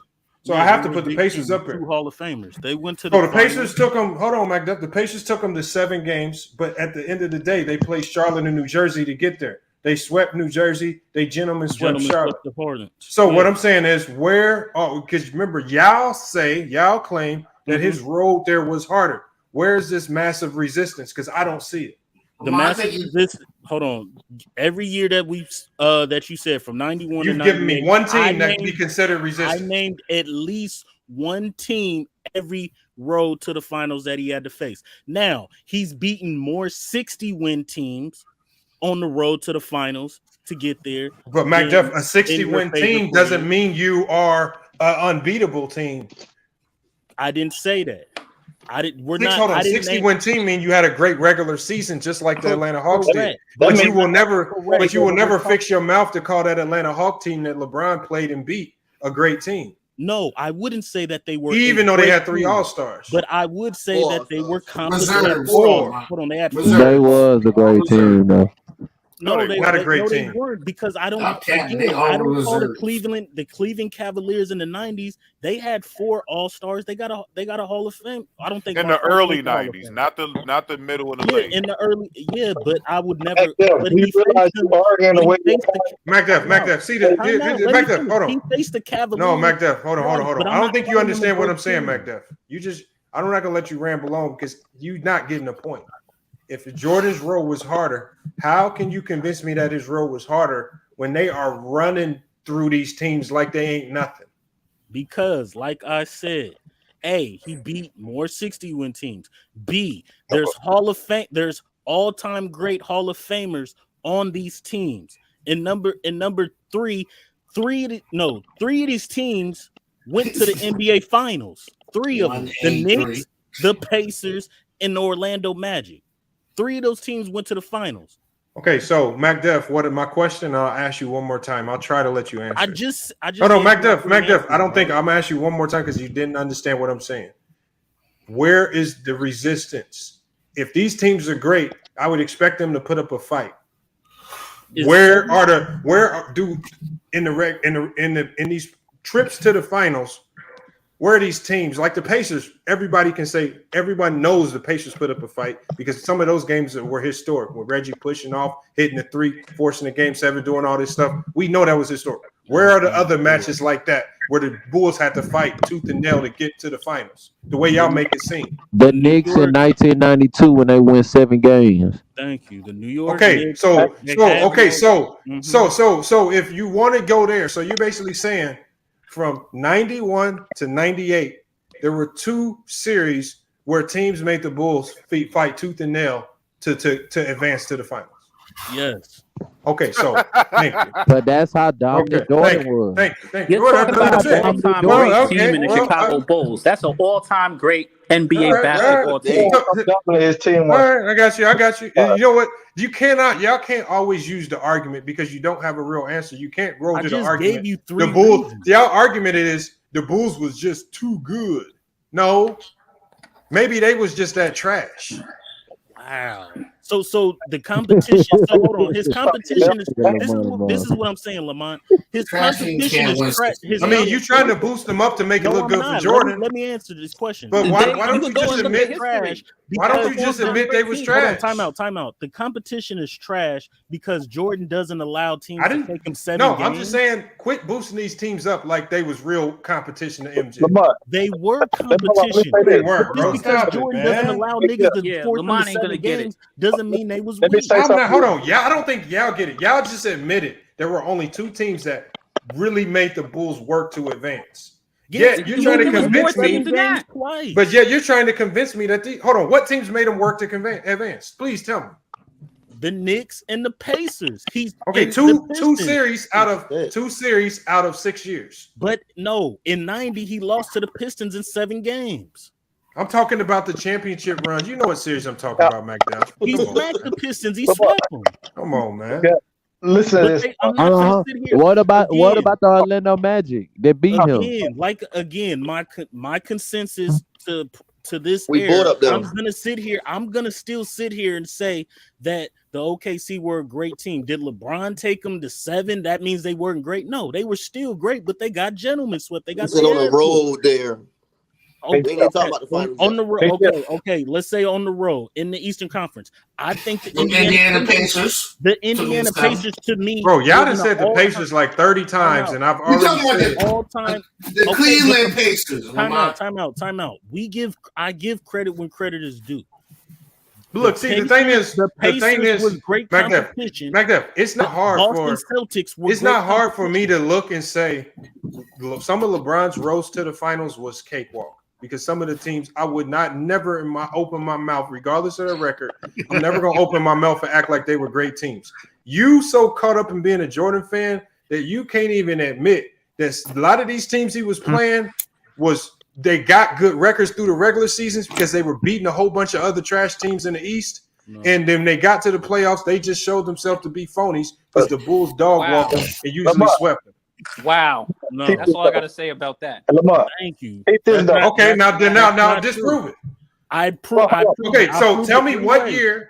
Tell me what year. Tell me what year did you pick a team to beat the Bulls? I would never pick against. I would never pick. Tell me one year where you were like, "Damn, I'm worried this year." I would never pick against Jordan, but in '93, when that was his easiest trip. '93 was his easiest. Time out. In '93, when he didn't have the home court advantage versus the Knicks, and he lost the first 2 games. Yes, it was panic. Yes, we did think that nigga was gonna lose. But no, if you was only 6 years old in '92, y'all did. Bro, I remember. Stop talking like that. You don't know that man like that. Come on, yes, I do. Khalil, you know what I'm talking about. He might have been 7, bro. You know what I'm talking about. I'm just talking shit to McDuff. Now hold on, McDuff. Hey, McDuff, was you panicking in that game 3 in '93 against the Knicks? No, because they still had to come to Chicago. No. I'm saying. Hold on, no, McDuff. I'm just saying. Hold on, McDuff. All I'm saying is, I would think you were panicking in that game 3, probably because McDuff. Hold on. All I'm saying, I'll ask you a question. I said, were you panicking in that game 3 in '93 versus the Knicks? And I'm saying, if there was any reason to panic, is because the guy that you trying to boost all these teams up for, Michael Jordan. Here we go. He played terrible. 3 for 22. No, 3. That's what I said. 3 for 22, right? Or 3 for 18. Right? That's why you were nervous. No, you weren't worried about the Knicks.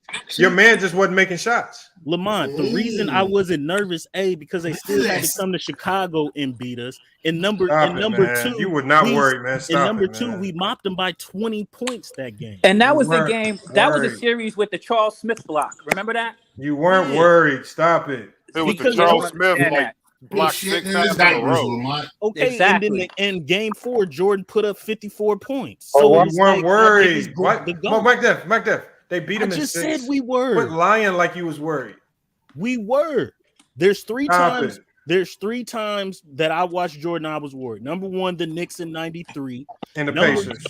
No, number 2. No, the Pacers took you to 7 games. The Jazz in game 5, that sick game, because I was like, if we lose this game, we're fine. All right, get out of here. You was never worried about the Utah Jazz, man. Game 5 in Utah in '97, yes. We were watching that on hands and needles because Jordan was sick that game. If we lose game 5 in Utah, we have he wasn't sick. He was hungover. Stop. Whatever. That's the second time. And the third time, y'all shouldn't have been nervous because y'all won the championship in Utah. So y'all could have easily won it on their floor in game 7. In '97, we won the championship in Utah in '98. 97, game 5. If we lose that game in Utah, we gotta go 7. And then in '98 versus the Pacers was the only other time we was nervous because motherfucker, the Pacers had a 5-point lead under 5 minutes left to go. It was like, damn, this nigga could lose. Steve Kerr brought y'all back. Fact. Steve Kerr, Tony Kukoc carried us offensively. That was a great team effort. Facts. Them was the only 3 times I was nervous during George's. So the only time, some of the only times you were nervous, players not named Jordan brought y'all back from the depths. Wow. Correct. That's what you correct. Let's just I'll give you that. I'll give you that. Because in game 5 in 97, Pippen scored the 38 points. So I want to make sure I don't hear nobody talking about Ray Allen saved LeBron. Yeah. You'll never hear a person didn't have to like do me say nothing that his sick anyway. game in game 5. Yeah. Or I don't Kyrie do Irving. stuff like that. That's what y'all do to boost y'all man. Yeah, Scottie Pippen was the best player game 5. Yo, boy, I just caught you capping right there. You wasn't in here during this debate, but this nigga said that fucking Kyrie Irving carried LeBron James in the final. Yeah, he did say that crazy shit. Hey, yo. Kyrie played great, but that's how you know niggas. I didn't say that shit. I didn't say that shit. I'm talking about that. I'm talking about the other dude. That's Oh, you talking about Mookie? You talking about Mookie? Mookie. Hey. Listening to Skip Bayless. Kyrie saved. He said he yo, what up, Lamont? You hear me, Lamont? Yeah. No, come back up. Man, we hear you, man. Don't listen. Ralph Cop, hey, listen, man. Hey, yo, Lamont, man, you gotta like start having like IQ tests to get on these panels, man. I ain't gonna hold you though. I ain't gonna hold you. I'm gonna say, listen, y'all know who y'all is. Listen, man. Y'all know who y'all is, man. Y'all lucky I couldn't come on this panel earlier, man. Y'all was real lucky. Y'all were doing a lot of capping. Smoking niggas by myself. Yeah, y'all definitely would, but this because they were saying. If I ain't have a wrench today, I would have earned one today. Listen, man. Especially off old boy, that nigga got his fucking. Listen, when I heard motherfuckers talk about Kyrie was a leader on the Celtics, I'm like, bro, you was a lot. Like, come on, bro. I don't know about that. Like Al Who Horford. said that? I think Flight said that. Who said that? Flight said that. Yeah, Flight Sports. Man, listen, they lucky I couldn't get on the panel. Oh my, listen, man. Joe Bond, Mookie, all them. Listen, man. Y'all, man. Joe Bond came up here and shitted on himself today. Talk about Kyrie. Talk about Kyrie. True. Are you surprised? He said Carmelo is better than Paul Pierce. Are you surprised? Man, listen, man. All I know is this, though, man. That's debatable. All I know is this, though. That is very debatable. That is debatable. Like, that ain't clear. Yes, it is. Carmelo Anthony Carmelo. Hold on, let Drew go. Y'all can't hear Drew. All I know is this. I seen Lamar put the live up there. I was like, okay, Lamar, he gonna talk about he finally gonna talk about the Celtics, huh? Go with the title of the video with damn Kyrie Irving, man. It's a damn shame, man. It's like, nah, but. Hey, why was Kyrie Irving guarding Jason Tatum for most of that game? Yeah, they had no options, man. They got no options, Khalil. That was a bad look. They could have put Brown on him or something. So anything but Kyrie Irving. Man, it didn't matter. Jason Tatum was on that night. It didn't matter who they put on him. Yeah, but it would have looked a little better aesthetically if somebody taller was guarding that motherfucker. Man, you had the shortest dude on the court guarding him the whole game. Like and KD didn't want that challenge. That's what I was trying. I was subliminally saying that. I'm glad you caught the fucking the fucking thing. It should have been him. And that's the point. KD didn't want that challenge. KD don't be taking them challenges, man. Hey, you think Jason Tatum is a superstar now? He's ascending. He's definitely ascending.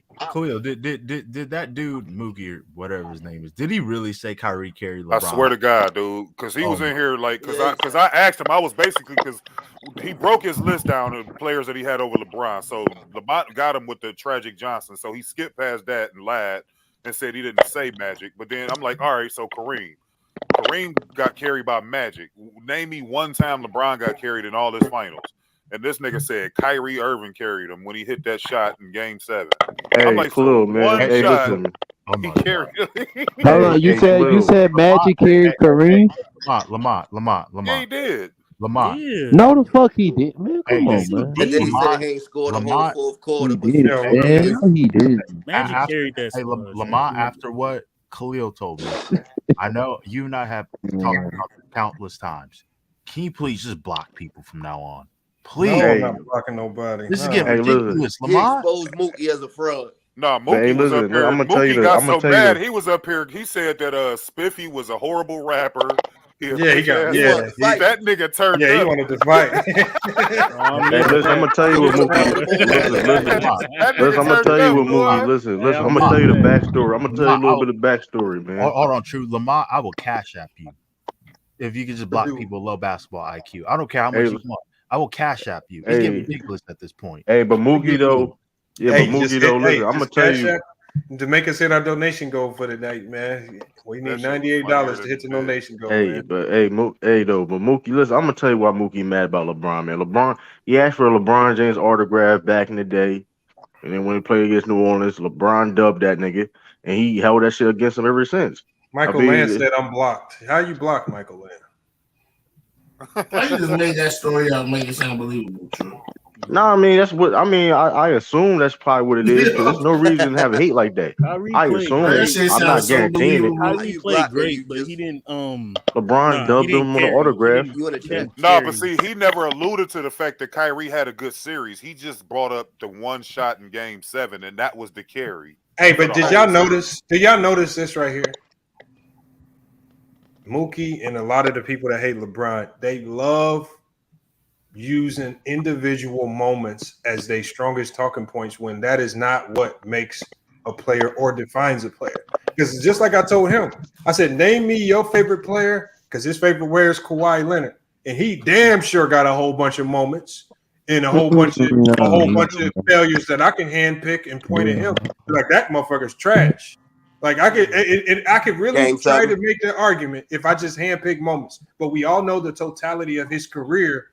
That's why we look at him different. The moment, it's not about handpicking a game. Oh, he played bad in Game 6 in 2012. Like, who cares? Every player does that. Just like I told y'all, Jordan played bad in that Game 3 against the Knicks, 3 of 18.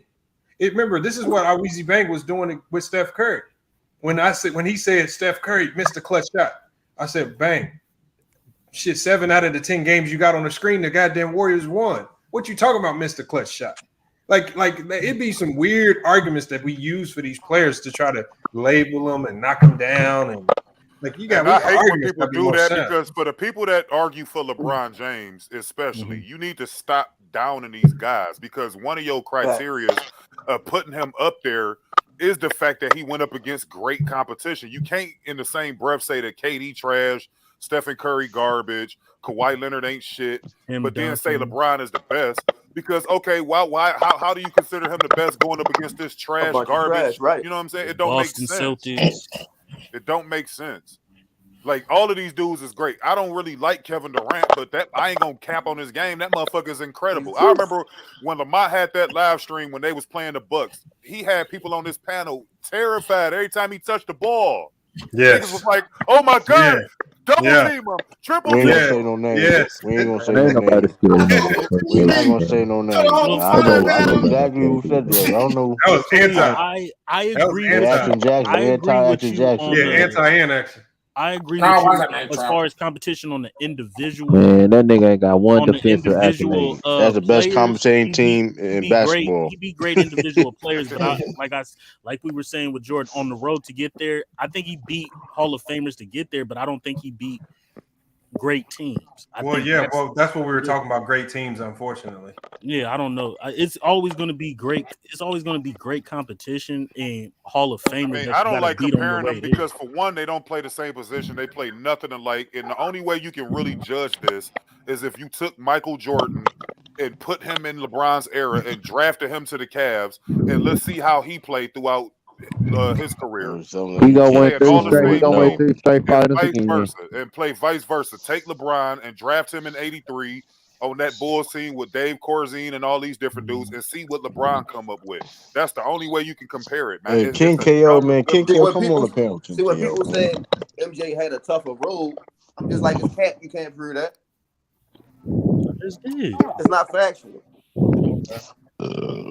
The eras was different. You know how many teams you named? Basketball was totally different. Hey, what up, Action Jackson? How many teams you named? We good. It was totally different. The rules were different. The way games was coached was a lot You could different. go The through way the LeBron. structure One of the year game out was of different. LeBron road to the finals. Right, and the named roles 3 was different. teams who he Everything went to was war different, with. man. You can't compare these eras.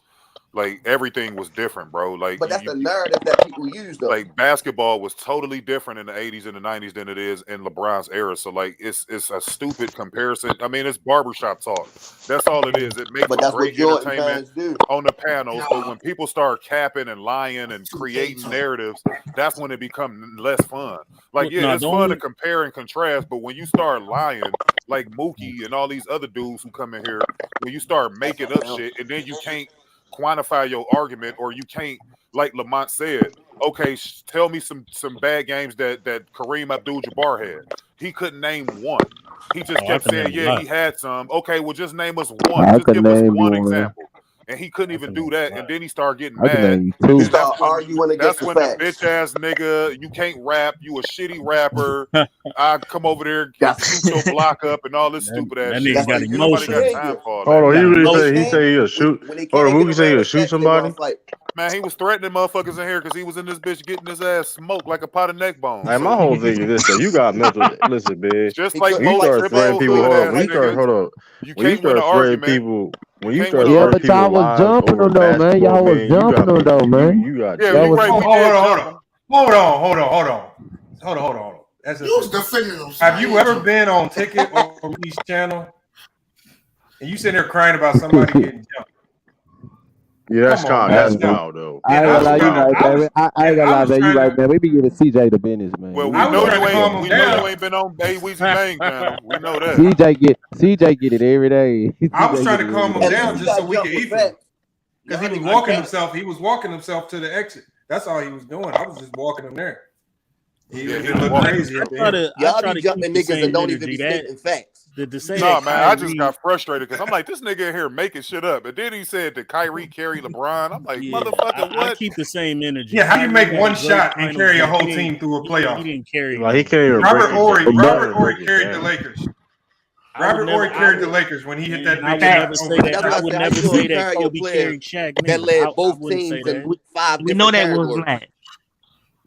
Don't get me wrong.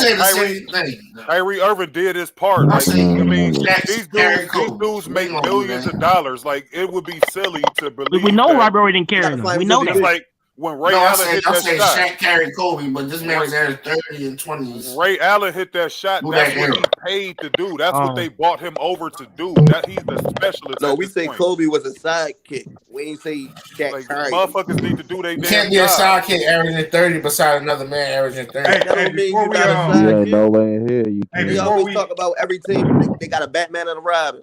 Shaq was Batman. Ain't nobody saying that Kobe. You can't be ain't Robin great, averaging 30 beside another man who's No, averaging the same thing. Averaging 25 beside everybody else who's averaging 20. Shaq was super. Shaq was Superman. Chill out, man. Shaq was Superman. Robin was MJ Batman. Shaq was Of course, Superman and Scottie Kobe Robin, was if you averaging Batman. 15 beside a man who averaging 30. Ain't no so the Robin in points there. only count. You had a Superman and a Batman. Like, you can't be you can't be a Robin averaging 30 beside another man who averaging 30. So he averaged. Hold on, Ralph. So you trying to tell me this whole time? Especially how much Shaq was getting swept. Shaq was getting swept every year before Kobe. Hold on. So you're trying to tell me, Ralph, that Kobe averaged 30 points every year that he played with Shaq? No, I'm breaking them down year by year. No, I'm just saying. If you saying you talking about, you act like he was Robin.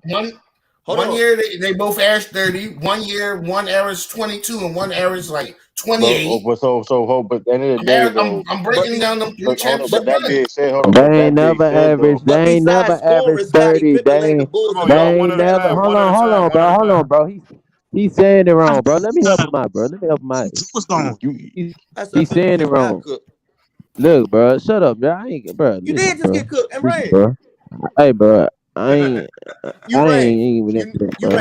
Stop it. I lagged that, bro.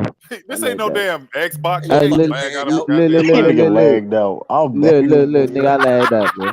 Look.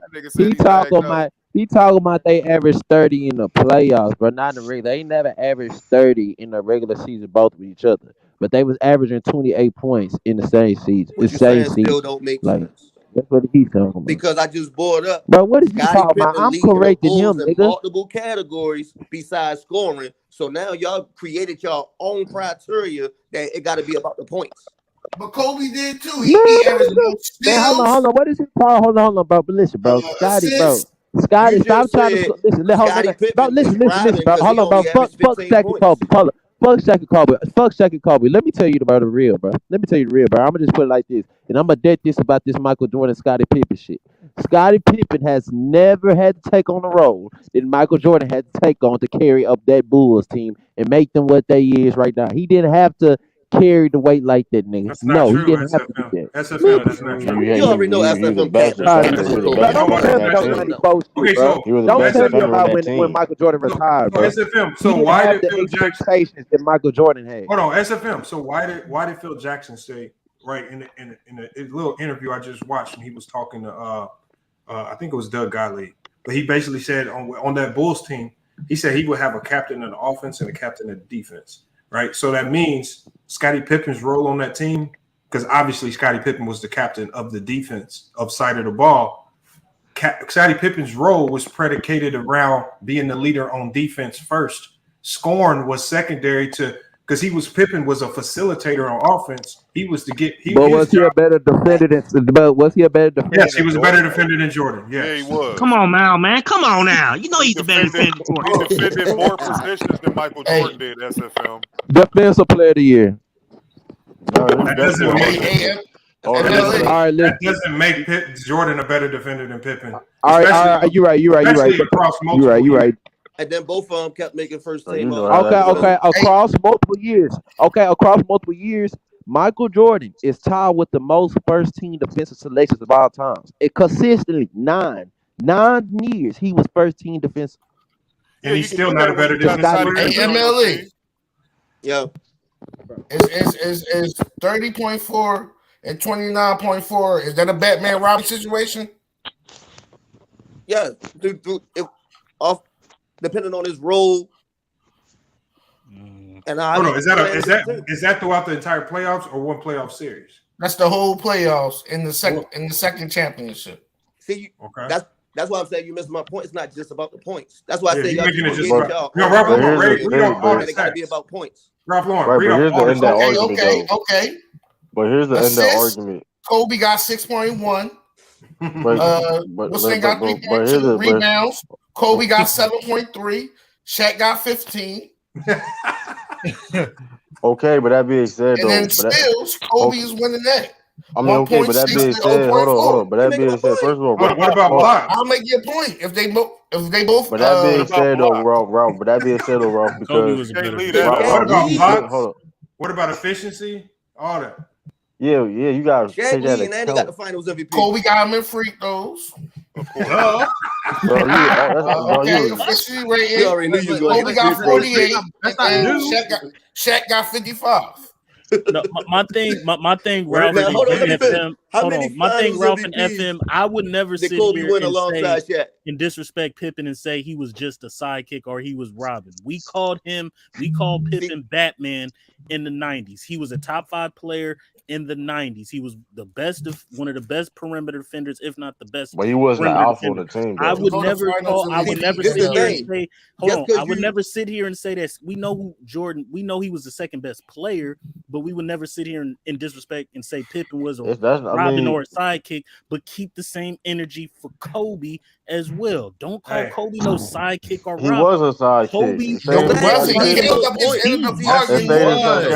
you hold on. That being said, hold on. Let me break that. Hold on. He wasn't a great player or anything like that. Y'all see the comment on the screen? Pippen quit on the team when he was a number 1 option. Why is that comment right there? This is why Pippen is going on this charade, clapping at the Last Dance documentary, because that's all people got out of it. Hey, King KO, sorry to bust your bubble, but Jordan quit on his team in his prime when he retired. Exactly. He didn't want to play basketball no more, and he was in his prime. Like, stop. Like, here's the he was under contract and he quit.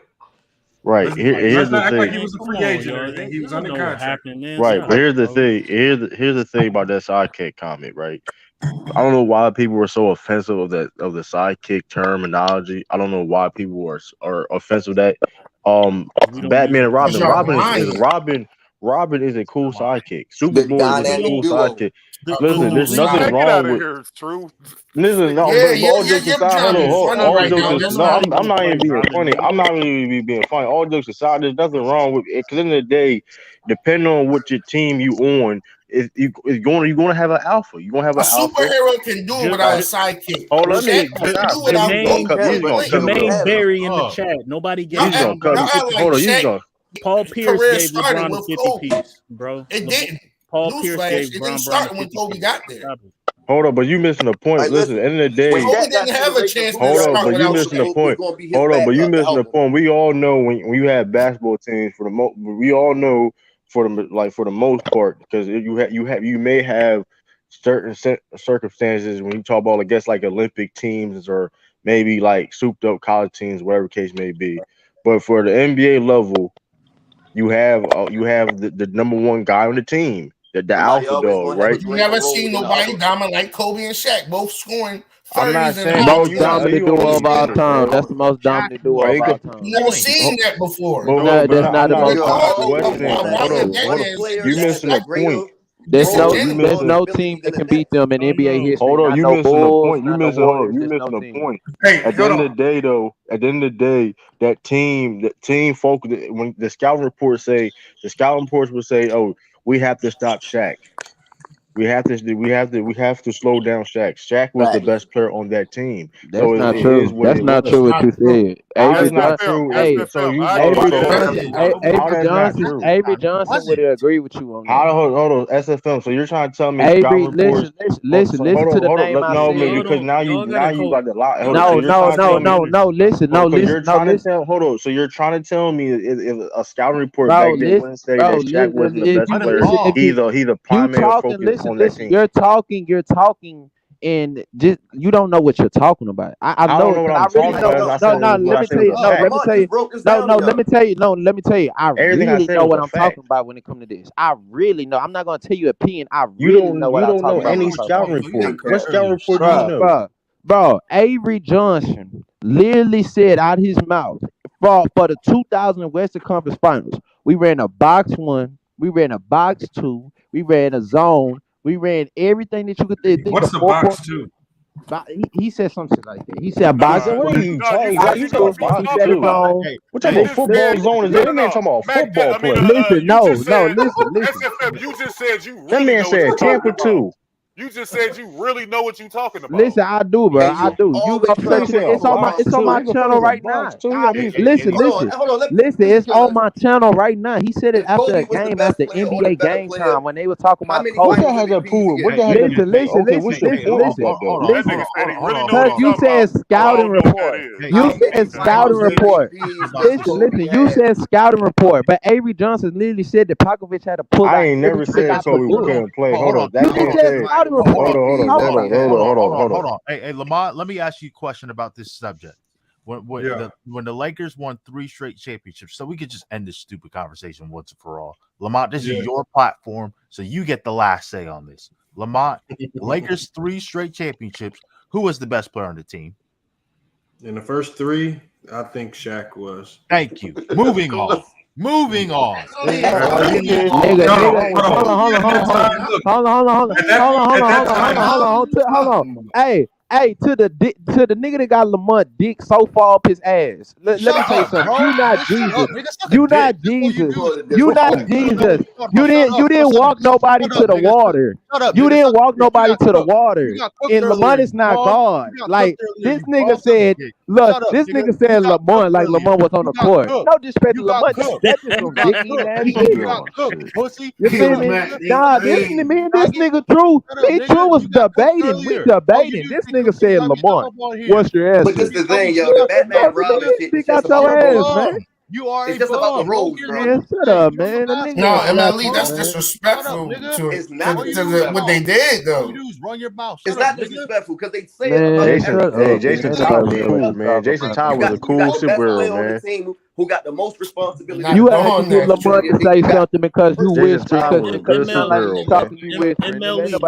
Hold on, Lee and SFN. Real You even see it in Miami. You saying responsibility, right? Wouldn't we say that Pippen kind of had more responsibility than Jordan because he had to facilitate the offense, get everybody involved, score, and then he had to play defense, correct? No, he didn't have a bigger responsibility because he's not the leader of the team.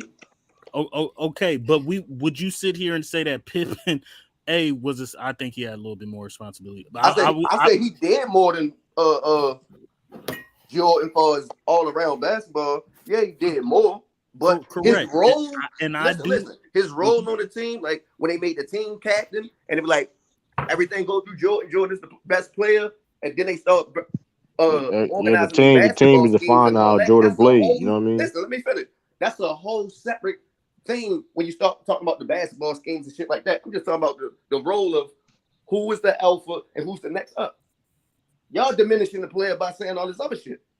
No, I agree. And you see it all the time, even on the sports channels. Even Miami, listen, Miami. LeBron, they say, LeBron the Batman, Wade is the Robin. Hey, Joe Slim, we got Joe Slim. With that. I mean, Joe Slim. Hold on, Lamar. I say, hold on. Joe Slim 86 says, he says Jordan didn't quit. He got suspended on the low. But you know what, though? Joe Slim. How do you know then? If it was on the low, how did they tell? Why did they decide to? Why did they decide to hit you up, Joe Slim, and tell you? I'm gonna answer that, Lamar. I'm gonna answer that, Lamar. What about in 1998? Did he get suspended then, or he just retired and quit? He was a free agent though. I just want to know why they told Joe Slim. They didn't tell all of us. They didn't make it public, but they told bro. Y'all know why Jordan quit, bro. Hey, everybody, bro. Y'all know why Jordan left, bro. For real. Hold on. Let me address no, it's not, bro. Be real, bro. If you would do that, bro, how can that be an excuse to your life? Let's address that. Hold on. Whatever the conspiracies is, what happened. End of the day, hold on. I don't care. Listen, it don't matter what conspiracies out there, wherever he got suspended or whatever case may be. At the end of the day, he came out and said that he had to try to find motivation to play basketball, and he was tired. He already had plans of quitting basketball even before his dad died and before the gambling situation happened. So that Ben was in his mind anyway before that. Okay. So that's not. I mean, what does that got to? But what is that saying though? Like, what is that going to prove? Because how I'm looking at it right now, here's the thing. So it's not surprised that he quit. It's not surprised that he retired the first time. Because when you sit there, he had legit quotes of saying that I have nothing else to prove. First of all, you're being called a GOAT after like your first championship, like in that first 3-peat run. Like you're getting called a GOAT because he that bad of a man. Niggas, everybody mama in here. Hold on, SFM, but okay. But at the end of the day, when you get called the GOAT and you only been playing the league for like not even like when you playing the league for about even 10 years, 10 years. But you what motivation you have, it's gonna be hard for anybody to try to find motivation to play. And that was even a bad take because after winning the 3-peat, you better than Kareem Abdul-Jabbar and all of these greats before you. Hold on, before we get he did 3 straight. But Khalil though, but 86, bro. You know, nobody denying Jordan was a bad dude, but like that's hard. That's hard to find motivation to play. He was the only guard you dominate like that. He was the only Jordan quit, and what he said out of his mouth is because I didn't have the motivation to do it, and he made a promise. He made a promise to his dad that he was gonna try for baseball. He made a promise to that. When his dad died, it put it in motion. McDuff, stop making stuff up, man. Are you serious, LeBron? Come on, bro. His daddy died. Y'all serious right now? Okay, McDuff. Why is y'all looking past that and looking at basketball? McDuff, what did the words that came out of Jordan's mouth? Why did he say he retired? Did he say nothing about no goddamn baseball? Lamont. No. Dad, why you?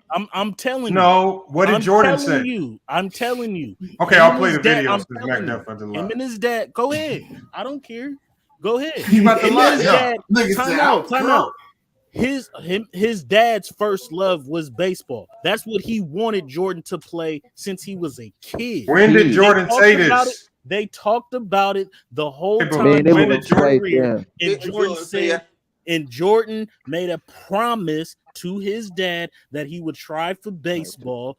And then when his dad died, that put it in motion. You read that somewhere. You read that somewhere. No, Jordan did say that, Lamont. But see, the problem with that, the problem with that is that when Jordan got cut from his high school team, why didn't he try baseball then, or any other period in his life? Because he wanted that money.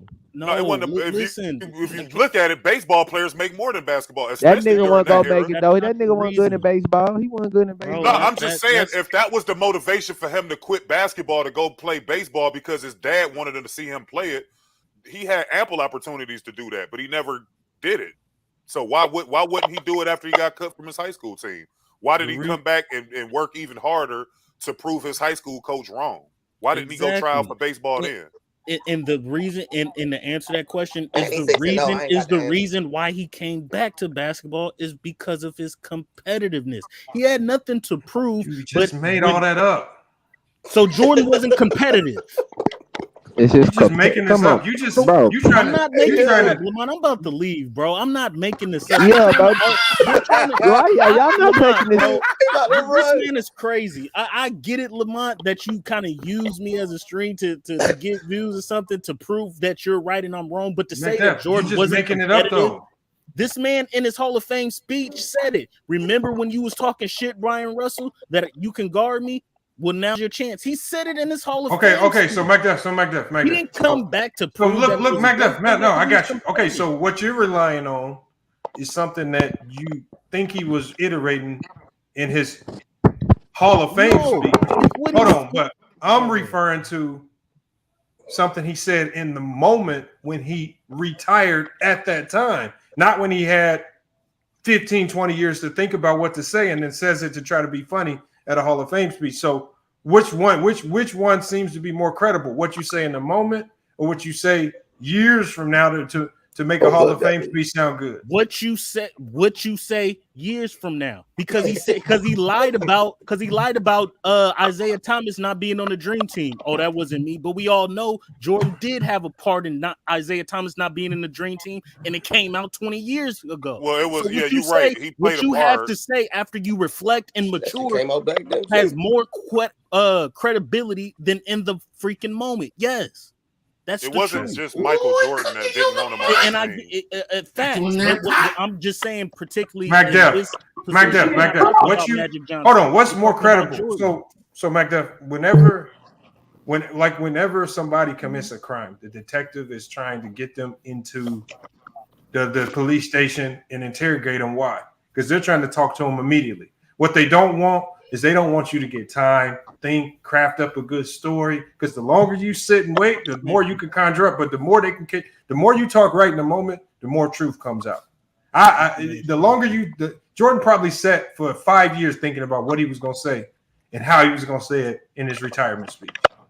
This man is crazy. Right, because at the time when he retired, he said a lot of reasons. He retired from basketball because he was tired of beating everybody, not because he made a promise to his dad. That's what he said. Okay, go ahead. And he said he was taking a toll on his body. Okay, go ahead. That's how was he tired of beating everybody when he just started winning? He lost in the 80s. That is horrible to say. That is a horrible take to say about a man. No, he said he don't have nothing more to prove. That's what he said. Yes, he didn't have. Okay, so I'm paraphrasing. He got tired of whooping everybody. He didn't have nothing else to prove.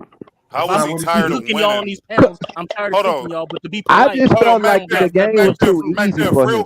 Real quick. How many years did he play in the 80s, Michael Jordan? Played what, 5 years? And how many years did he play in the 90s before he retired the first time? 4. So how was he tired of winning when he was losing more than he was winning? That's what Lamont's saying. He was winning. And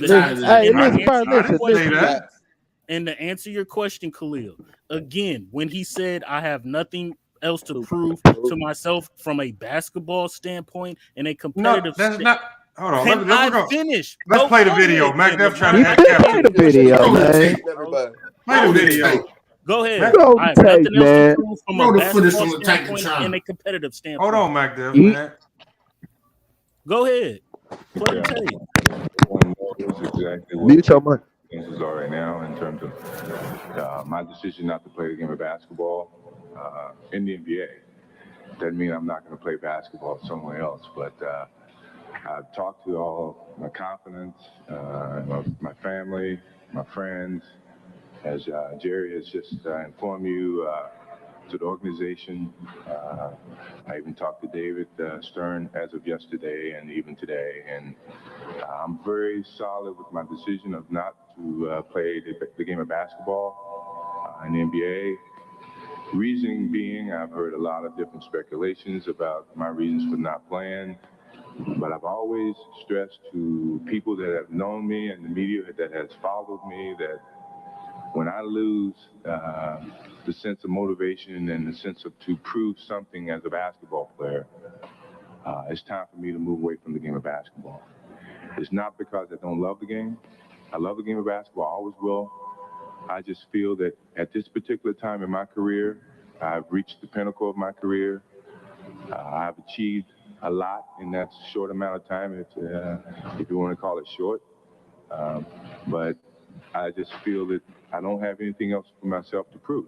And I met with my teammates, some of my teammates this morning, and it was very, very emotional because they meant a lot to me, and we've shared a lot of time together over the last 9 years. Paxton being the guy that I've been with for the last 8 years, and other guys I've spent a lot of time for the last 5 years, and we've achieved a lot.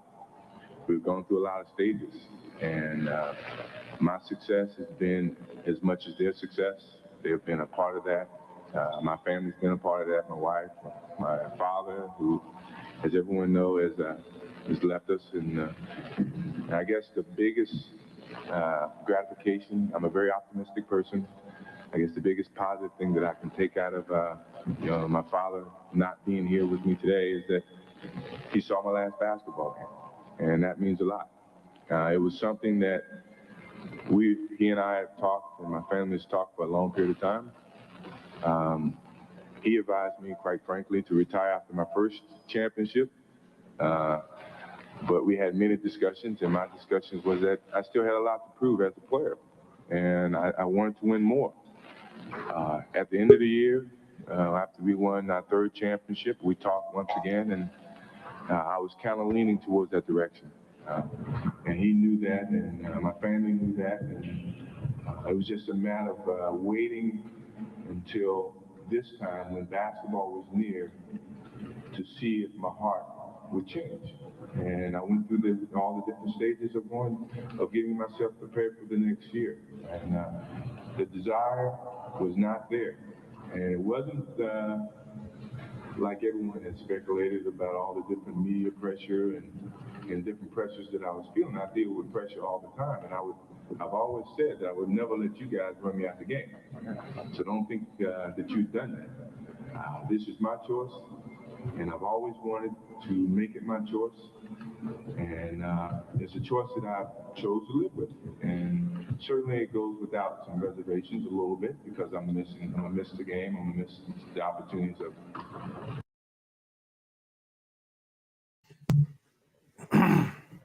So,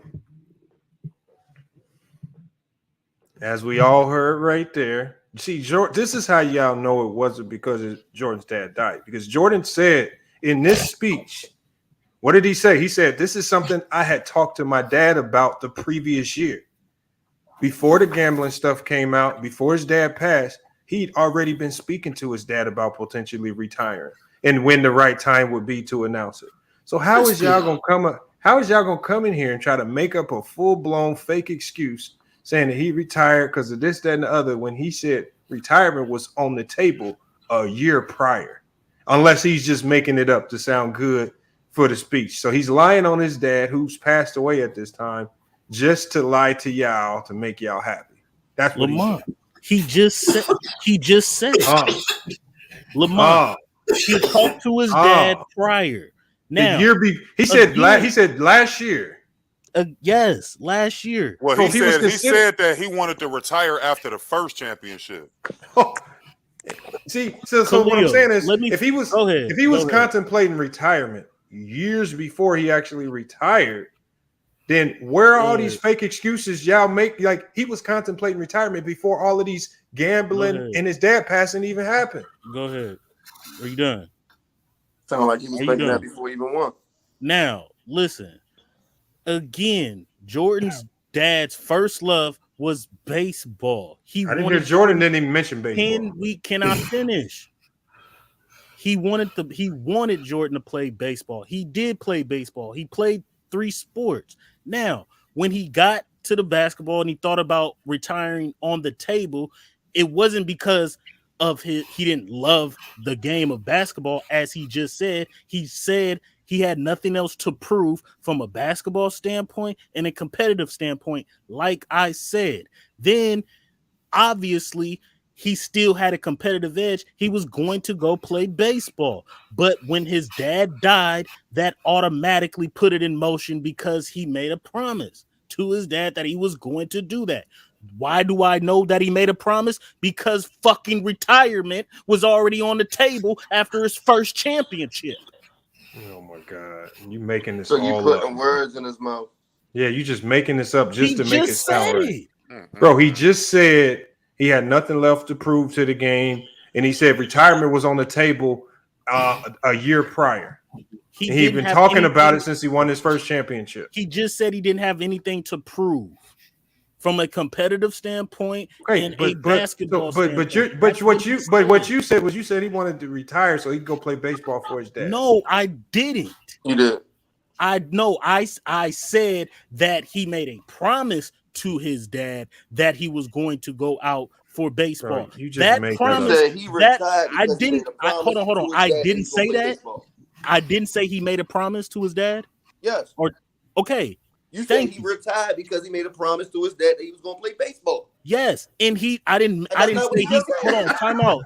I said that. Yes, I'm agreeing with you. I said that, but y'all acting like I said he made that promise in '93. But they don't agree with what you the saying. motherfucker wanted his son to play baseball since he was born. That's all they talked about. And he still wanted Jordan to play baseball even when he was winning championships.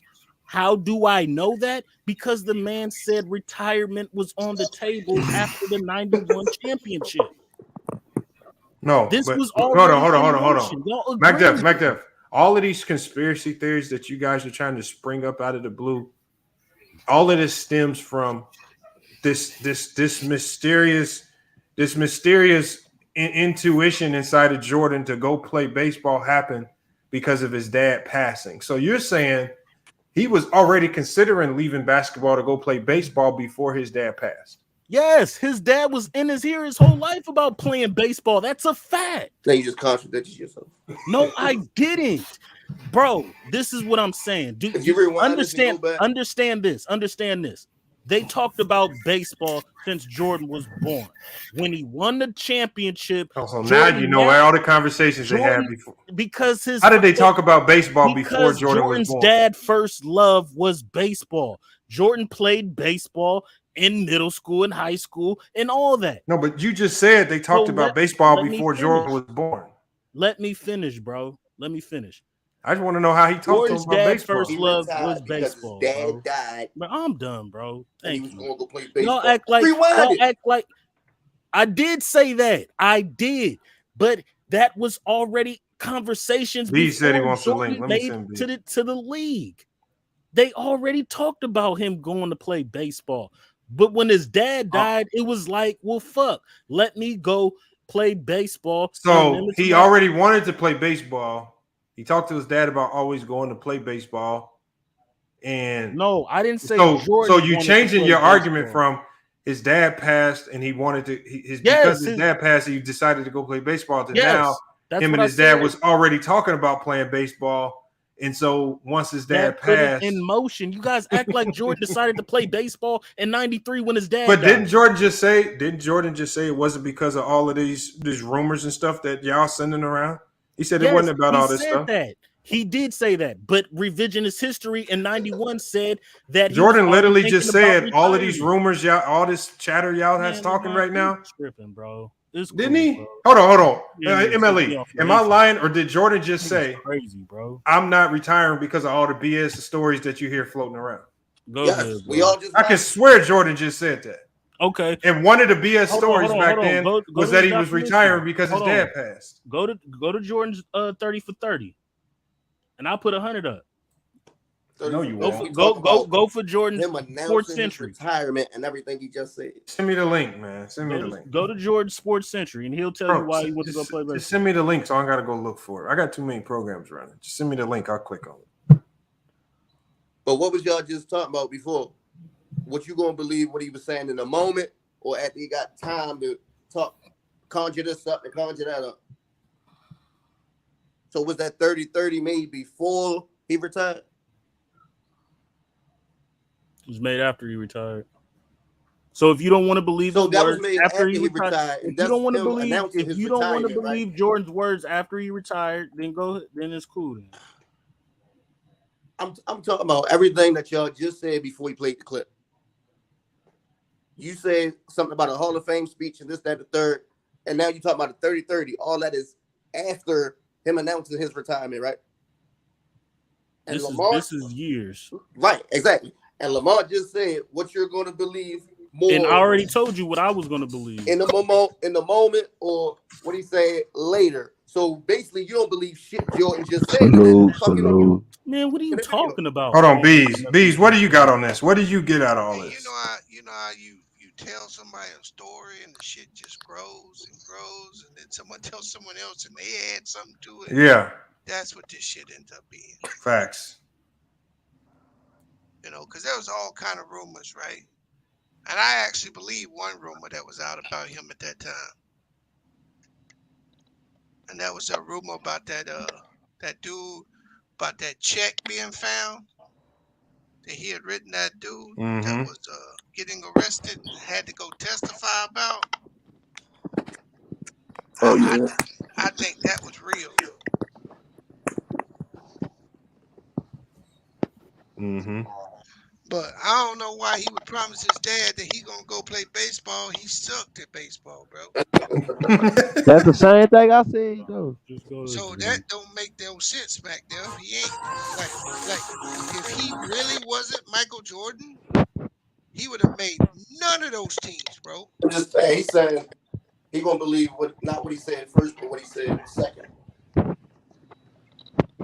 that nigga wasn't no good at baseball, bro. Nigga, yeah, he was. That nigga had a batting average of 179. Nigga, he was good. Oh, yeah. Not at that level, bro. I thought he was Bob Gibson. Y'all Jordan fans be going overboard. Hey, watch your mouth, nigga. I'll cook you right now. But here's the thing. Look, if you want to, it sounds like people are going to any extent to make up an excuse to avoid admitting that Jordan quit on his team. That's all this stemmed from. Niggas been getting cooked. Nah, he ain't quit on his team, bro. When you win 3 straight championships, you got to look at it from. Don't matter how many you win. He quit on his team. He was under contract. No, he did. Was under contract. Bro. If you're under contract and you retire mid contract, that's quitting. It's a difference. All right, okay, but it's a difference why quitting. Why No. You can slice it however you want, dress it up. He was under contract to play. Now, if he'd have played his contract out and then retired, he had no obligations. Okay, you good to go. Then he got 8 titles. Did Magic Johnson quit on his team when he had AIDS? Yeah, that nigga when AIDS was new and they didn't know if he could even play with it at the time. He was forced to retire. Come on, man. Nah, y'all giving this nigga excuses. Yeah, but Magic Johnson wasn't allowed to play. But listen, just think about I got an MVP, defensive player of the year, multiple scoring title. I won 3 in a row. I'm the best player in the world. Been the best player in the world for 5 years. My daddy just died. Somebody just killed my daddy. My whole motivation. He said my motivation. Just said it didn't have nothing to do with that. Lamont, hold on. Listen. I can't copy. In the back of his, I can't. in the back of his I'm proving it to Lamont and B. Go pull just up. Put the link in the private chat. I can't. I'm on my freaking. We just watched a whole damn interview. No, we're not. I already got it clipped. It's 30. It's on minute 32. Just go to Jordan Sports Century. on ESPN, his Sports Century, and go to the minute 32 clip and let it play for 15 seconds. 15 seconds of your life. Go ahead. Blue Bees. Hey, what up, Rob? I'm giving you the facts. If he doesn't want to go pull it up, he doesn't have to go pull it up. I can't send him. You just heard the man say that. Whatever. I'm telling you what I'm saying. You saying that I'm wrong. No, Who cares if Mike quit on the team? What the fuck is point is that? What he said in that. What's up, man? What's the word, bro? Now, he could have said something different in a different interview. But that doesn't mean what he said at his retirement speech wasn't right. Right. We wasn't arguing about that. Though. These players be blowing a lot of smoke. Man. We wasn't arguing about that. Yeah, told about the PR. The whole argument is that I said the reason he went to go play baseball is because A, he made a promise to his dad. No, Bees, this is where it came from. Go ahead. Bees, this is where it stemmed from. Somebody put in the comment talk about Scottie Pippen quit on this team. And when then Khalil said, well, Jordan did the ultimate quit job and quit on this team when he retired mid-contract. And so that's where we started talking about Jordan quitting. And then they come up with Jordan didn't quit. Jordan had unofficial all the bullshit excuses that we hear. He didn't quit. He was suspended by the league under and only David Stern told me like some fake stuff that people be saying. No, that is a big rumor, but I don't know. It's not. But I'm saying, but let me ask y'all something. Let me ask y'all something. If he didn't quit, let me ask y'all something. If he didn't quit, who was still gonna beat him? Like who was gonna beat him? Who was gonna beat him? Nobody. Orlando. No, that's not true. That's not true. A team, Orlando. Bro, eventually you lose, bro. Even if you are the better team, bro. It just comes with fatigue, bro. They wouldn't have won all the championships. Orlando was gonna beat them. I don't think they beat the Rockets either. So you can't say all that people we talking.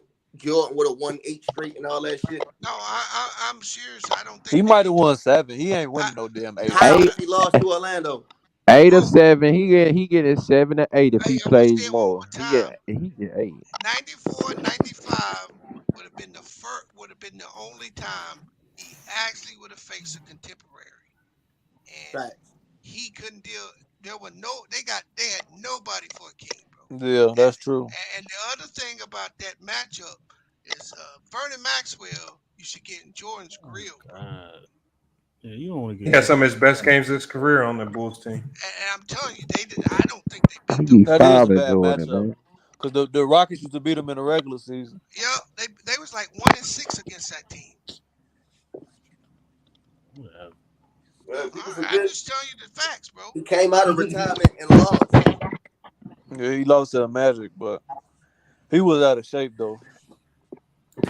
Another man. Come on, man. He was out of shape. He was out of shape when he got out. That's just a fact, bro. He dropped 55 on the Knicks in the Garden. That ain't no excuse. He was just out of shape. 1.5 years, bro. The niggas gonna be out of basketball. I mean, the league is weak. He was averaging 30 against Orlando when they got eliminated, but yet he was out of shape. Still, bro, he was out of shape, bro. He said it himself, bro. Yeah, he was. He said it himself. But how you out of shape if you playing another sport, though? That's what I'm saying. It's not like he was sitting at home. It's a difference, but bro, y'all niggas need to shut the fuck up. If y'all hoop, bro, y'all said that was playing basketball shape and fucking any other sport shape. You can't get in basketball shape by doing nothing else but hooping. I'm saying I heard you was hooping on Space Jam set. We're still hooping. Man, nigga, that shit ain't the same as NBA. He was running against NBA players on the Space Jam set. Man, y'all niggas need to stop, bro. Man, them niggas playing pick up 2-on-2 games and shit with Muggsy Bowles and Larry Johnson and shit. Man. No, he was playing against Karl Malone and all them. They was on fighting them to the set. That's what Byron Russell was. Nigga ain't doing no drills. They ain't out there doing no drills, doing no plays, doing no man. They ain't out there doing. He got you the second round, didn't he? That link ain't in there, back there. It's blank. I know. I'm looking for. I don't know. It's not popping up. I don't know how to send a link from my email. I mean, my email, my laptop. Oh, okay. You got to copy and paste or cut it. I mean, the competition. You said space. That nigga said Space Jam. I'm trying to. And I think to myself, Nah, he would have lost one of them championships though, at least. Get this done. And I think it was classic morning. That was a smart move on his behalf, though. That nigga tried to cheat the game and come back at the end of the season and think he gonna run through the playoffs because he more fresher than anybody else. And I think to myself, I mean, shit. Even if that is the case, the nigga came back and won 3 more. He tried to put Kawhi himself in a new career. Hold on, they just said. Somebody got something saying in the background. We met like that. Hey, they said Jokic dropped 30 points in the fourth quarter tonight. What the fuck? God damn. The fourth quarter. I told y'all, man, Jokic. Told y'all Jokic the best player in the world. He had a 46-point triple-double. Man, he's not no fucking best player in the world. Fuck out of here. Man, Jokic the best player in the world. Hey, bro, I'm so dead serious. Hey, yeah, before we get out of here, I want to kind of switch the topic up. I want everybody's thoughts on what the hell y'all think is going to happen with Brittany Griner. Y'all think she's stuck? She's stuck, bro. And she's stuck not because they probably wouldn't cut her any slack. Yeah. She's going to be collateral damage from all the sanction shit. Yeah. That's what I'm reading. They gonna kidnap her ass and make her get with a dude. No. 5 to 10 years, bro. And Lamont, they don't like that group over there. No, from what I'm hearing is Russia may potentially use her as like a bargaining chip to get what they want from the U.S. Yep. And if the U.S. doesn't, if the U.S. doesn't give them what they want, one, it's gonna make the U.S. look weak that they couldn't get one of their star women's basketball players back. That's not going to play well for Biden or the government at all if they can't get her back. And then two, god damn, it's just a bad timing for her. Because Beast, did you see how they classify what she did? They're classifying what she did as like a major drug operation. Yeah, that's what China did. No. She must have had a it. lot of that oil. It's like hash oil. She must have had a whole bunch. Yeah, she had it in her. Yeah, that's how they do black. That's how they do black folks. Nah, they do it to everybody, bro. Over there, they don't play with their drugs. Hold on, Beast. Go ahead, Beast. You got the shit over there. You've been over there hooping, right? Yeah. Throw the shit away and buy some more shit when you get back. Why are you taking that shit in the airport where everybody got scanners, fucking full body naked scanners and shit? You can't sneak nothing through the airport no more. Yeah, that's stupid right there. She probably was high on her own supply. No, what she did was she's probably snuck it through multiple times already because this definitely wasn't her first time. And she got caught this time. Right. What the fuck was it? Well, like, what is it? What type of drug was it? Hash oil. Hash oil. It's hash oil. That shit is strong as fuck. Yeah, it's cannabis oil, and she vapes it. Oh, okay. It ain't like she had no heroin or nothing. Shit. And this is a bad look for the WNBA because if she really is selling that stuff, oh, what the hell is one of your star players selling that shit for? Like, this is what I mean. Liz Campbell, yeah, they ain't making no money. I mean, they know why they selling. That's why they find more money. See what Liz doing on OnlyFans. Shit, I'd be selling bricks too if I was there. They ain't making shit. That's fucked up. Nah, they overseas. They don't play about that drug shit. I don't even play about stealing. Named Jack Bobo. He notorious in Chicago. He had these white bitches smuggling shit from Laos. Them bitches is doing life in jail. They've been doing that shit since the 80s. Dang. If you get caught one time, it's life, nigga. They don't even get no court. No, they said she facing like 15 years or something. No, I'm talking about in Laos because they notorious for getting heroin smuggling and shit. Thank you, Jeremy King. Retiring is quitting when you're under contract. Thank you. That is quitting. Yeah, I mean, yeah, it is quitting. But shit. WNBA looks bad. He says they have to go. Yeah, well, like she already has to go overseas to make money. Like, why is y'all even letting y'all players risk injury? Like, NBA players can't even get, like, they have a hard time getting in 3-on-3 basketball leagues in the offseason. A lot of their contracts say they can't do that shit. They can't ride motorcycles, all types of shit. WNBA players can do anything they want. Right, they can't play certain other sports. And Mike had that for the love of the game clause, so that nigga hoop whenever the fuck he wanted to. That's a real GOAT right there.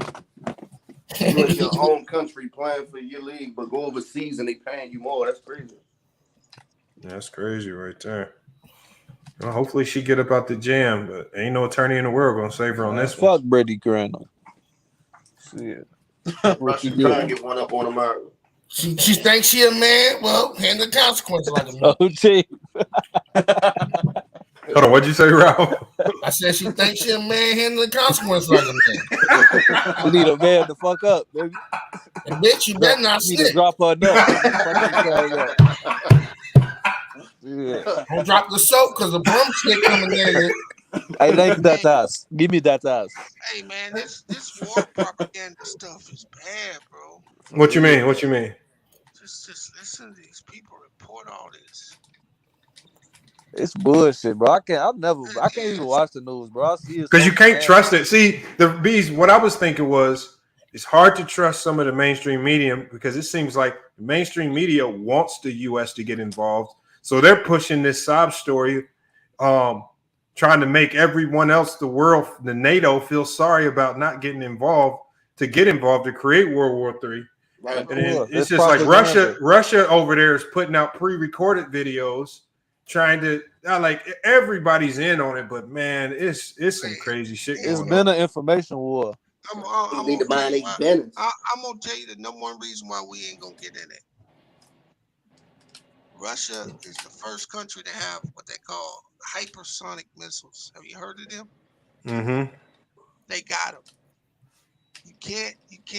They're not detectable by radar. They go somewhere between Mach 8 and Mach 10. They don't even have to carry a payload. Just the sheer force will just fucking devastate whatever it hits. Right. And they the first country to the game with them. They can send all that old time army shit into Ukraine and look like they weak, but they just I don't want no smoke. They just waiting on you to jump. Nah, they know the U.S. said not finna do shit, bro. I don't think Russia has a capability because Bradley Miller says Russia can nuke America. I don't think they got long range arms like that. No, you're wrong. They do? You're wrong. They got the most nukes in the world, bro. No, America has the most nukes in the world. No, bees. Russia's second. I think they have nukes. No. But there's a different technology you need to be able to launch it that far. Russia is more advanced than China. China's got, I think. No, Russia's not more advanced than China. Yes, they are. Military, yes, I'm trying to tell you. Don't. They way more advanced than the military, bro. I don't know about that, bees. Hey, look up the order. Of China's superior to Russia right now. No, they not. No, it's not. Yes, they are. But not militarily, bro. Militarily, they're not, bro. Yeah, hold on. You said China's not superior to Russia? Right? They got a bigger military. Hold on. They got more people. They got a better economy. Bro, people don't mean shit in modern warfare, bro. It's about technology. Hold on. We'll Google Number one army in the world is U.S. Number two is Russia. Number three is China. Yeah, and then number 4 is India. That's how that shit. No, that's not true. It is true. It is, man. Oh, hold on. I just pulled it up. It's China. No, it's not. It says it right here. Hey, I tell you what. Pull up the last. It says China has the largest army in the world. Hell, you're talking about. Yeah, you talking about people. That shit don't mean anything. What? That doesn't mean anything. What are y'all talking about then? We're talking about technology, Lamont. Okay, so you saying who has the strongest military in the world? Yeah, the strongest military. Right. I just gave you the numbers. Not Russia. They could barely handle Ukraine. Bro, see, you don't That's understand what war games. These saying they playing possum. Yeah, that's exactly what they doing. All right, so here it is right here, ranked. The world's most powerful militaries. Yeah, it's gonna be U.S., Russia, and China. No, it's That's not. their order. No, actually, right here. Oh, okay. Powerful militaries.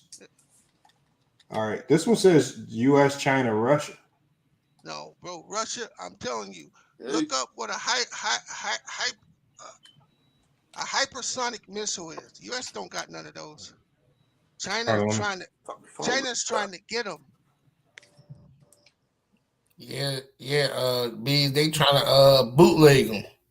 Yeah, because those things ain't no joke, bro. Bro, Russia has so much of a technological advance on China as far Hold as on, but here's the first article that military, comes bro. up, though, Bees. Hold on, let me tell you. Here's the first article that comes up. I'll tell you the title as soon as it pulls up here. Bro, y'all. China's over Russia. China's number one right now. That's Bro. why Russia don't care about the iPhones China not being in is there. China. Man, why y'all always bring the Bible into this, man? Come on, man. Y'all need to stop. Yeah, don't even acknowledge that shit, bro. China got nukes. They got all the money. Y'all tripping, bro. Militarily, they're not though, bro. Hold on. Let me read this. What Bees says. Yeah. Hold on. So Bees, it says hypersonic weapons. Hold on. These things keep popping up. It says Russia's Zircon missile. It flies so fast and so low at speeds of Mach 6. Yes. And at low atmospheric ballistic trajectory that they can penetrate any traditional anti-missile defense system. Yep, you can't detect them. You can't shoot them down. There's no defense against them. They're the only country that has them right now. They lead the world in it. Bro, they have a 60 to they have a 75 to 100. But hold on, but how far can they fly? That's the thing. That just made me sad. That thing can. Well, first of all, they ain't gonna be. If we go to war with them, they ain't sending them over here. They gonna sink them fucking aircraft carriers with them. That's what they gonna do with them. Yeah, you gotta have the aircraft carrier. They can put them on planes. They can shoot them out of ships. They can shoot them out of submarines. They can launch some things from anywhere. They don't even have to put a warhead on it because it flies. Hold on, it says they have a range of 1,000 kilometers. How far is that? 700 miles. Yeah, that ain't reaching. All they have to do is put it on an aircraft carrier, bro. Them air carriers ain't getting close enough to even shoot them. Who? Bro, you saying a Russian plane can get within 700 miles of the U.S. Aircraft carrier is a ship, bro. The aircraft carrier ain't getting close enough to U.S. to shoot no missiles. Not no Russian. What do you mean, bro? They can go to the Pacific. Right? Do you know how they can? Once it gets into U.S. waters, it's done. To Alaska, hold to the Pacific. I'm with Lamont on this. Let me explain something to you, Lamont. How? If we had a war, it's not going to be fought over here. Facts. First of all. Number two, we would try to use our naval superiority to deal with them. That's where those missiles come into be. Facts. They have the capability. Now, let me get Elder in here. I want to hear Elder's thoughts on this. Elder don't. I just want to hear his thought on it because I know he don't like. He don't really get caught up in it. I want to get his thoughts on it. Man, Russia ain't no shit. Y'all keep thinking that. No, I'm not saying Russia's. The U.S. is superior militarily. No. I know. I'm not saying Bees is wrong. I'm saying if there was a war, and he's right about that. I don't think the war would be fought on U.S. territory. No, it would be a waste of resources for them to. But the thing is, how can they win a war that way? Then? If they not modern warfare is not even going to be boots on the ground, bro. It's going to be tactical missiles, drones, all that type of shit. Biochemical warfare, bro. Right. It's not going to be the old ass. No, I don't stand on business. That's not what I'm asking. Do they own subs, Lamont? But that's what I'm talking about. You talking about? They don't. What I'm saying is, if they're not attacking U.S. soil, then how are they ultimately going to win a war against us? You don't win a war. But they're not going to directly. They're not going to directly attack U.S. soil. Lamont. Hold on, y'all. B's the only one that's been in the military. I want the military person to answer the question. First of all, if we declare war on them, we're not having that war here. They have a tactical disadvantage to come here. Just like we have a tactical disadvantage to go there. But we would ship soldiers over there and they would massacre. Look at the last 3 or 4 war games played between China and the United States because they actually play this out. The U.S. has lost the last 2 to 3 war games played with China and Russia. It's not even going to be direct. I didn't know they were doing. I didn't know they did war games. Yeah. Look, man, it ain't finna be no bullets flying. They been finna be dropping bombs. It's not going to be direct combat, bro. That's what modern warfare is not direct combat anymore, bro. So all I'm trying to tell you, and when you say 700 miles, bro, when I was on the Nimitz, we had a Russian bear get close enough to the ship. They do this shit all the time. The U.S. does it to Russia. Russia does it to the U.S. China does it. that plane is equivalent of like a B-52 bomber, right? That plane got so close to us, you could see the rivets on it. Damn. And so when you go out into these oceans, which are international waters, anybody can travel in this water. They get a lot closer than you think. Anybody can't travel in the water though. Bullshit. It depends. It depends where you are. There are lanes in the ocean that are considered international travel lanes. Hold on, but here it says, law, bro. but Bees, it says the U.S. has them as well. No, they have the ones that get detected by radar. They don't have the ones that can get through the radar. There's 3 different types, Lamont. Okay. The one I just told you that Russia has, they lead the world in that technology. So you know how we got these Patriot defense air missile defense things that you saw like in Iraq that shoot down missiles? Oh, okay. So how true is this? Yeah. It says this was reported in January of 2022. It says a guy named Hill, I'm assuming he's with the U.S. military. He says the U.S. Navy and it says they're now equipped with sea-based terminals, SBT missile defense capability. He says they have the capability of protecting against hypersonic missiles, but I don't know how, because it disturbs the plasma atmosphere in front of the missile, so it can't be detected by radar. It says the U.S. hypersonic missiles efforts include at least 2 hypersonic boost vehicles and potentially up to 5 hypersonic cruise missiles, leveraging scramble jet propulsion. I don't know what the hell this means. They can say all they want. Hold up. What scramble jet means, Lamont, is that when they shoot these cruise missiles, they're not like the old missiles that got to go up out of the orbit and come down. Yeah. Like the big, those are supersonic too, but you can see them because they have to go up and come down. These cruise missiles basically have jet engines on them, and they can be maneuvered like a plane as they're flying. They have to be propelled. To keep that speed up, you have to have engines on these missiles. Yeah, it looks like the true technology that they need to stop these missiles is still being developed. No, from what they don't reading. Have them, and that's what I'm telling you. The U.S. hasn't even tested one yet. And that's what I'm like. You couldn't even really, without a shadow of doubt, say you could shoot it down without really doing this shit. Even if you don't have them, even the experiments you're doing are just calculations. But when the shit really happens, I mean. And at the beginning of 2019, 2020, that's when Putin started doing his testing and showing that he had that capability. And so by the time we catch up to him, they're going to already have a defense system for it. And be on something new. We're behind them on this shit.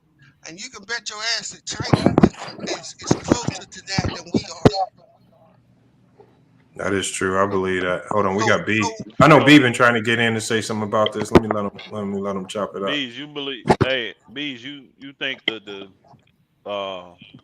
I'm asking a question. The Russians and China, you think they're more advanced than America? Yeah, in different places. Right? Like the US spends a lot of money on military precision. We've gotten way more precise with our bombing capabilities, right? Whereas they're still in that arms race mentality. If you understand what I'm saying. I do. So we got way more precise things. Excuse me.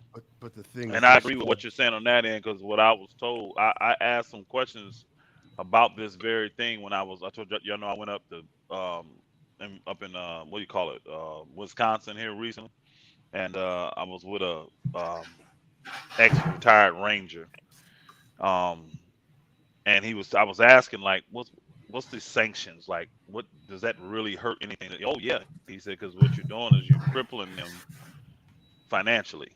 You know, you're getting the world literally to cut them off, and they can't get the certain import exports that really make them their money. So you're making it really hard financially for them. So it does matter some. And then I said, so he said, now the way this thing will work if America goes into it with Russia, it's definitely a nuclear war that would take place. And the thing is, it's like he says they don't have the level of technology we have because everything is done with satellites with us. So Well, what they would be trying to do is attack our satellites mainly because they're not on the same level as us technology wise when it comes to that. So they will be trying to destroy that part. I gotta jump in on that, guys. I gotta jump in on that because please look up solar winds, look up sunbursts. I think it was about a year ago. There were already Russian state-sponsored actors already getting into the government, infiltrating on a cyber security aspect. So that was already happening. It's already been done. It's already been reported. So even before it gets to a nuclear attack, you already got a cyber attack going on. It's already been documented by Russia, not by China, by Russia. Yeah, and they're way ahead of us in this cyber stuff too. Exactly, that's what I'm saying. So it's not a China thing; it's a Russia thing. It's already been documented. So I know, I forgot. I think it's called that. I can't remember the number. I just say Russia, China because they allies. So True. I do know. They're both I do know that China. Absolutely. China has a missile that can hit Washington D.C. from Beijing. Yes, they do. One for Hawaii. Now, hold on, my bad. I just wanted to tell Bees this real quick. Now, it says, as of last month, it says a company by the name of Raytheon, I think they got contracted out to come up with the technology needed to stop these hypersonic missiles. It says they did have a success. I did work for them. Yeah, it says they have successfully used satellites and high-powered microwave test beds to stop hypersonic missiles. So it looks like they're getting close. I don't know how the U.S. is still. I mean, it's possible. They have not acknowledged that they've even. It says they're developing a capability. They're working to better project microwaves at extreme range and extreme power. So that sounds like they're trying to create a laser. Well, they're gonna have to because that damn thing is moving. It's it's going like 100. Well, hypersonic's gonna be what, the speed of sound? You're talking faster. But light. If you're using microwaves and light, that's gonna be the speed of light. You're talking about much faster. The supersonic missile's going 6 to 10 times the speed of sound. It will travel 100 miles in a minute. That's how fast that fucking thing's moving. That's not faster than the speed of light. Yeah, but Lamont, you got to think how long it would take to develop that laser capability to do that, bro. That shit is not no 5-year to 10-year type shit. Like I said, not the way it sounds right here. Yeah, that sounds good. That's what I'm. Hey B. Yeah. Oh, you said something that the brother I talked to confirmed too. Because I asked about this nuke capability and all this stuff, right? And he said the biggest difference on what America has and what they got, he said their stuff is accurate within miles. Our stuff is accurate within yards. Yeah, and that's the biggest difference. Yes, he said so they can send something, and it'll hit maybe a mile or 2 or 5 from wherever they wanted to hit.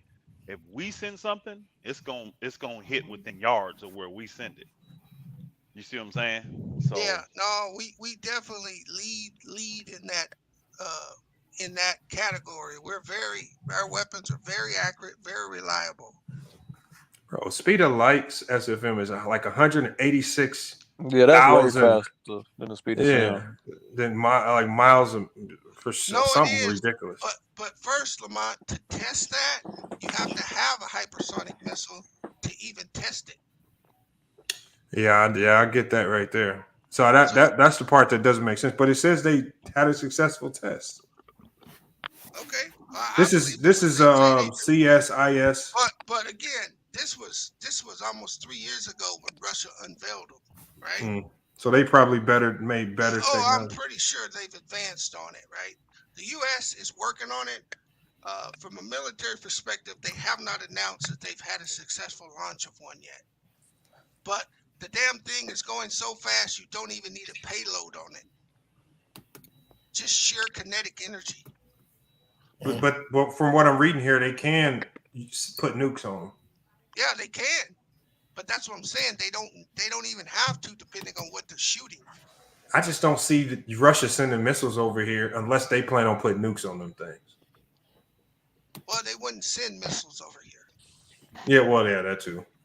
I mean, think of it like this: if you decide to shoot a missile with a nuclear warhead, it's the end of the world. Yeah, that's what I'm saying. Like, why you say that?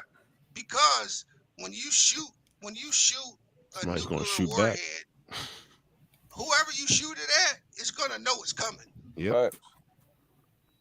So all the U.S. is gonna do is open up theirs back the other way. Yeah. They're gonna pass each other. We ain't talking about no nuclear fallout. We ain't talking no gas. We going all out. Nuclear fallout. This is gonna be the end of the fucking world. So if someone was to do that, it would be over.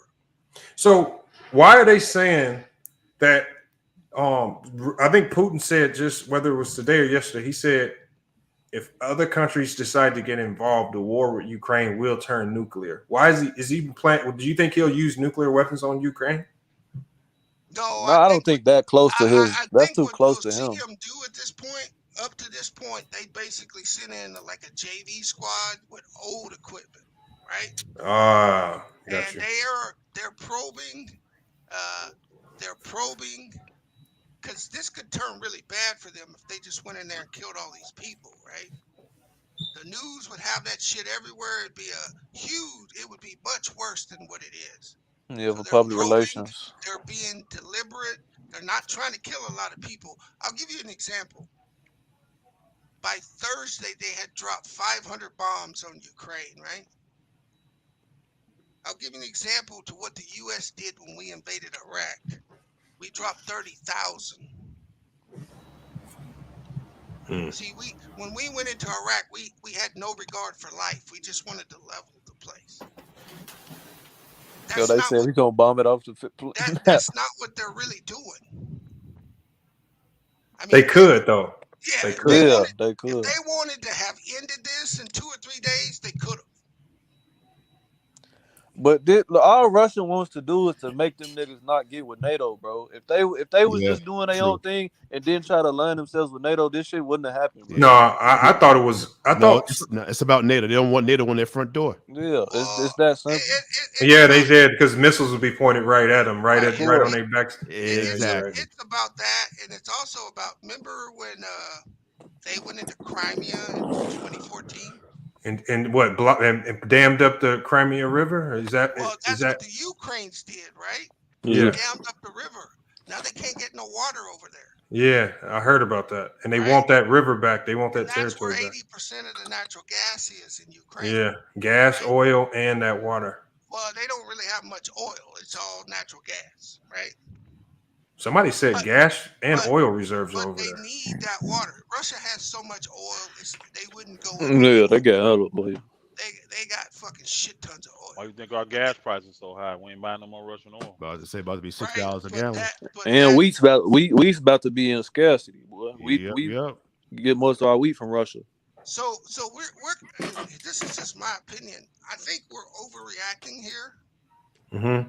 Because on one hand, we're telling Russia you shouldn't be invading Ukraine, and on the other hand, we watch Israel do the same shit all the time. Facts. It's the same shit Israel's doing. It's the same shit we did into Iraq. Yep. I had that conversation the other day. United States are hypocrites. And so what you're seeing is this huge we all know emotional reaction that may end up fucking breaking the shit out of us, right? That's what the prime minister of Russia was saying to a reporter. He was like, you ain't say none of this to the U.S. when they was bombing Iraq. Right. All this, really? Yeah, it was. He kind of ethered her. I ain't gonna lie. He got it. So here's where the issue is. We have forced a lot of companies to pull out of there, and we've isolated them, right? Like Elder was saying, and we're trying to isolate them financially. We removed a lot of their banks out of SWIFT, except the ones we need.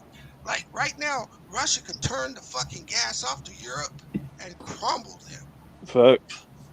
They get like 50 or 60% of their natural gas from Russia. They could literally go turn the valve off and crumble Europe. They shut down their factories. They shut down their heating in their homes. They could shut it all down. So they're going to leave that shit open. And then when you start looking at the commodities that Russia sells, the world still needs that shit. So some of the transactions are still going through, and some of them aren't. But our big problem is Russia's brother, which is China in this. They're going to just start buying all the oil. Russia's just going to redirect that pipeline straight into China, and they're going to take China dollars. They're going to be out of the American system altogether, which will make them stronger in the long run. It'll make them weaker now, but in the long run, they'll become stronger. I agree with you on that. So I think we need to slow down on some of this shit, because if you even go back to Trump said Ukraine was the fucking most corrupt state in the world. Yeah, they were. And that's what I've read that before too. I read that somewhere else. Too much corruption going on there. Yeah. It's not even funny. And then that one guy in one of those areas that wanted to secede from Ukraine, there are a huge portion of the population that are not in those main cities. They want to be connected back to Russia. Oh yeah, the eastern part. Yeah. And one of those mayors, they went in there, grabbed that mayor, and they shot that dude in the head and left him on the streets. Not only one of those cities. Not only that, but they also got a neo-Nazi problem over there in the Ukraine. Yeah, that's big, and that's holding over from World War II. They've been there since World War II. Hey, did you see what the people like? There's like a section of Ukraine where a lot of people from Congo like kind of flock to. That. They call them the Congolese people, and then the Ukraine military went over there to ask them to take up arms and fight with them. And them motherfuckers they not letting them leave the border. No, they stand because that section of Ukraine's not getting bombed. Well, they said we ain't about to fight for y'all. Hey, hell no. Hey, check this out. Muhammad Ali in Vietnam. They laughed. He was on there laughing. They tell me I take up arms. There are laws in Ukraine, right now, where like long-time Russian people are not allowed to speak Russian language. They're not allowed to do a lot of shit over there. Like that president dude, he's an actor. He was an actor on a television show. He's a piece of work, bro. That blows my mind. That blows my mind. He was an actor a year ago. He was an actor a year ago. Some billionaire funded him. He was playing this television show. No, for real. For real? Yeah, no, straight up, bro. For real. He's another Ronald Reagan. He was an actor a year ago. Now he's the president of Ukraine. And now this nigga is a billionaire. Another Ronald Reagan. Oh man. He's the United States. We all know how that ended up. So Ukraine has a puppet government right now. I'm not saying that Russia is right, because Russia be doing a lot of fucked up shit. There's no such thing as right. There's degrees of wrong, man. That's what I'm saying. Yeah. So I don't want to give that impersonation, but this propaganda that they're spewing out here about poor Ukraine, stand with Ukraine. There's no way we would allow China to merge with Mexico the way they're trying to do with Ukraine. We'd take Mexico off the map if that was to happen. So I don't know what we're really trying to do here. It doesn't make a lot of sense. Man, yeah, they know what they're doing. I mean, shit, the average person is gonna fall for the propaganda. So shit, it ain't even really. You know what? The thing that bothers me of this is, I feel like it's too many people trying to convince us that Russia's the bad guy in all this, and it makes me have to rethink why is Russia really wanting to get in Ukraine, and that's what made me look up the issue with the Crimea River and all that stuff. And it's just like with the Palestinians, man. But it sounds like there's more to the story than what they leading us on, because everybody's saying feel sorry for Ukraine. But if you look at it, bro, in the relationship between the United States and Russia, United States has been historically the aggressor, bro. They're trying to corner them niggas, bro, and they gotta fight for their borders. They can't allow the United States has more foreign bases than anywhere in the world. Well, if you look at a map, Lamont, let's say there's 20 states on the Russian border, right? Yeah. 18 of them have become NATO. Ukraine's like the last piece.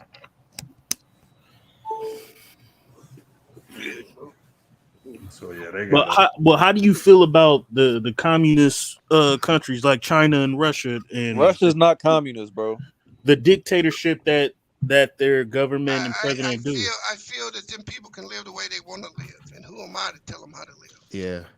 That's I mean, what I'm who saying, are like, we the to fuck? determine I how another agree with country that. governs? That's I've never understood. Right. This country has slavery for all This these shit is years. a bureau. And anyway, bro, if to be real, bro, if we want to get to the nitty gritty, bro, this shit is not no direct democracy either, bro. This No. shit we don't control none of the way the elections go, and we don't know if our votes even matter at all, bro.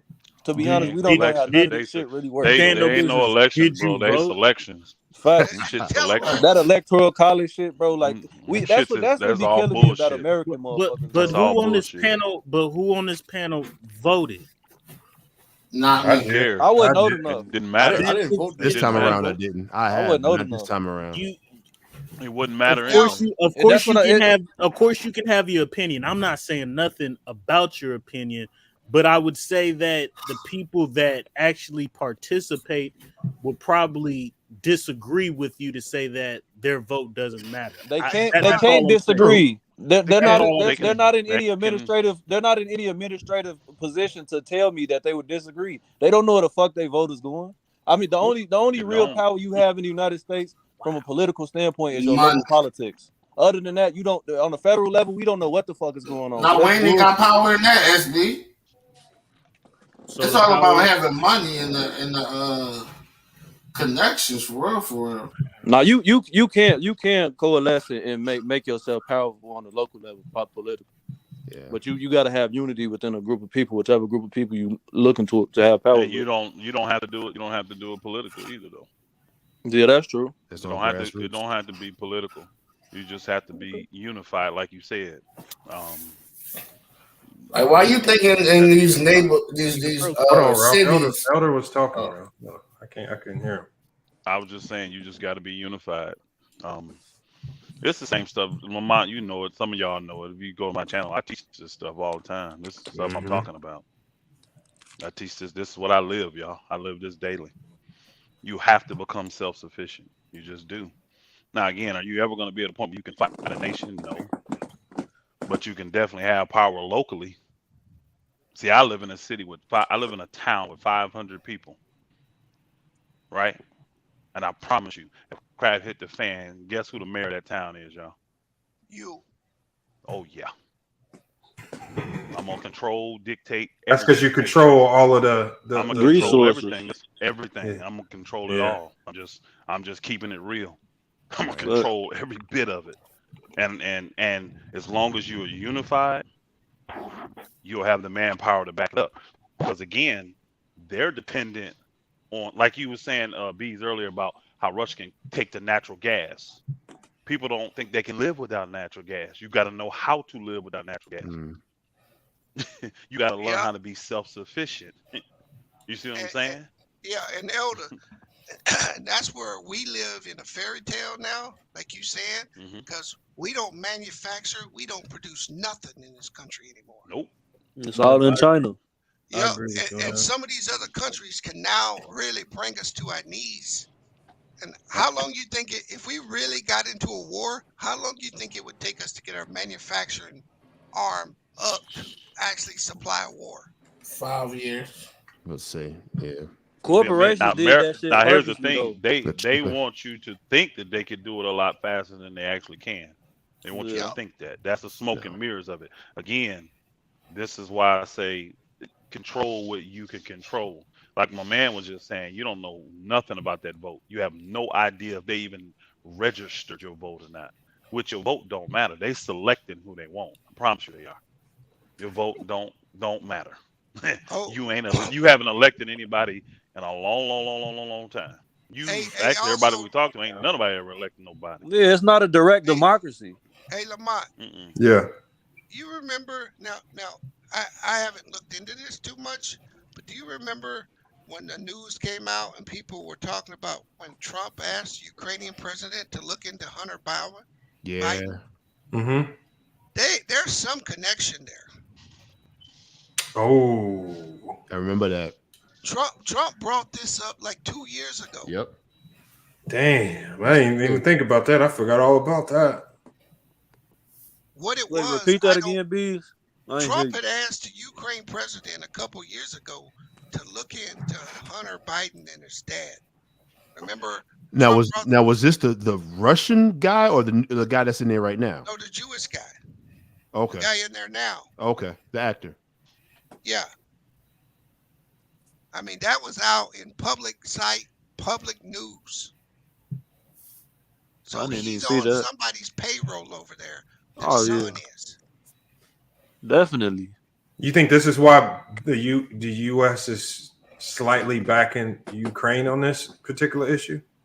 I don't want to say that because I don't know that. I just think there's more going on than meets the eye here. And like I said, I just remember that Trump had called out. He was asking for an investigation into them. Remember? Mm-hmm.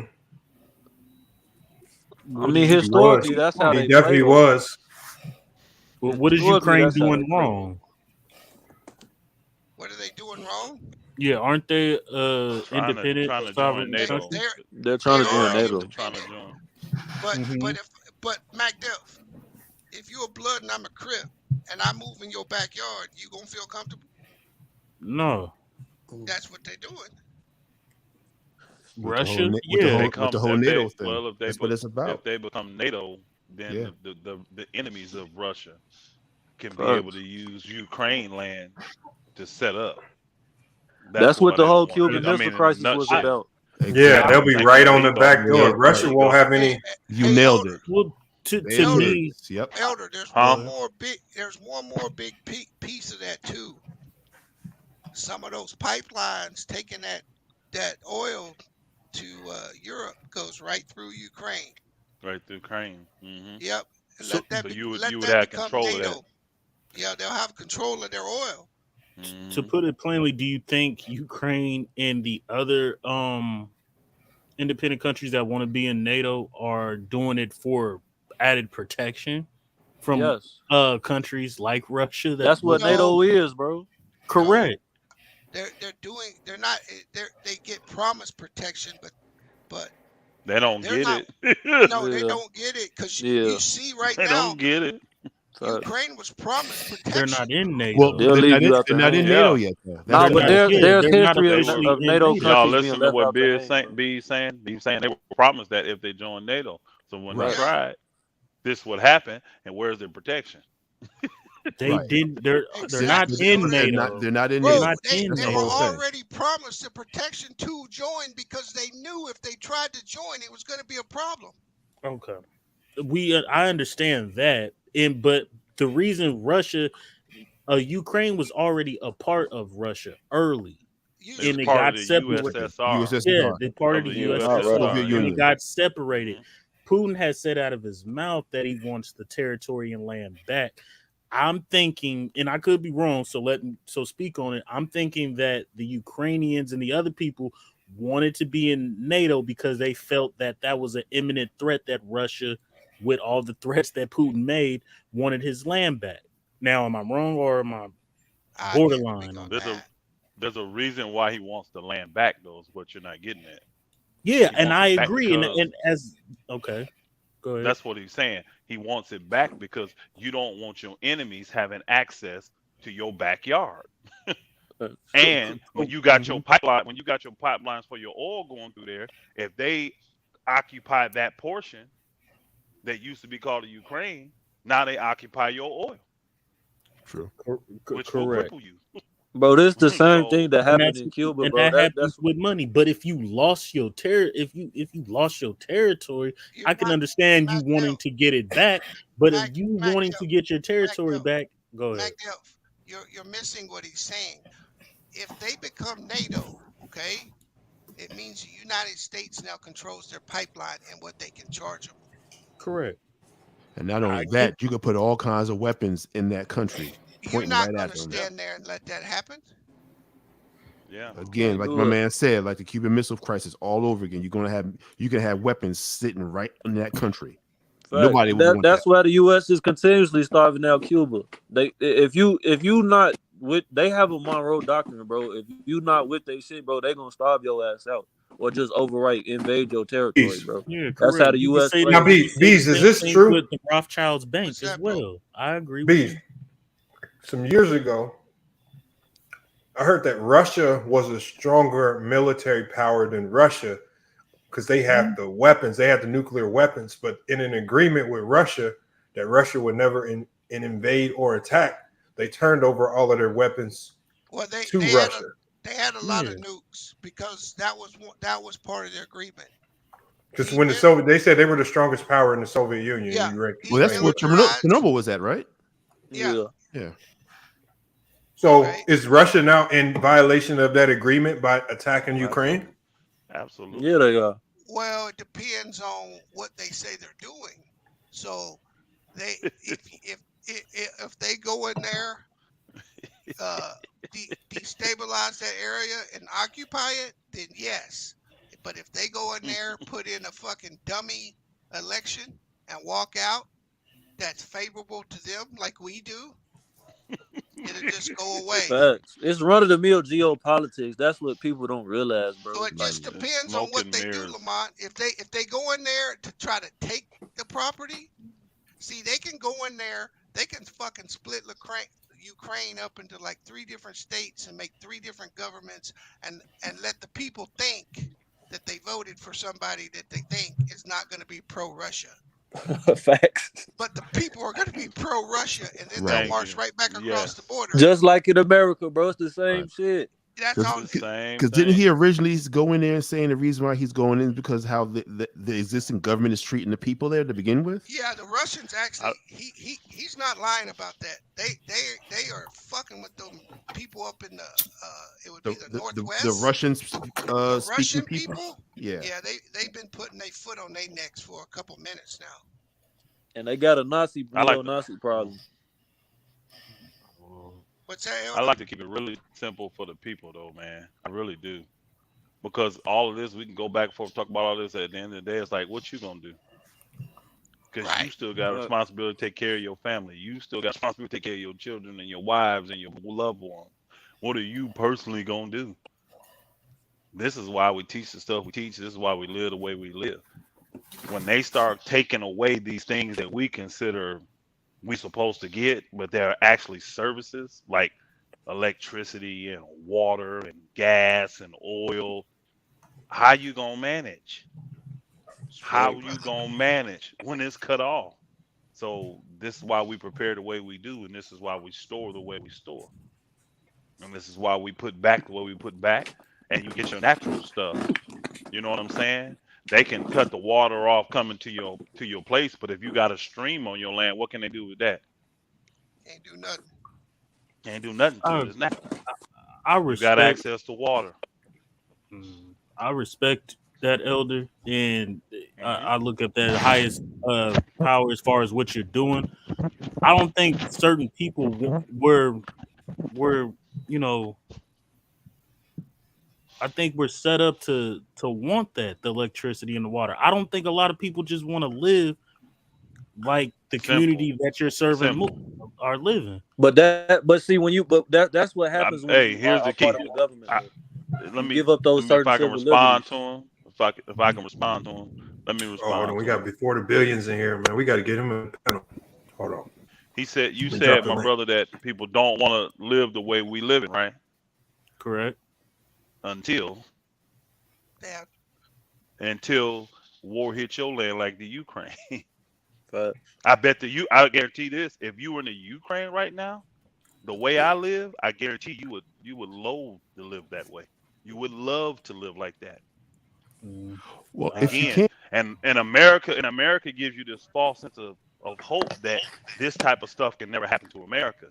Well, if that's the case, why the hell we got $6 gas prices in California then? Right. Well, again, if you can, I mean, there's no streams of brooks running through Brooklyn. So if you're in the area that you can do that, get the hell out of Brooklyn. Yeah, metropolitan areas are not tactically. That's hey, not you smart do understand we have a area. lot more. We have a lot more country rural area in America. Oh, than true. We do city area. Absolutely, a lot more. Y'all just want the conveniences.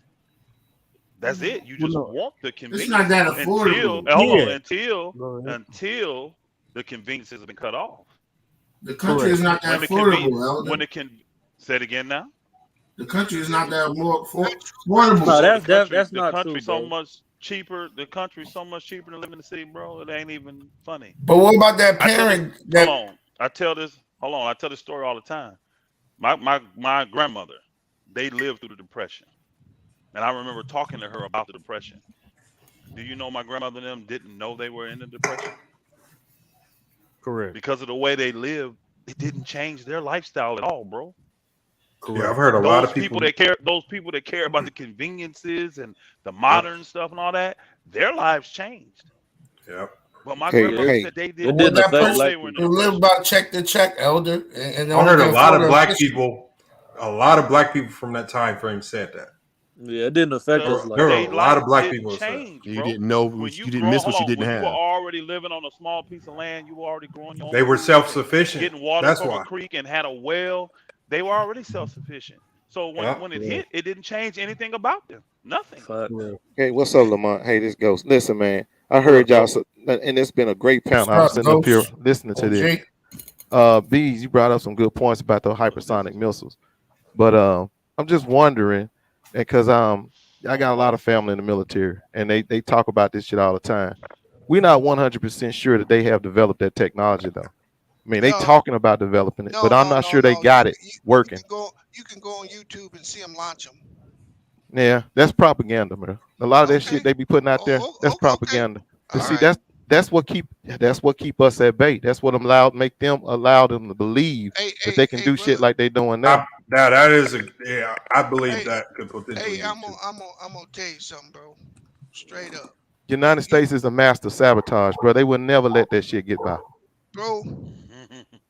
They not God, bro. Oh, hold on. Let me tell you how far. Sabotage. Listen, y'all better listen to Elder, because what they have gotten the people over here is comfortable. Facts. They think that this country is unbeatable and we're so much more advanced than other people. But what you fail to realize is we gave up our one tactical advantage. Manufacturing. We were the biggest producers in the world. And what Elder's telling you is that you are wealthy when you can produce your own shit. Correct. When you have to rely on other people for services, for food, they now control you. Yep. So when you look at the United States today, it's not the big bad boogeyman that it was 25 years ago. Just understand that.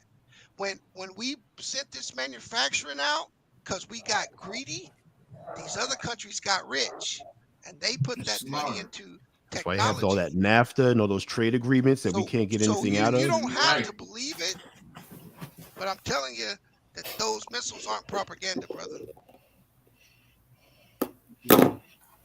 Because if it was propaganda, Ghost, we wouldn't be trying to copy the technology. Or beat them. Bees is right. General David Thompson says he said we are not as advanced as China or Russian in terms of hypersonic programs. So have you ever heard of the U.S. government admitted that they're ahead of us in that. In terms of mostly everything. Have you ever heard of THAAD? Bees. THAAD? Mm-hmm. What is THAAD, bro? THAAD is a tactical air defense that the United States have for stopping nuclear weapons. Yeah. Okay. Well, that's because they disclosed that because they got something 2 times better than THAAD. They're never gonna tell you what they got, bro. I understand. That's the what we've mastered in doing. Right. We never tell you what we got. I understand that, but you must understand that what the thing with these missiles, bro, is they disturb the air in front of the missile different than other I understand missiles. the technology. I understand the technology. So to be able to detect these things, you have to be able to produce them. You got to be able to produce them to know how to detect them. So if you don't have it, it's like when the United States dropped the nuclear bomb, the first one, the reason why they dropped the second one, bro, is nobody believed they had it. Right. The point I'm making though, like for THAAD, that's our theater high altitude air defense. You just know we know about this kind of stuff. They only gonna tell you that unless they got something better, because we know that the Russians and all our enemies gonna spend all their time trying to decipher that, break into it, and bring it down, sabotage it. It's the same thing with the hypersonic missiles, bro.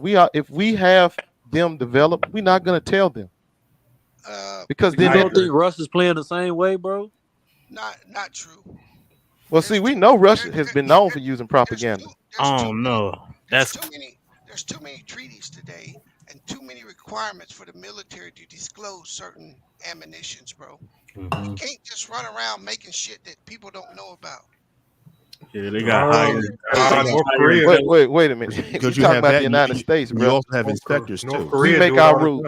We make our own rules. We don't do what they tell us to do. See, and that's the attitude that I'm talking about. Yeah, that's American exceptionalism. That shit is bullshit. Bro, they've been doing that shit for years. Nah, you are right though. They do make their own rules. I agree with you. But he is right to a certain degree. If the U.S. says we're going to make these bombs and ain't nobody going to do nothing about it, who going to stop the U.S. from making bombs that even if they disclose and they're not supposed to be doing it? Who going to really come step up and be like, yeah, we're going to attack if y'all don't stop? Yeah, they break treaties all the time. What you guys got to understand? Treaties don't mean nothing.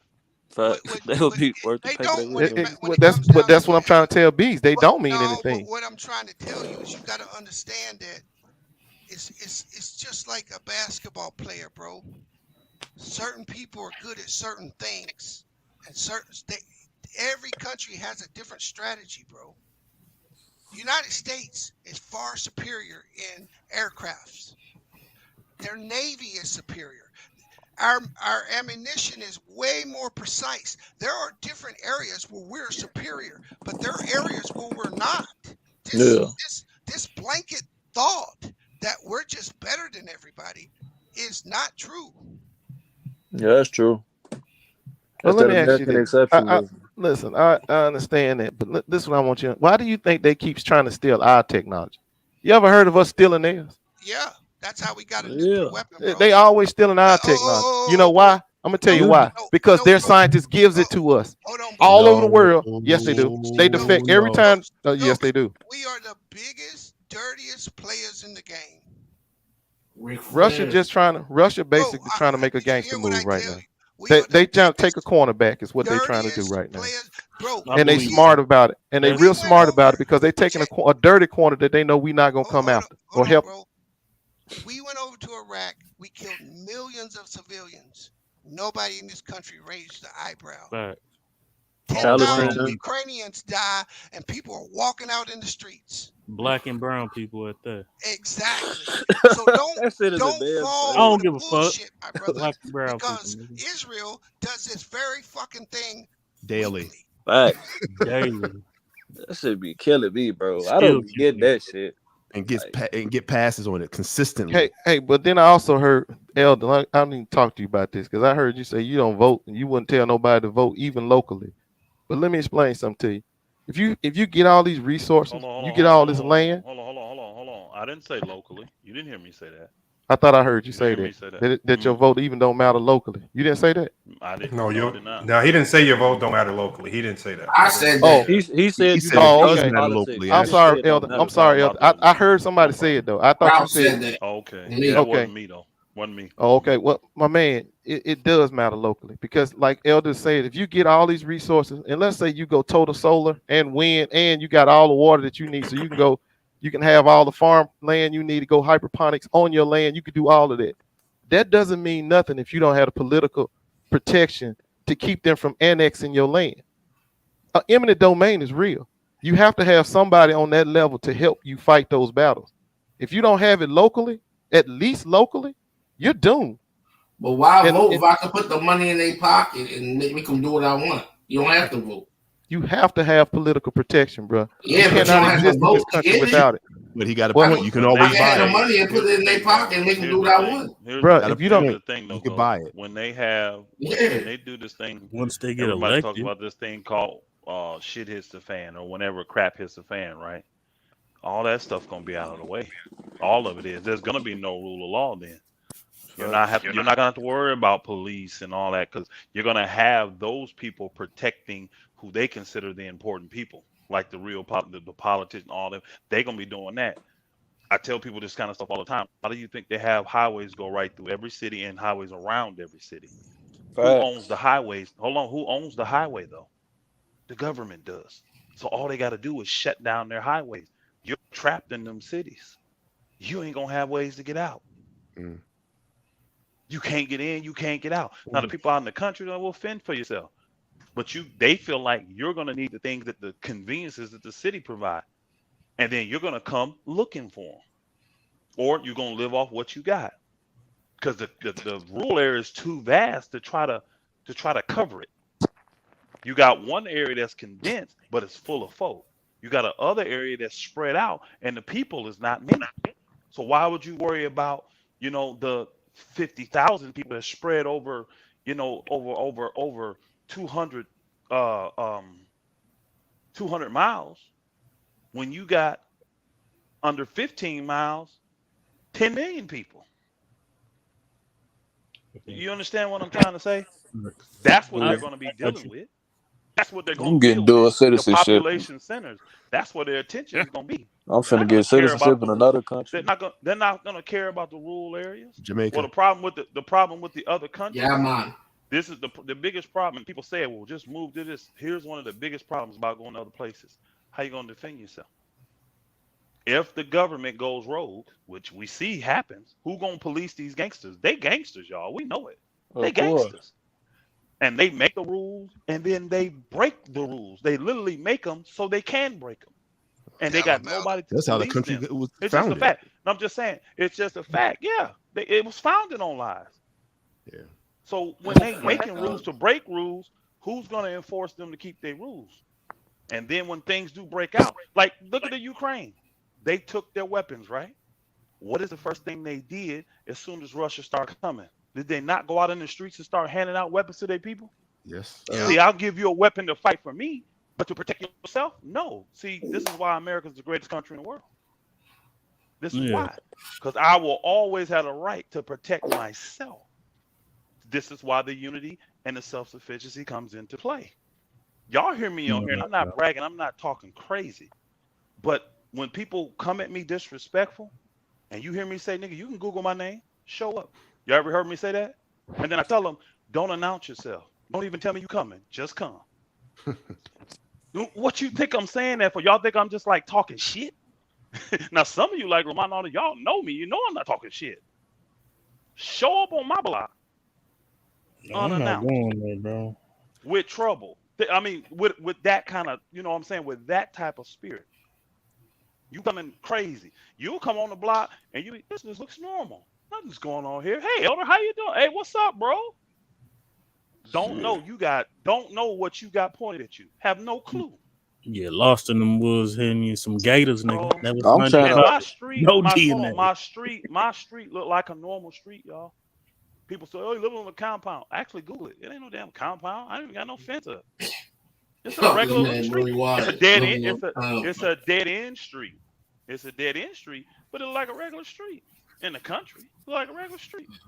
What I'm saying is that why are you trusting the very people you know that are gangsters and illegals and they don't keep their own laws? And then you say, let's go somewhere else.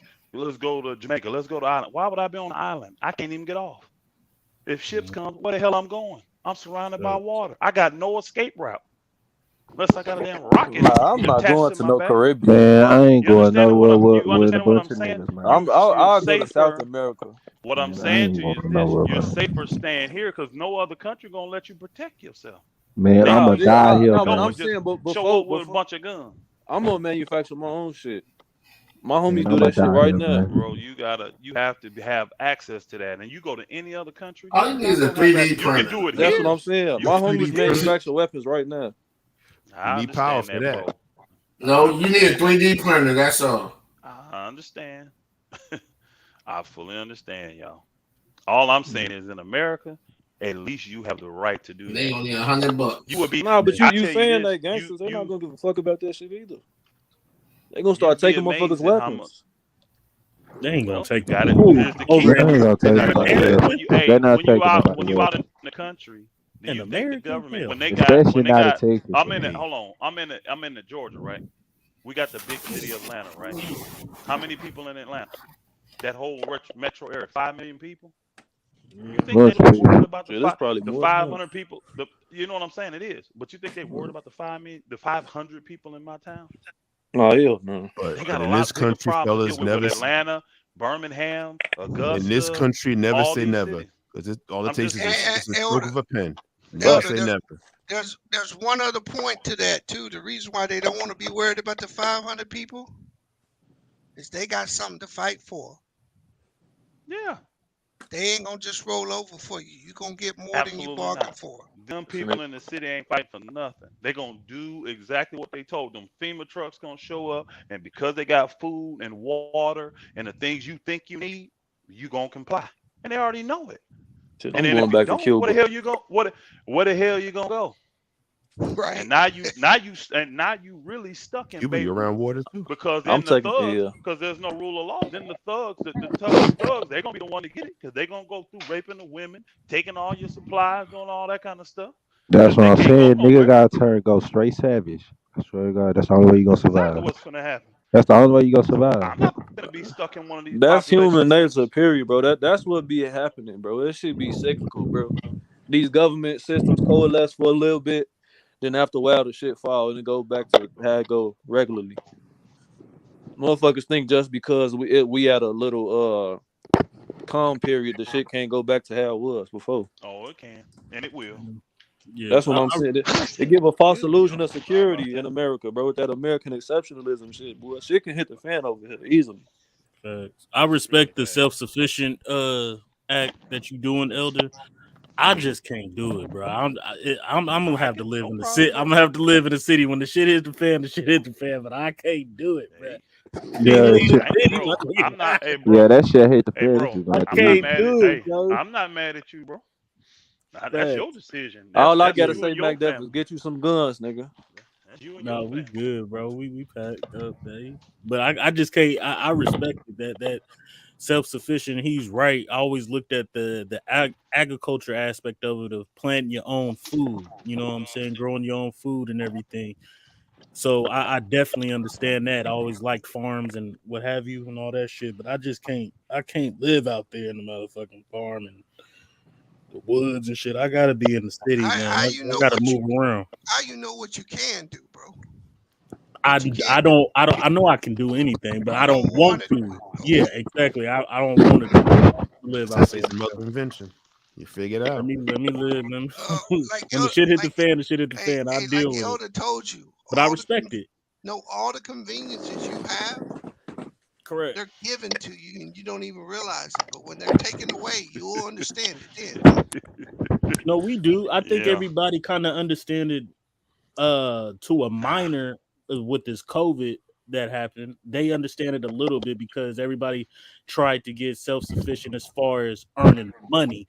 It wasn't self-sufficient as far as elder and moving and relying on yourself for but you know, Mac, go ahead. But you just said a key thing, and that's what I was saying when I said what Elder's telling you is that he's a producer. Correct. That's the money, bro. It's Correct. not the green dollars you got in your pocket. Yeah. Because you can't do nothing with that when crap hit the fan. You ain't gonna have nothing to buy. Your money ain't that gonna shit no fiat anyways. Yeah, you're gonna go back right to barter and trade. You're right in what you're saying, and I totally agree with you. I'm speaking on my behalf, but I believe a lot of people wouldn't say that. Look, man, I'm just gonna stay in the city when the shit hit the fan. The shit hit the fan, but I can't. I don't want to leave the city. I need this. I got that. You can call me programmed to the American government. You know, whatever. But I'm staying here. A lot of people would think that they would sound ignorant by saying that because what you're saying, being self-sufficient, is straight on point. I'm saying even if that's true, bro, I'm still gonna stay in the city because I'm programmed that way.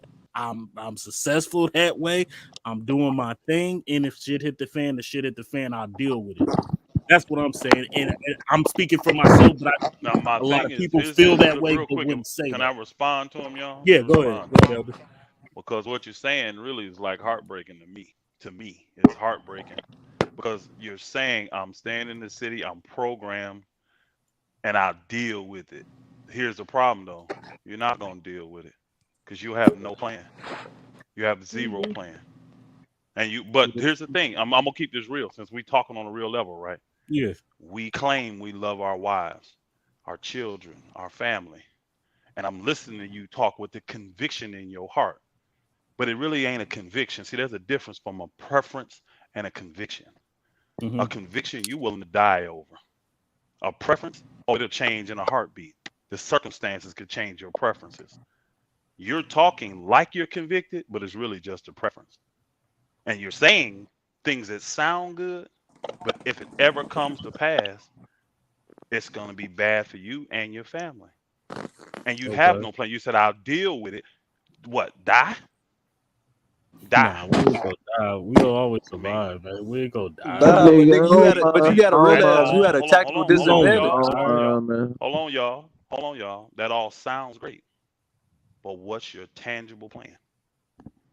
What is it? If you cannot leave your neighborhood and you don't have water, you don't have electricity, you don't have access to food.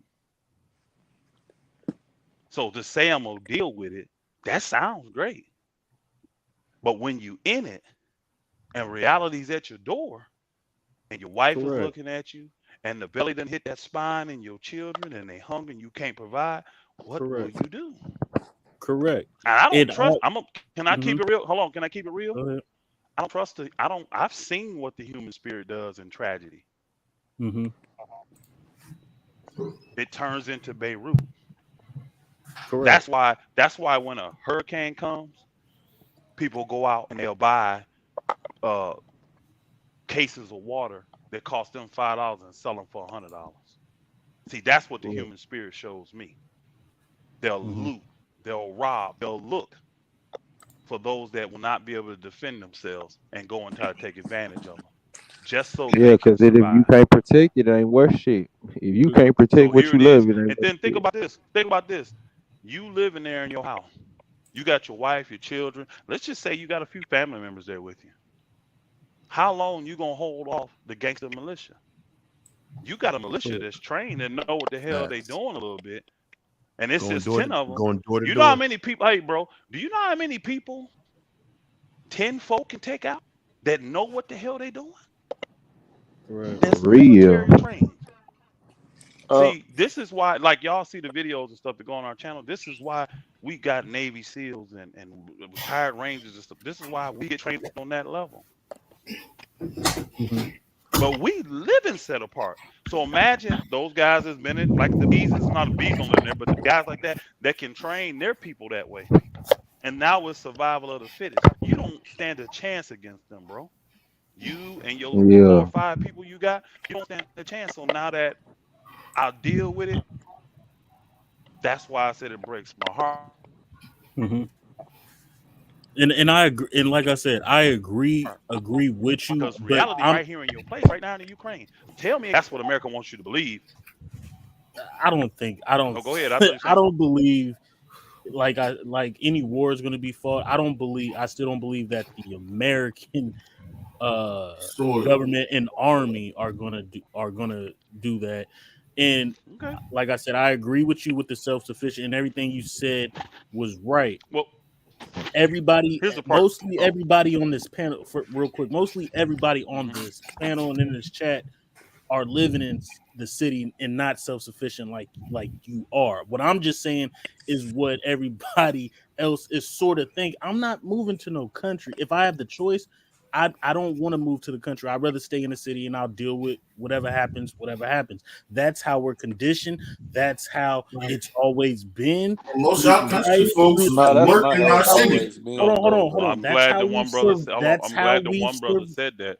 That's how we've survived. Hold on, bro. It's been like that the last 40 years, always been that way, bro. Yeah, it ain't always been that way. We got more years.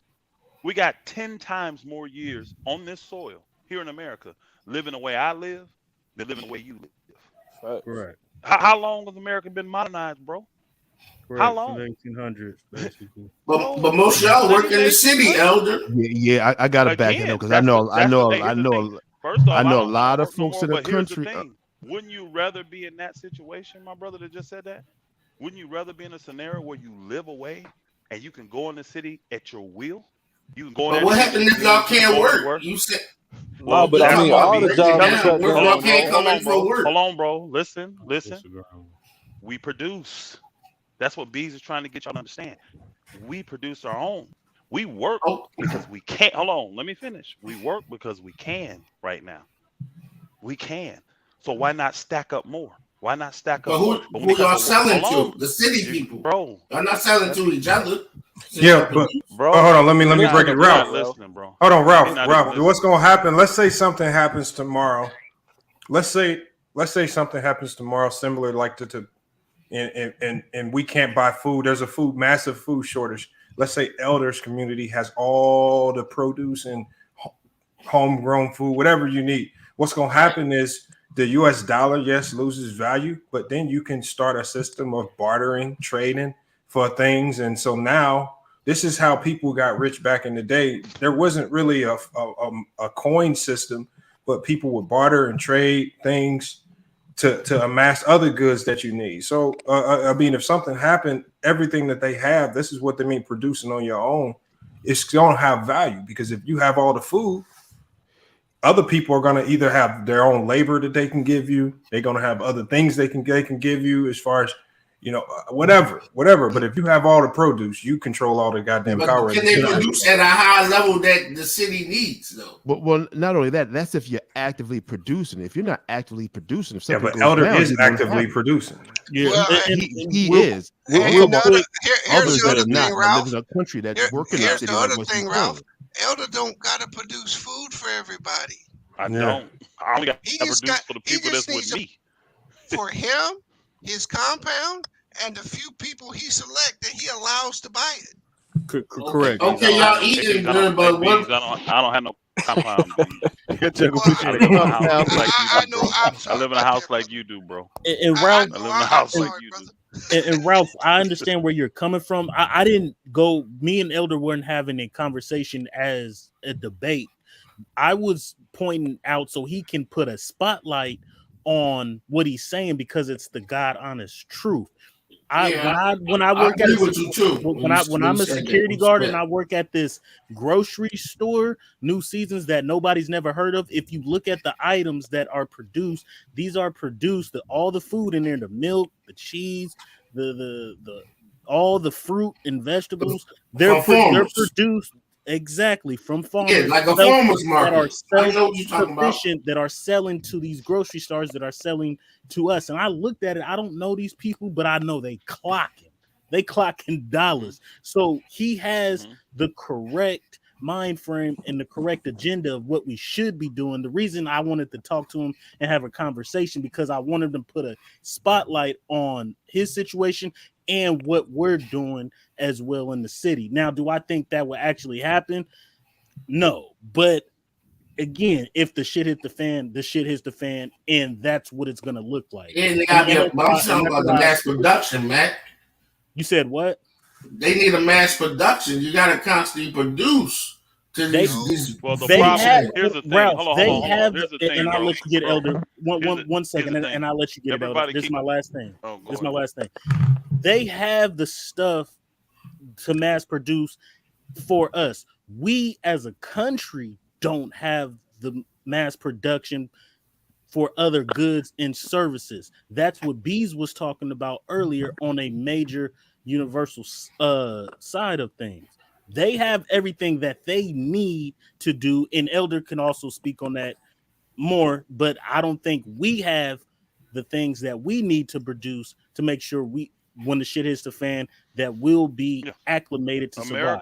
America cannot take care of its people. It can't. Correct. So you're going to be dependent on America. So that's why the FEMA trucks and all that's going to show up, and you're going to take whatever they give you, and you're actually going to be happy that they give it to you. You're going to feel blessed that you're even getting into this little stuff.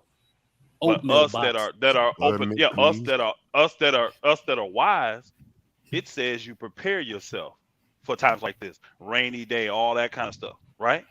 So I'm not, some of y'all are thinking I'm producing so that I can have a product to sell. I'm not producing so I can have something to sell. because the stuff that I'm producing, it reproduces itself. You know, if you get 3 cows, guess what they turn into in a couple years? 10 cows. 15, 20 cows. Yeah, they reproduce themselves. So I don't have to go out, you know, and I'm not trying to reproduce so I can go to a market and sell to the public. I'm reproducing stuff so that we can survive. Right, for you. But I wasn't speaking to that. I was speaking to the people that do that. Like sell to the market. I also store to where if they pollute the air, they pollute the water, they pollute the land, I still can take care of my family. I still have sources available to me, natural sources, so where I can still do it. Correct. That's what I'm saying. See, the mindset is we produce to sell. No, I'm not producing anything to sell. I don't sell nothing. Now because I have these businesses, I go and I sell, you know, our labor in building businesses. I mean, building buildings and garages and decks, because these are the businesses that I have, right? But I'm not going to be caring about that when crap hits the fan. It doesn't make any difference. I don't need to build people decks. Nobody's going to be getting decks then. But I'm not bringing that money in now. I'm not bringing that money in now because I have to. There's time left. It just, the more I bring in, guess what? The more I get to store. The more I get to prepare for it. The more people that understand and think like me, then I can take care of them. You see what I'm saying? Then I can take care of them. So, Elder, you saying that you wouldn't sell to people, or you just worry about yourself and your people? No, I don't. I can tell you now, when crap hit the fan like that, I won't be out selling nothing to nobody. I'll have everything that we need. I'm sure there'll be a few people that get to me, and I may supply them with certain basic things that they need. And sometimes it could get into a point of barter. But the way I'm structured and set up, I don't even need to barter, because the things that would have value, I already got all of it. You understand what I'm saying? So the things that they will be able to bring to me that they would have, that they could even use for bartering. Because, you know, your Jordans ain't going to have no value then. your car ain't going to have no value then. Your Maserati ain't going to have no value. Do y'all know that Texas is the only state that can function without America? Hold on, SF. The things that I think there's more states that can than that. They say Texas, but it's more. But what I'm saying is that all that stuff is going to be totally irrelevant then. And you're going to be talking about just total surviving. How will you eat? How will you drink? How will you stay clean? Because hygiene is important. What happens when one person don't clean properly and everybody's sick? Yeah. It'll kill your whole camp, bro. People don't think about this type of stuff breaking free. We do. Correct. And then I have the manpower. He ain't done. To secure 500 miles. You know how big 500 miles is? It's a lot. It's a lot. Like San Antonio to Houston down there. That's a lot, bro. Yo, goddamn. I got when you look at the roads and the paths, because that's important to me. I got enough manpower to secure up to 500 miles. Will I have to do that? No, but I got that. You was talking about them cutting off the highways and stuff, but I was speaking on, like, what about the people that depend on selling their goods to the people, like the cities and stuff? What if they can't get? I just told you, bro. It's gonna be Beirut in the cities. You're gonna be. No, I'm talking about the people that's in the country and they can't get to the people. Here's the thing. If they haven't properly prepared, they're gonna be in the same position. They're gonna be looking to go to the city to get things that ain't being provided to them. But more than likely, they're gonna know somebody around like me, because like where I live, the majority of the people in that county, they hate big government. I'm talking about the people that depend on the people that got the farms in your country. I mean, where you live, that depend on selling to the people in the city. But the money's not going to have the value, Ralph. They already producing what they need to be self-sufficient. The money ain't gonna mean shit, nigga. That's all they saying. Like nigga, right fuck now, your money. Your money ain't gonna have no what's nothing. a dollar? What's a dollar bill worth in Ukraine today? What can it get you today? Nothing. They're in the middle of war, bro. So. Y'all oranges gonna be worth more. Y'all oranges is gonna be worth more than your money, nigga. Your lemons is gonna be worth more than your money. Your apples, your bananas. You're not getting what I'm saying. Let me I'm saying the people that's on the farm depend on selling it to people like me in the city.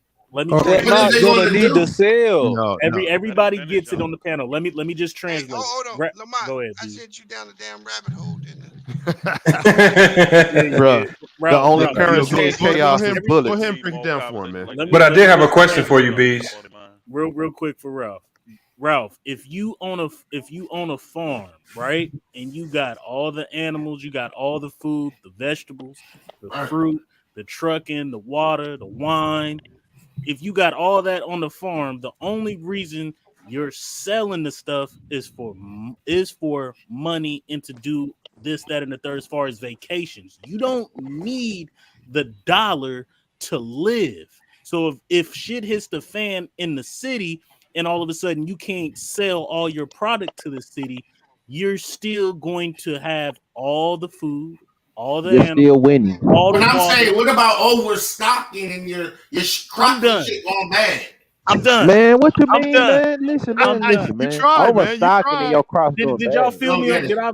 Man, if you it ain't no such thing as overstocking. You're producing all these crops and some of them going to go bad. Let me take a try. I mean, that's having surplus. For you, nigga, you don't need to give it to them. That's surplus. That's a positive. I see you, Lamont. Let me try. Hold on, bro. Everything I'm producing is to feed people, not people out there. People that's with me. Here's so I'm not just. I'm not talking about you. I'm talking about this. All right. Here's the thing. The reason why what you're saying is the reason why somebody's producing is to sell to make money. Right. If something goes down, if there's war, you ain't thinking about money. You thinking about survival. That dollar means nothing because you surviving day to day. So you're not trying to sell nothing. You're trying to keep. So yeah, you got a point. You're looking to how you're going to stock things. You're looking at if you got a bunker. You're looking for making sure you have things like that for inventory. Yeah, you're right when you're talking about that, but you're not thinking about selling anybody in the city. You're not thinking about going to the city because you don't know if you're going to get jacked in the city. No, well, Ralph isn't calculating into this. Well, Ralph needs to understand the fact that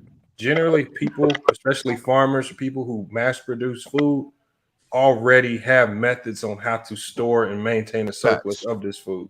So that's already been thought of. I mean, what do you think people do in the winters when you can't grow anything and they have to store all this meat? They have ways to keep the meat fresh throughout an entire winter.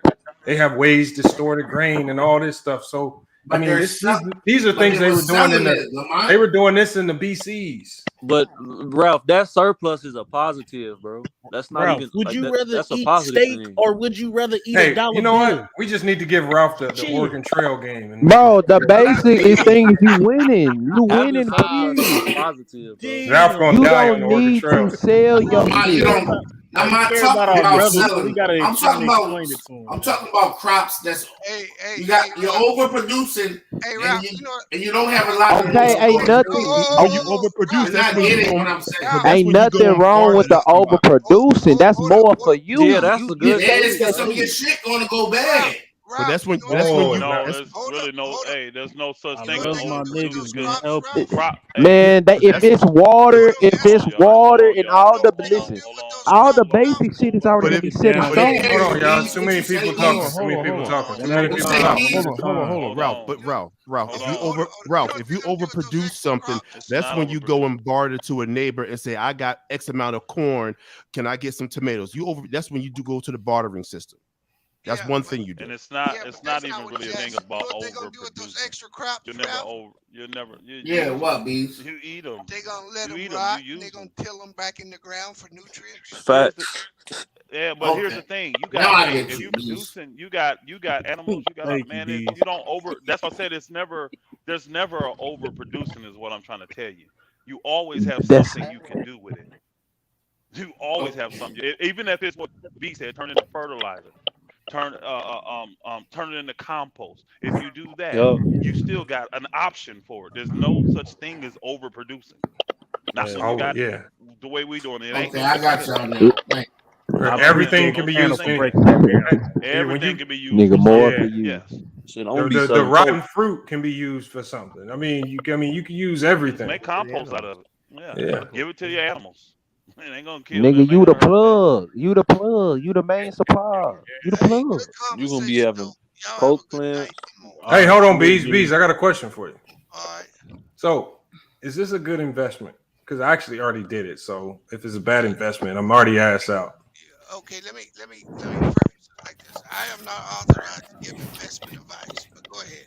No, okay. So when I heard the other day that the Russian dollar had dropped to like, it's like worth 1 cent of what it originally was worth. Like it lost all its value because of all the sanctions.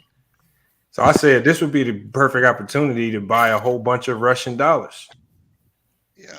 Hoping that if these sanctions go away and the economy get back normal, it's going to shoot back up. Do you think the Russian dollar is going to shoot back up? You like gambling? I have no idea. I would tend to say this. Russia will probably end up following China into a new currency that will be digital.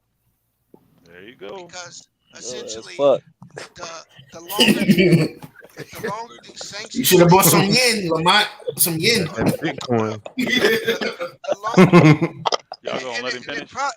It probably won't be Bitcoin, but the longer that these sanctions stay in place and they're not connected with the system of the global system, they'll end up creating their own system. So the system they're being banned out of is called SWIFT. But China has one. It's called, I think, CHIPS. They will probably move into that one. And China's really big on this digital currency. So I could see their ruble becoming something digital, maybe. I'm not sure. It just depends on how long this is going to last, which you don't know. Nobody knows. I took a gamble. I mean, obviously, it's a big gamble. But it looks like the U.S. is setting up for another 30, 40-year Cold War. I'd sell it to somebody that think the same like you. Get out. Yo ass fuck, boy. Hold on. I only bought like $400 worth. I didn't buy that much. I didn't spend no thousands on it. You say your ass out like you put a bunch of money into it. 2001, Lamont, or 2002, I know a lot of niggas that bought the Iraqi dinar. Yeah. They ain't made a penny on it in 20 years. Hey, Bees.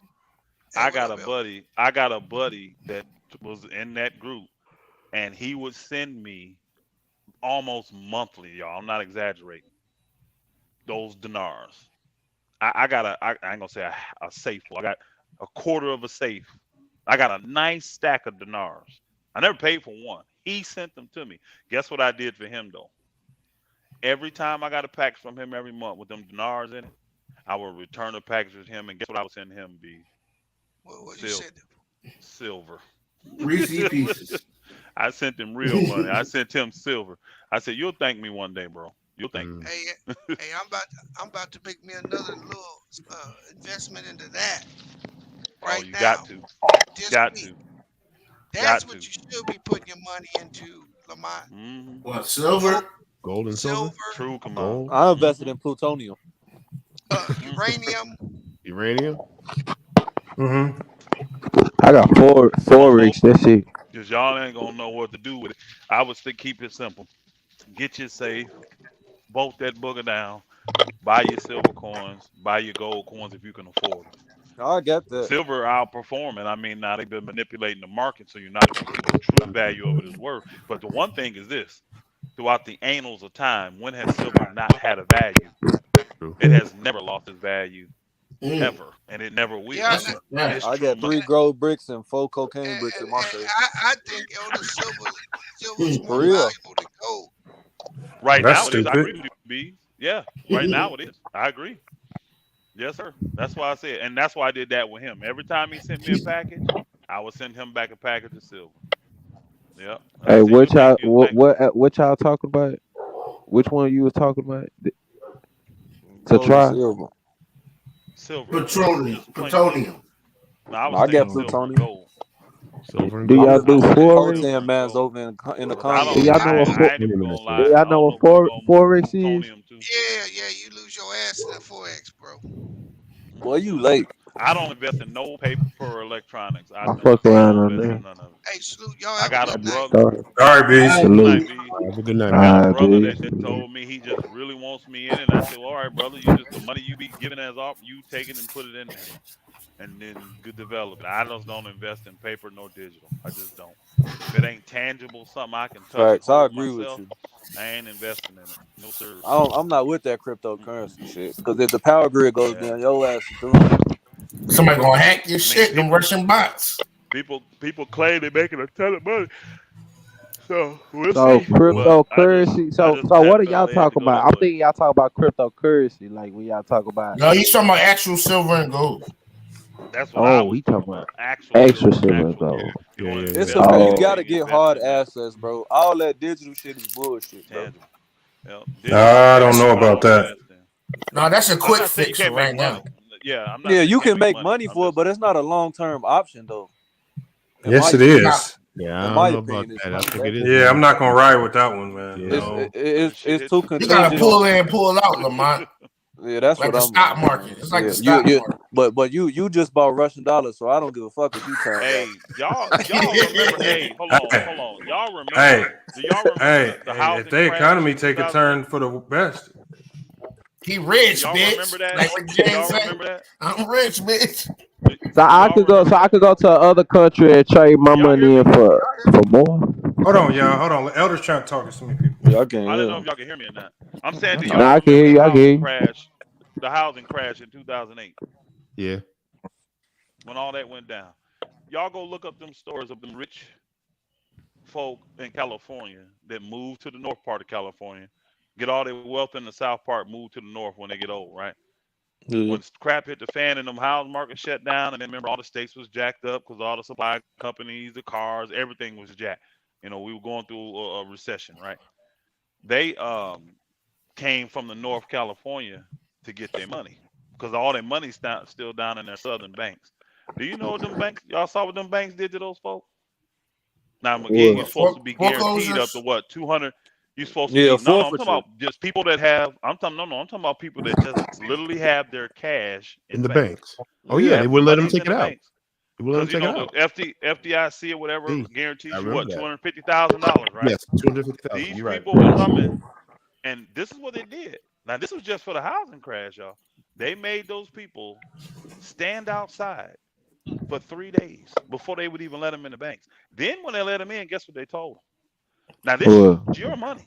They told them you can take out up to, I think it was like $50,000 or $100,000, right? Yeah, they wouldn't let them take it But all out. you, but Yeah. no, but you're only going to get half of that. So if you tell me you want 100,000, we're going to You only subtract get 50. 100,000 from your bank, and we're actually only going to give you 50,000 in cash. Yeah, they got stipulations on a daily Hey, basis. Banks have stipulations on how much you hey, can. I'm gonna tell y'all why I bought the $400 worth of rubles. So what I looked up was in 2019. Roblox. What? If you had 400 Russian ruble, that would be equivalent to $560. Now, I spent $400 on Russian ruble, and I got 42,000. I got 42,000 rubles. If it gets anywhere close to what the Russian economy used to be, do y'all know how much that's gonna turn into? boy, you a 250,000. bad motherfucker, That's like boy. 100,000. He ain't So bad. what I'm saying is, Shouldn't it's a assume that small. nigga bad. Look, if it's a small investment, if I lose it, it's fine. But why not take the opportunity? Y'all be wasting money on so much other bullshit when you No, might as Who it's is well not You just. that. say y'all, you nigga? spent I thought you. $400? Yeah, that's a I good. just That's I a just good bought I deal. just bought Hold a on. nigga So to the Congo, hold on. nigga. Right now, $400 will get you 42,000 plus rubles. If it Russian economy gets back anywhere close to where it was, that means 400 rubles will be equal to $560. If it gets anywhere close to that and you cash out, you should know a lot of money. Yeah, we probably be Right.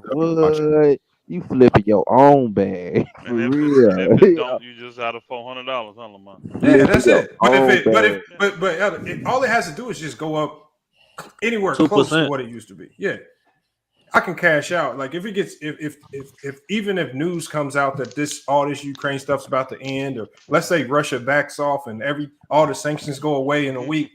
Oh shit, I'm gonna be laughing at y'all. You ain't trying no other country you like can have I'm gonna be streaming from. you ain't want to do another country. You just wanted to do Russia. I'm not gonna be streaming from Nah, Tigo he's doing Bay. it because that was Tigo Bay. watching them. Man, Hey, Ocho, I'm gonna buy more. If it keeps going lower, I'm gonna buy more. Yeah. What you got, stockbrokers? I mean, that's what they say. You gonna do that in other? You could do. You ain't just gotta do it in Russia. You gotta do it in some other country. No, I'm doing it in Russian rubles. No, right he's smart because he's doing it with a country that's wounded right now, and all they gotta do is go up from now. They can only go up. You can't go down any lower. Go get that money over there and bring it back over here. You exchange it. Yeah, you exchange it. You do currency exchange. You exchange. So I could exchange all that currency. Once it goes up, I exchange it back to US dollars. Y'all just put me up. Bro, SFM, bro. Go get you a foreign account, bro. Going back up. But I don't need it to go back up to the original account in Mexico. You say get a what? Get a foreign account, bro. Also said get it an got offshore recovered. account. Take your money outside of America, bro. You tried this nigga to convert your shit to pesos. No, not to pesos. I'm saying get an account that's outside of the U.S. because they banks got too many stipulations. I'll put that shit in the You in Texas, you right there. That should be easy. All right, Elder. Yeah. Hey, appreciate the donation too, man. Shit hard. Yeah, I just bought hectares in Congo. Fuck that. That shit ain't never going up. You gonna buy nigga, that's land, nigga. That's the most. You only gonna land get in the world. goats. Hey, they manufacture coltan and all that shit. Coffee, all that shit. If it don't never go up, basically I'm out a small TV. Like no, you not go you. buy a I was TV. He talking about me. I was him. buying 5 acres of land in the most fertile place in the world. Oh, I thought you was talking about I said hectares of land, bro. 5 hectares. Acres of land? No, that's hectares. They do the hectare measurement over there. That's bigger than acres. See that's smart, Lamont. Instead of buying like $400 worth of groceries or something, or $200 TV and 2 pairs of sneaks, you're investing in your future. That is smart. That's smart. I commend you, bro. Yeah, that shit hard. That shit hard. It's not even that much money, y'all. Like how much? Yeah, like I bet half y'all know $400 in the last couple of days. $400 ain't shit, nigga. I'm talking about the back end. That's some of y'all blew that this weekend. They don't even know where the hell y'all spend it on. I blew that shit on bills. I ain't gonna hold you. I said I just shit. I'm waiting on to get. Some of y'all buy a pack a loud pack for $400, some bullshit like that. Right. And smoke the shit up over Probably there. like That's the reason. Right. In a week, I'm spending about 6. Told you, if it go down, I'm buying more. Once I re-up, I'm buying more land.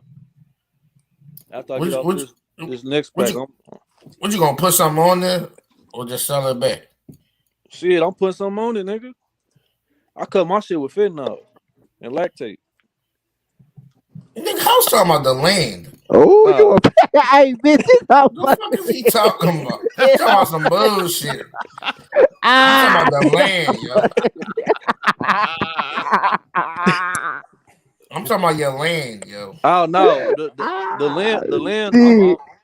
I'm trying to make a man. If I was you, I'll sell it back to the government. I'll sell it back to the government. I'm trying to keep it, bro. I'm trying to keep it. Why would you sell your land back to the government? government? I'm not doing that shit. That shit is stupid. Well, sell it to the Chinese government. Bro, nigga, no, I'm not doing that shit, boy. Them is my people. And it got cheaper. They land to Chinese motherfuckers. As of today, the ruble is cheaper too. What you go on? $400 will get you almost 50,000 rubles right now. What you go on, Lamont? It's a whole bunch of apps you can buy currency on. Just Google it.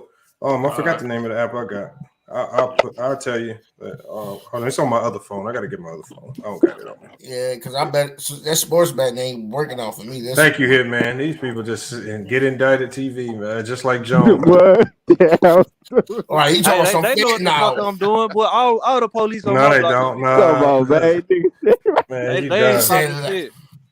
He said laxative. Catch me if you can. Nigga. That nigga, he thinking you talking about some other shit. Them niggas, they can pick you up any goddamn time they want. Hey, catch me if you can, nigga. We know you lying. I got passport stamps, nigga. All right, shit. I got an exit gold plan. mine. You work at Checkers, man. Nah, nigga. What's them deep sea fishes and all that? Of course, you Man, think I know, about food man. with your Hey, big ass. but y'all know Texas is the only state that can survive on its own. That's in America. We can separate from America and still be good. Yeah, y'all got your own Like, power grid. yeah. But that fucked y'all up when y'all had that snowstorm. We really our own.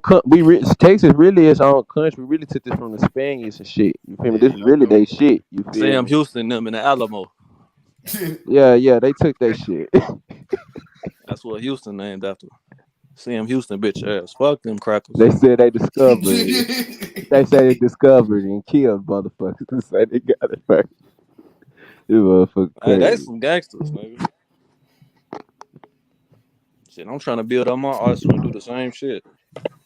Motherfucker, Americans is the only motherfucker that come to somebody's land and kill everybody on the land and say they discovered it first. That's dumb as hell. All right, hey y'all, I'm about to go ahead and shut this down, man. We going up on 7 hours, man. Hey, you coming back tomorrow for that Sixers game?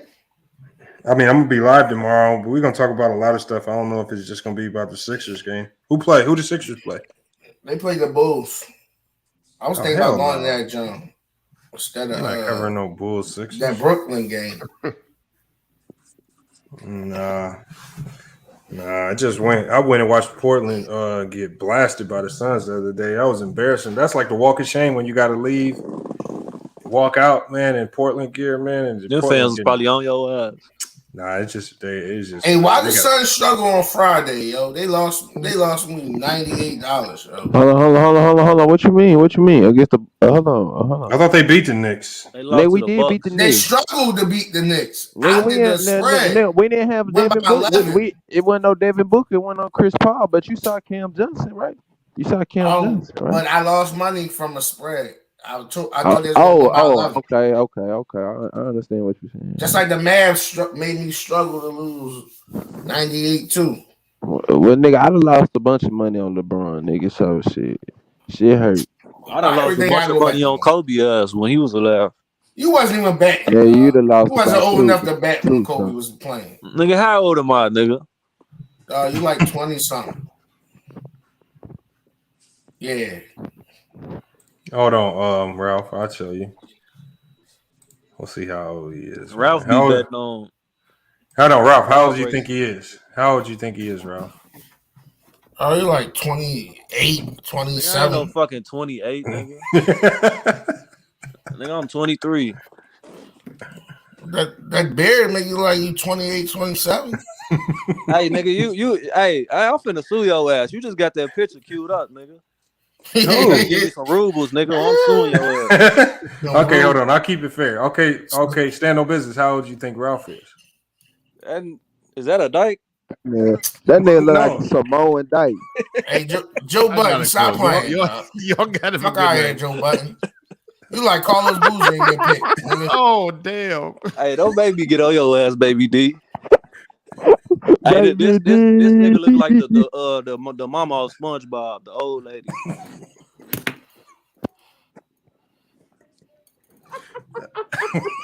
that nigga built like SpongeBob house. Nigga, get your goofy ass out. Oh, that's funny, huh? G Herbo, that's funny, huh? You like a low budget G Herbo. Stop playing. Nigga, you look like a big budget Della Reese, fat ass boy. You like Brittany Griner your if blood she had type a beard, is chocolate milk, nigga. You like Brittany Griner if she had a beard. You vitamin D positive with your big ass. Stop playing Michael C. Jordan. Nigga, LeBron play too much, man. The only thing I had about you is your cholesterol, nigga.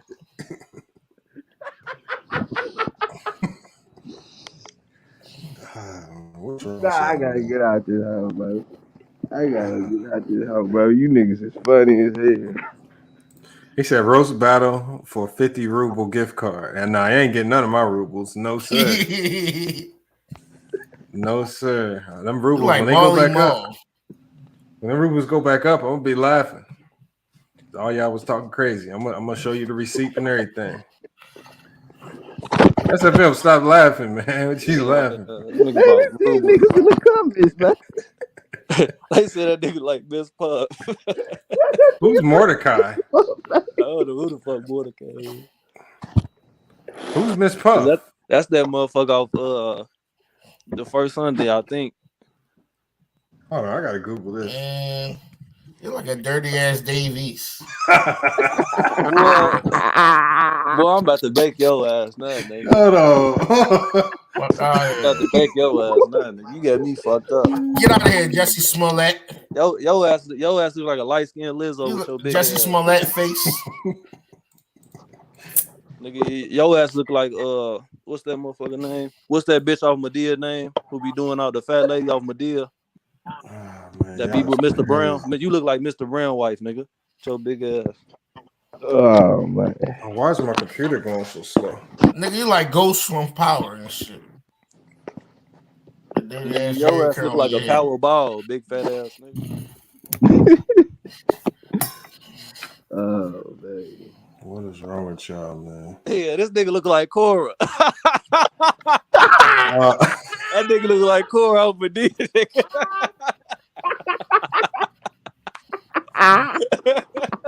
Who's Cora? Oh, yeah, bogus.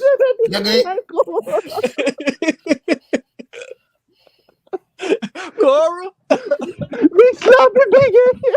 Nigga, you like Arnaz from 1-on-1. Fuck out here. Hell nah.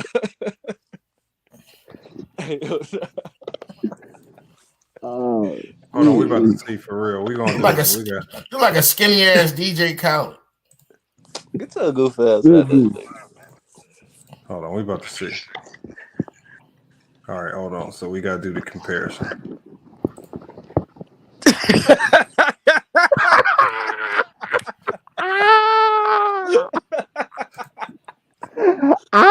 Go back to the house. Go back. Hey, boy, I baked your ass, nigga. Who? Oh man. No. Somebody else had a better comparison. That fuck out of here, Blueface. I ain't topped that it yet. nigga look like Young Ma. He look like Young Ma. Yeah. Man, put your dirty ass self on the summer jam screen. Nah, go back. I swear to God, this nigga look just like Young Ma. Nigga, you sound like you live in a bando or with fucking roaches all around you. FSM, put yourself on the summer jam screen. Yeah, SFM, you gotta put yourself on the summer Fuck out of jam here. screen, man. Sound like you talking through 10 cans and shit. I feel put it up there. Hold on. He ain't gonna do it. Don't do nothing crazy. SFM. He gonna Google handsome light skinned nigga and put a picture up on. Come on, that's me. That's me.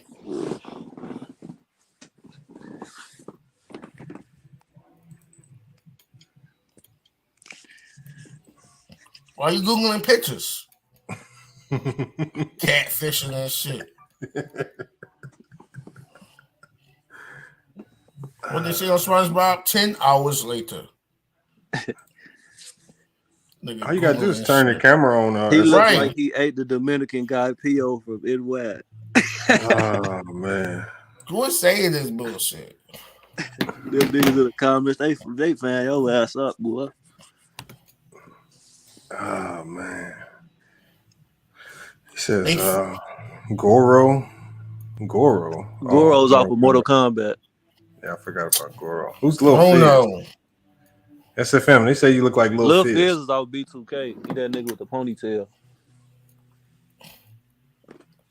He said he about to pull a Lord Gamer. Lord Gamer, y'all gonna do like Lord Gamer? Lord Gamer used to fake black beard. That was one of the funniest episodes ever, man. That shit was funny as hell. That came back to a sexy black man page. Nigga searching handsome black men. I said, what? Oh, they're taking you 30 hours to pull up yourself.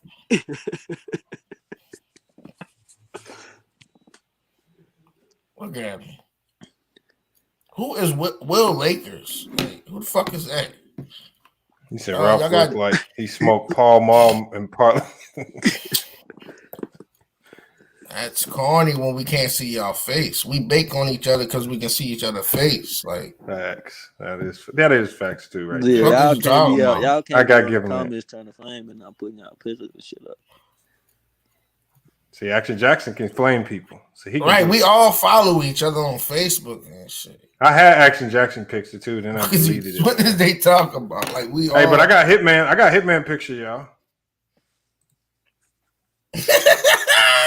That's Jared. No, that's Hitman.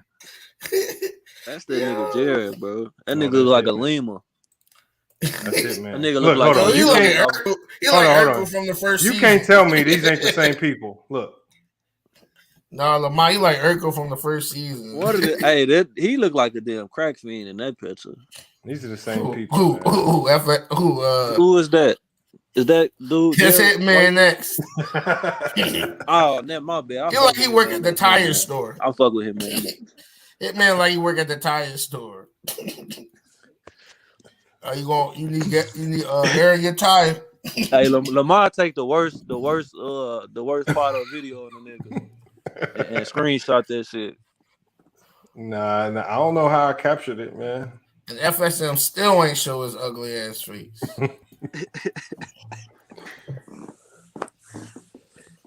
I'm drinking that lean. Go to sleep. It's the fact Prince money. You just. All right, man. I don't think SFM gonna do it, y'all. We gonna he's scared. He ain't gonna do it. He done turned his camera on before. He just ain't show his face. He ain't show that dirty ass house with dishes. He showed his house. He just ain't show his face. Living in the band though. They searched that where he lived. T Streets, all your pictures is everywhere. What do you mean? What you mean you ain't got a picture of you?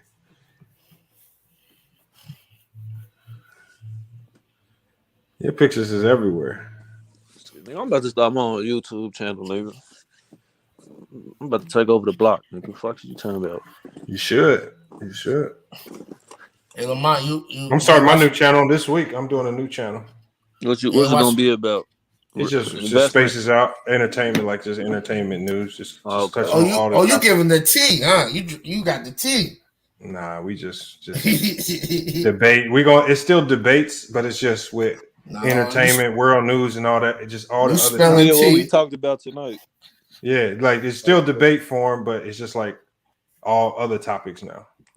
Oh yeah, I like that. Now you spelling the T. You your Wendy Williams on Lamont Williams. Hey, she got a bag off that. I'll take it. That bitch look like Lord Voldemort off Harry Potter. She ugly as fuck.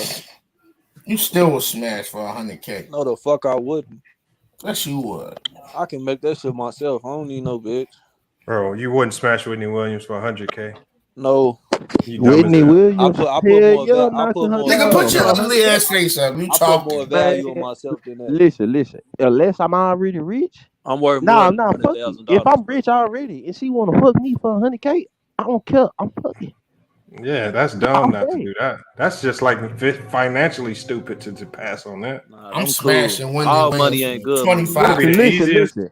That go against my morals. Listen, bro. I would rather have 5 women. I would rather have. She's ugly, bro. Listen, let me say. Okay, she's true. It's true. But I would rather have 5 ugly women like that in my phone than to have 5 good looking, broke, fat, booty bitches. I don't want. You feel me? Like she gonna give me $100. Come on, man. I agree with that, but that bitch is messy, bro. You feel me? Like I you can have both. You can have a shorty that got good head on the shoulders and good financial backing behind her, and she look good. You don't gotta have no ugly, busted old bitch like Wendy Williams. Wendy is not ugly. You tripping? Yes, she is, bro. That bitch look like DW off Arthur, nigga. But you tripping, boy, Whitney. Oh no, man! Come on, man. Ralph, she kind of ugly, Ralph. Stop this, man. That's the I seen her back in the day, though, man. When in an interview with Tupac, used to be smashing her. Good. She looked good back in the day, man. On the interview with Tupac, man. Nigga, I'm cool. She done had 50 abortions. She a coke addict, all this shit. I don't want my dick the drug stuff. I don't like. That'll turn me off real quick. The drug. SB, you talking about coke addict? Your girls be doing perks. No, the fuck they don't. I would never mess with no female like that. I swear to God. All these chicks is doing perks. Yeah, I don't mess bro, with I don't mess with girls I my don't mess age, bro. I do older women, bro. I don't do PE. Older women. Older women's on coke. No, not the ones I'll be with, bro. Man, most women they don't know how to handle their liquor, man. It don't matter who they is. I don't fuck with young girls, bro. These bitches these days, they heads is fried, bro. Man, you is tripping, man. These young these girls like him, man. Oh, hold on. Look what Kenzo said. Look what Kenzo young said. niggas laying and shit, man. Hey, SFM. He says, "Would you dress gay for $5 million?" What is dressing gay? What the fuck does this got to do with it?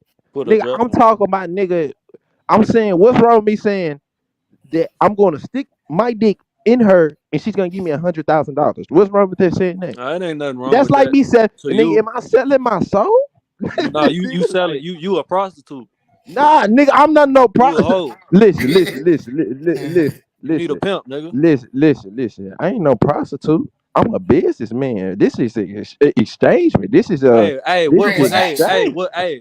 100. I'm not SFM, 100,000. SFM, what do you call a hoe with no pimp? A renegade. So that's what you doing. Me and you, SFM, we be 100. We both gonna be 100K richer because shit. I'm hitting one. Shit. You feel me? Well, I know how much money 100K is. Shit, I'm not about to pay. Shit, nigga, I do nigga. If we do it right, she might put extra on. But you know what tripped me out though? I held it in my hand one time. And it's not even a big wad. You can hold it in one hand, and it's not even like super big. Yeah, I was like, man, that's crazy. Man, we get that shit. If everybody come around they joint on my block, we I'm just saying when you hold it in your hand, it don't feel like it. Like when you hold it in your hand, you get $100. Niggas that be getting $5 and $20, it feel like a lot. 100,000 really ain't that much money, bro. Like you divide it with in the 20s. If you divide it in the 20s and 5s and 10s, that's a lot of money compared to just $100 worth of 100,000. I might smash her with a rubber on. No, she's if she want it raw, I'm gonna do it raw, man. That's the stipulation. You gotta hit it raw, dog, man. This is Whitney Williams. This ain't no broke. Ordinary, she just ugly. She get 30 mil a year. You feel me? Nah, she ain't up that price. I'll do it for $1.7 million. Why would she give you 1.7 when she can let me hit for 100K? Nigga, she gonna let you hit for free. Nigga, you gonna fuck up for free.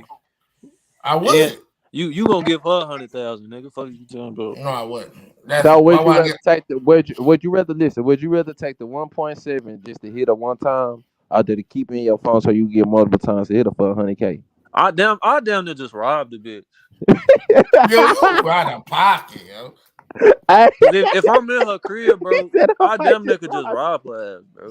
What you gonna take? You ain't gonna take nothing. No, I'm gonna make her give me her credit card information and shit. Bro, I'm gonna play it out. That'll be on camera. No, you can't take 100K out of y'all don't understand the machine. I'm gonna rob her, but she not gonna know I'm robbing her. I'm gonna make her think it's sweet to give me the information on her shit, bro. And I'm just SB, you can't take 100K out the machine. It's gonna be gradual, bro. I'm gonna keep. She gonna get that shit gonna listen, be bro. This is how you would have to finesse it, bro. You would have to keep going over her crib. You feel me? Making her thinking it's sweet to where you really like her and you don't want to take that next step. So you gonna come back for seconds and thirds and fourths. No, I'm gonna be watching movies and shit, bro. It's for the long haul. That's bro. cap, bro. I don't have to hit her. I don't have to hit her, or I don't get a you feel me? What if it's I just like she older. Older women, you just gotta make them feel. You just gotta make them feel like they, you feel me, like they young, like they caught up, like they in the game, like they caught up with you. How you don't have to do that. She's a millionaire, multi-millionaire. She don't need that. Man, she don't want that pipe, man. That's different from a regular cougar. She don't want that pipe, man. We can continue the conversation tomorrow, man. I'm gonna go ahead and shut it down, man. We gotta get up. All right, bro. Be smooth. Yes, sir. Salute SFM, Ralph. Salute. Another good show. I know one P. I know your mic's not working. We're gonna get that fixed, man. So I'm gonna be hitting you up. hopefully we can get that fixed. So, but yeah, salute, man. Appreciate the support for the channel. As always, stand on business. Salute as well. Let's get y'all up out of here. But we're gonna be back, man. Like I said, we're gonna be going live. I'm gonna be starting up a new channel, man. Just we watch the community post, man. I'm gonna let y'all know when I drop the new channel. Because we got to start taking some of these conversations to another channel. And I think the second channel is gonna be dedicated for all live streams. So all these topics, man, we can go live about. And that's just gonna be a live streaming channel. And we can really get going over there on another channel. But yeah, we just got to start switching it up. Free Brittany? Who's Brittany? What Brittany are you talking about? What you mean free Brittany? Who got locked up? Brittany Griner or Britney Spears? I don't know what you're talking about, Bruno. Don't know what you're talking about. But salute Nicholas Brown. I'll see you, Nicholas Brown, grounding. I mean, you got to let me know, Nicholas Brown, man. You might have earned a wrench, man. We might have to get you a wrench here pretty soon here. When we go live again, especially even on a new channel. I might start you off with a wrench on a new channel, Nicholas. Right? Because we're going to have all the lives over there, man. We're going to have a whole new group of mods over there. Drop the link. I don't have it just yet, Hitman. I'm going to tell y'all the link in the channel name over the next 48, 72 hours. I'm going to have all that ready.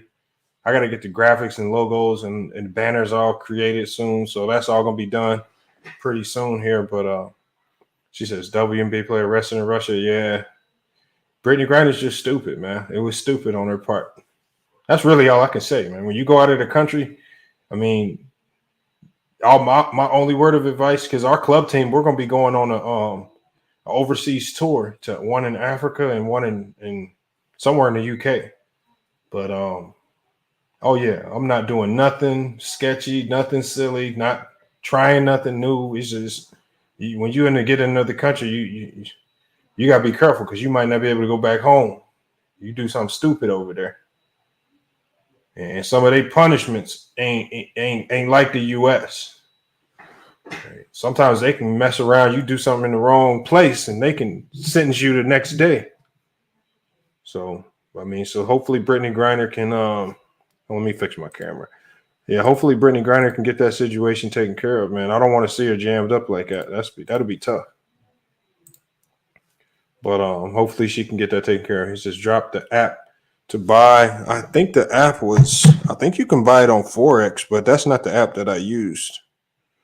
It's on my other phone. So Alive Inside on my next stream. If you come to my next stream, which is probably gonna be tomorrow night, just remind me. And I'll put the name of the app where you can buy it in. Because I just recommend, look, it's about opportunity to make some extra money. Because these are opportunities ain't nobody else going to tell you about. I was told about the opportunity from a guy with much more money than me. And this is a guy who put $10,000 in. He bought $10,000 worth of it. Right. So if I see rich people buying it right now, well, the best thing you can do is start doing what other rich people do.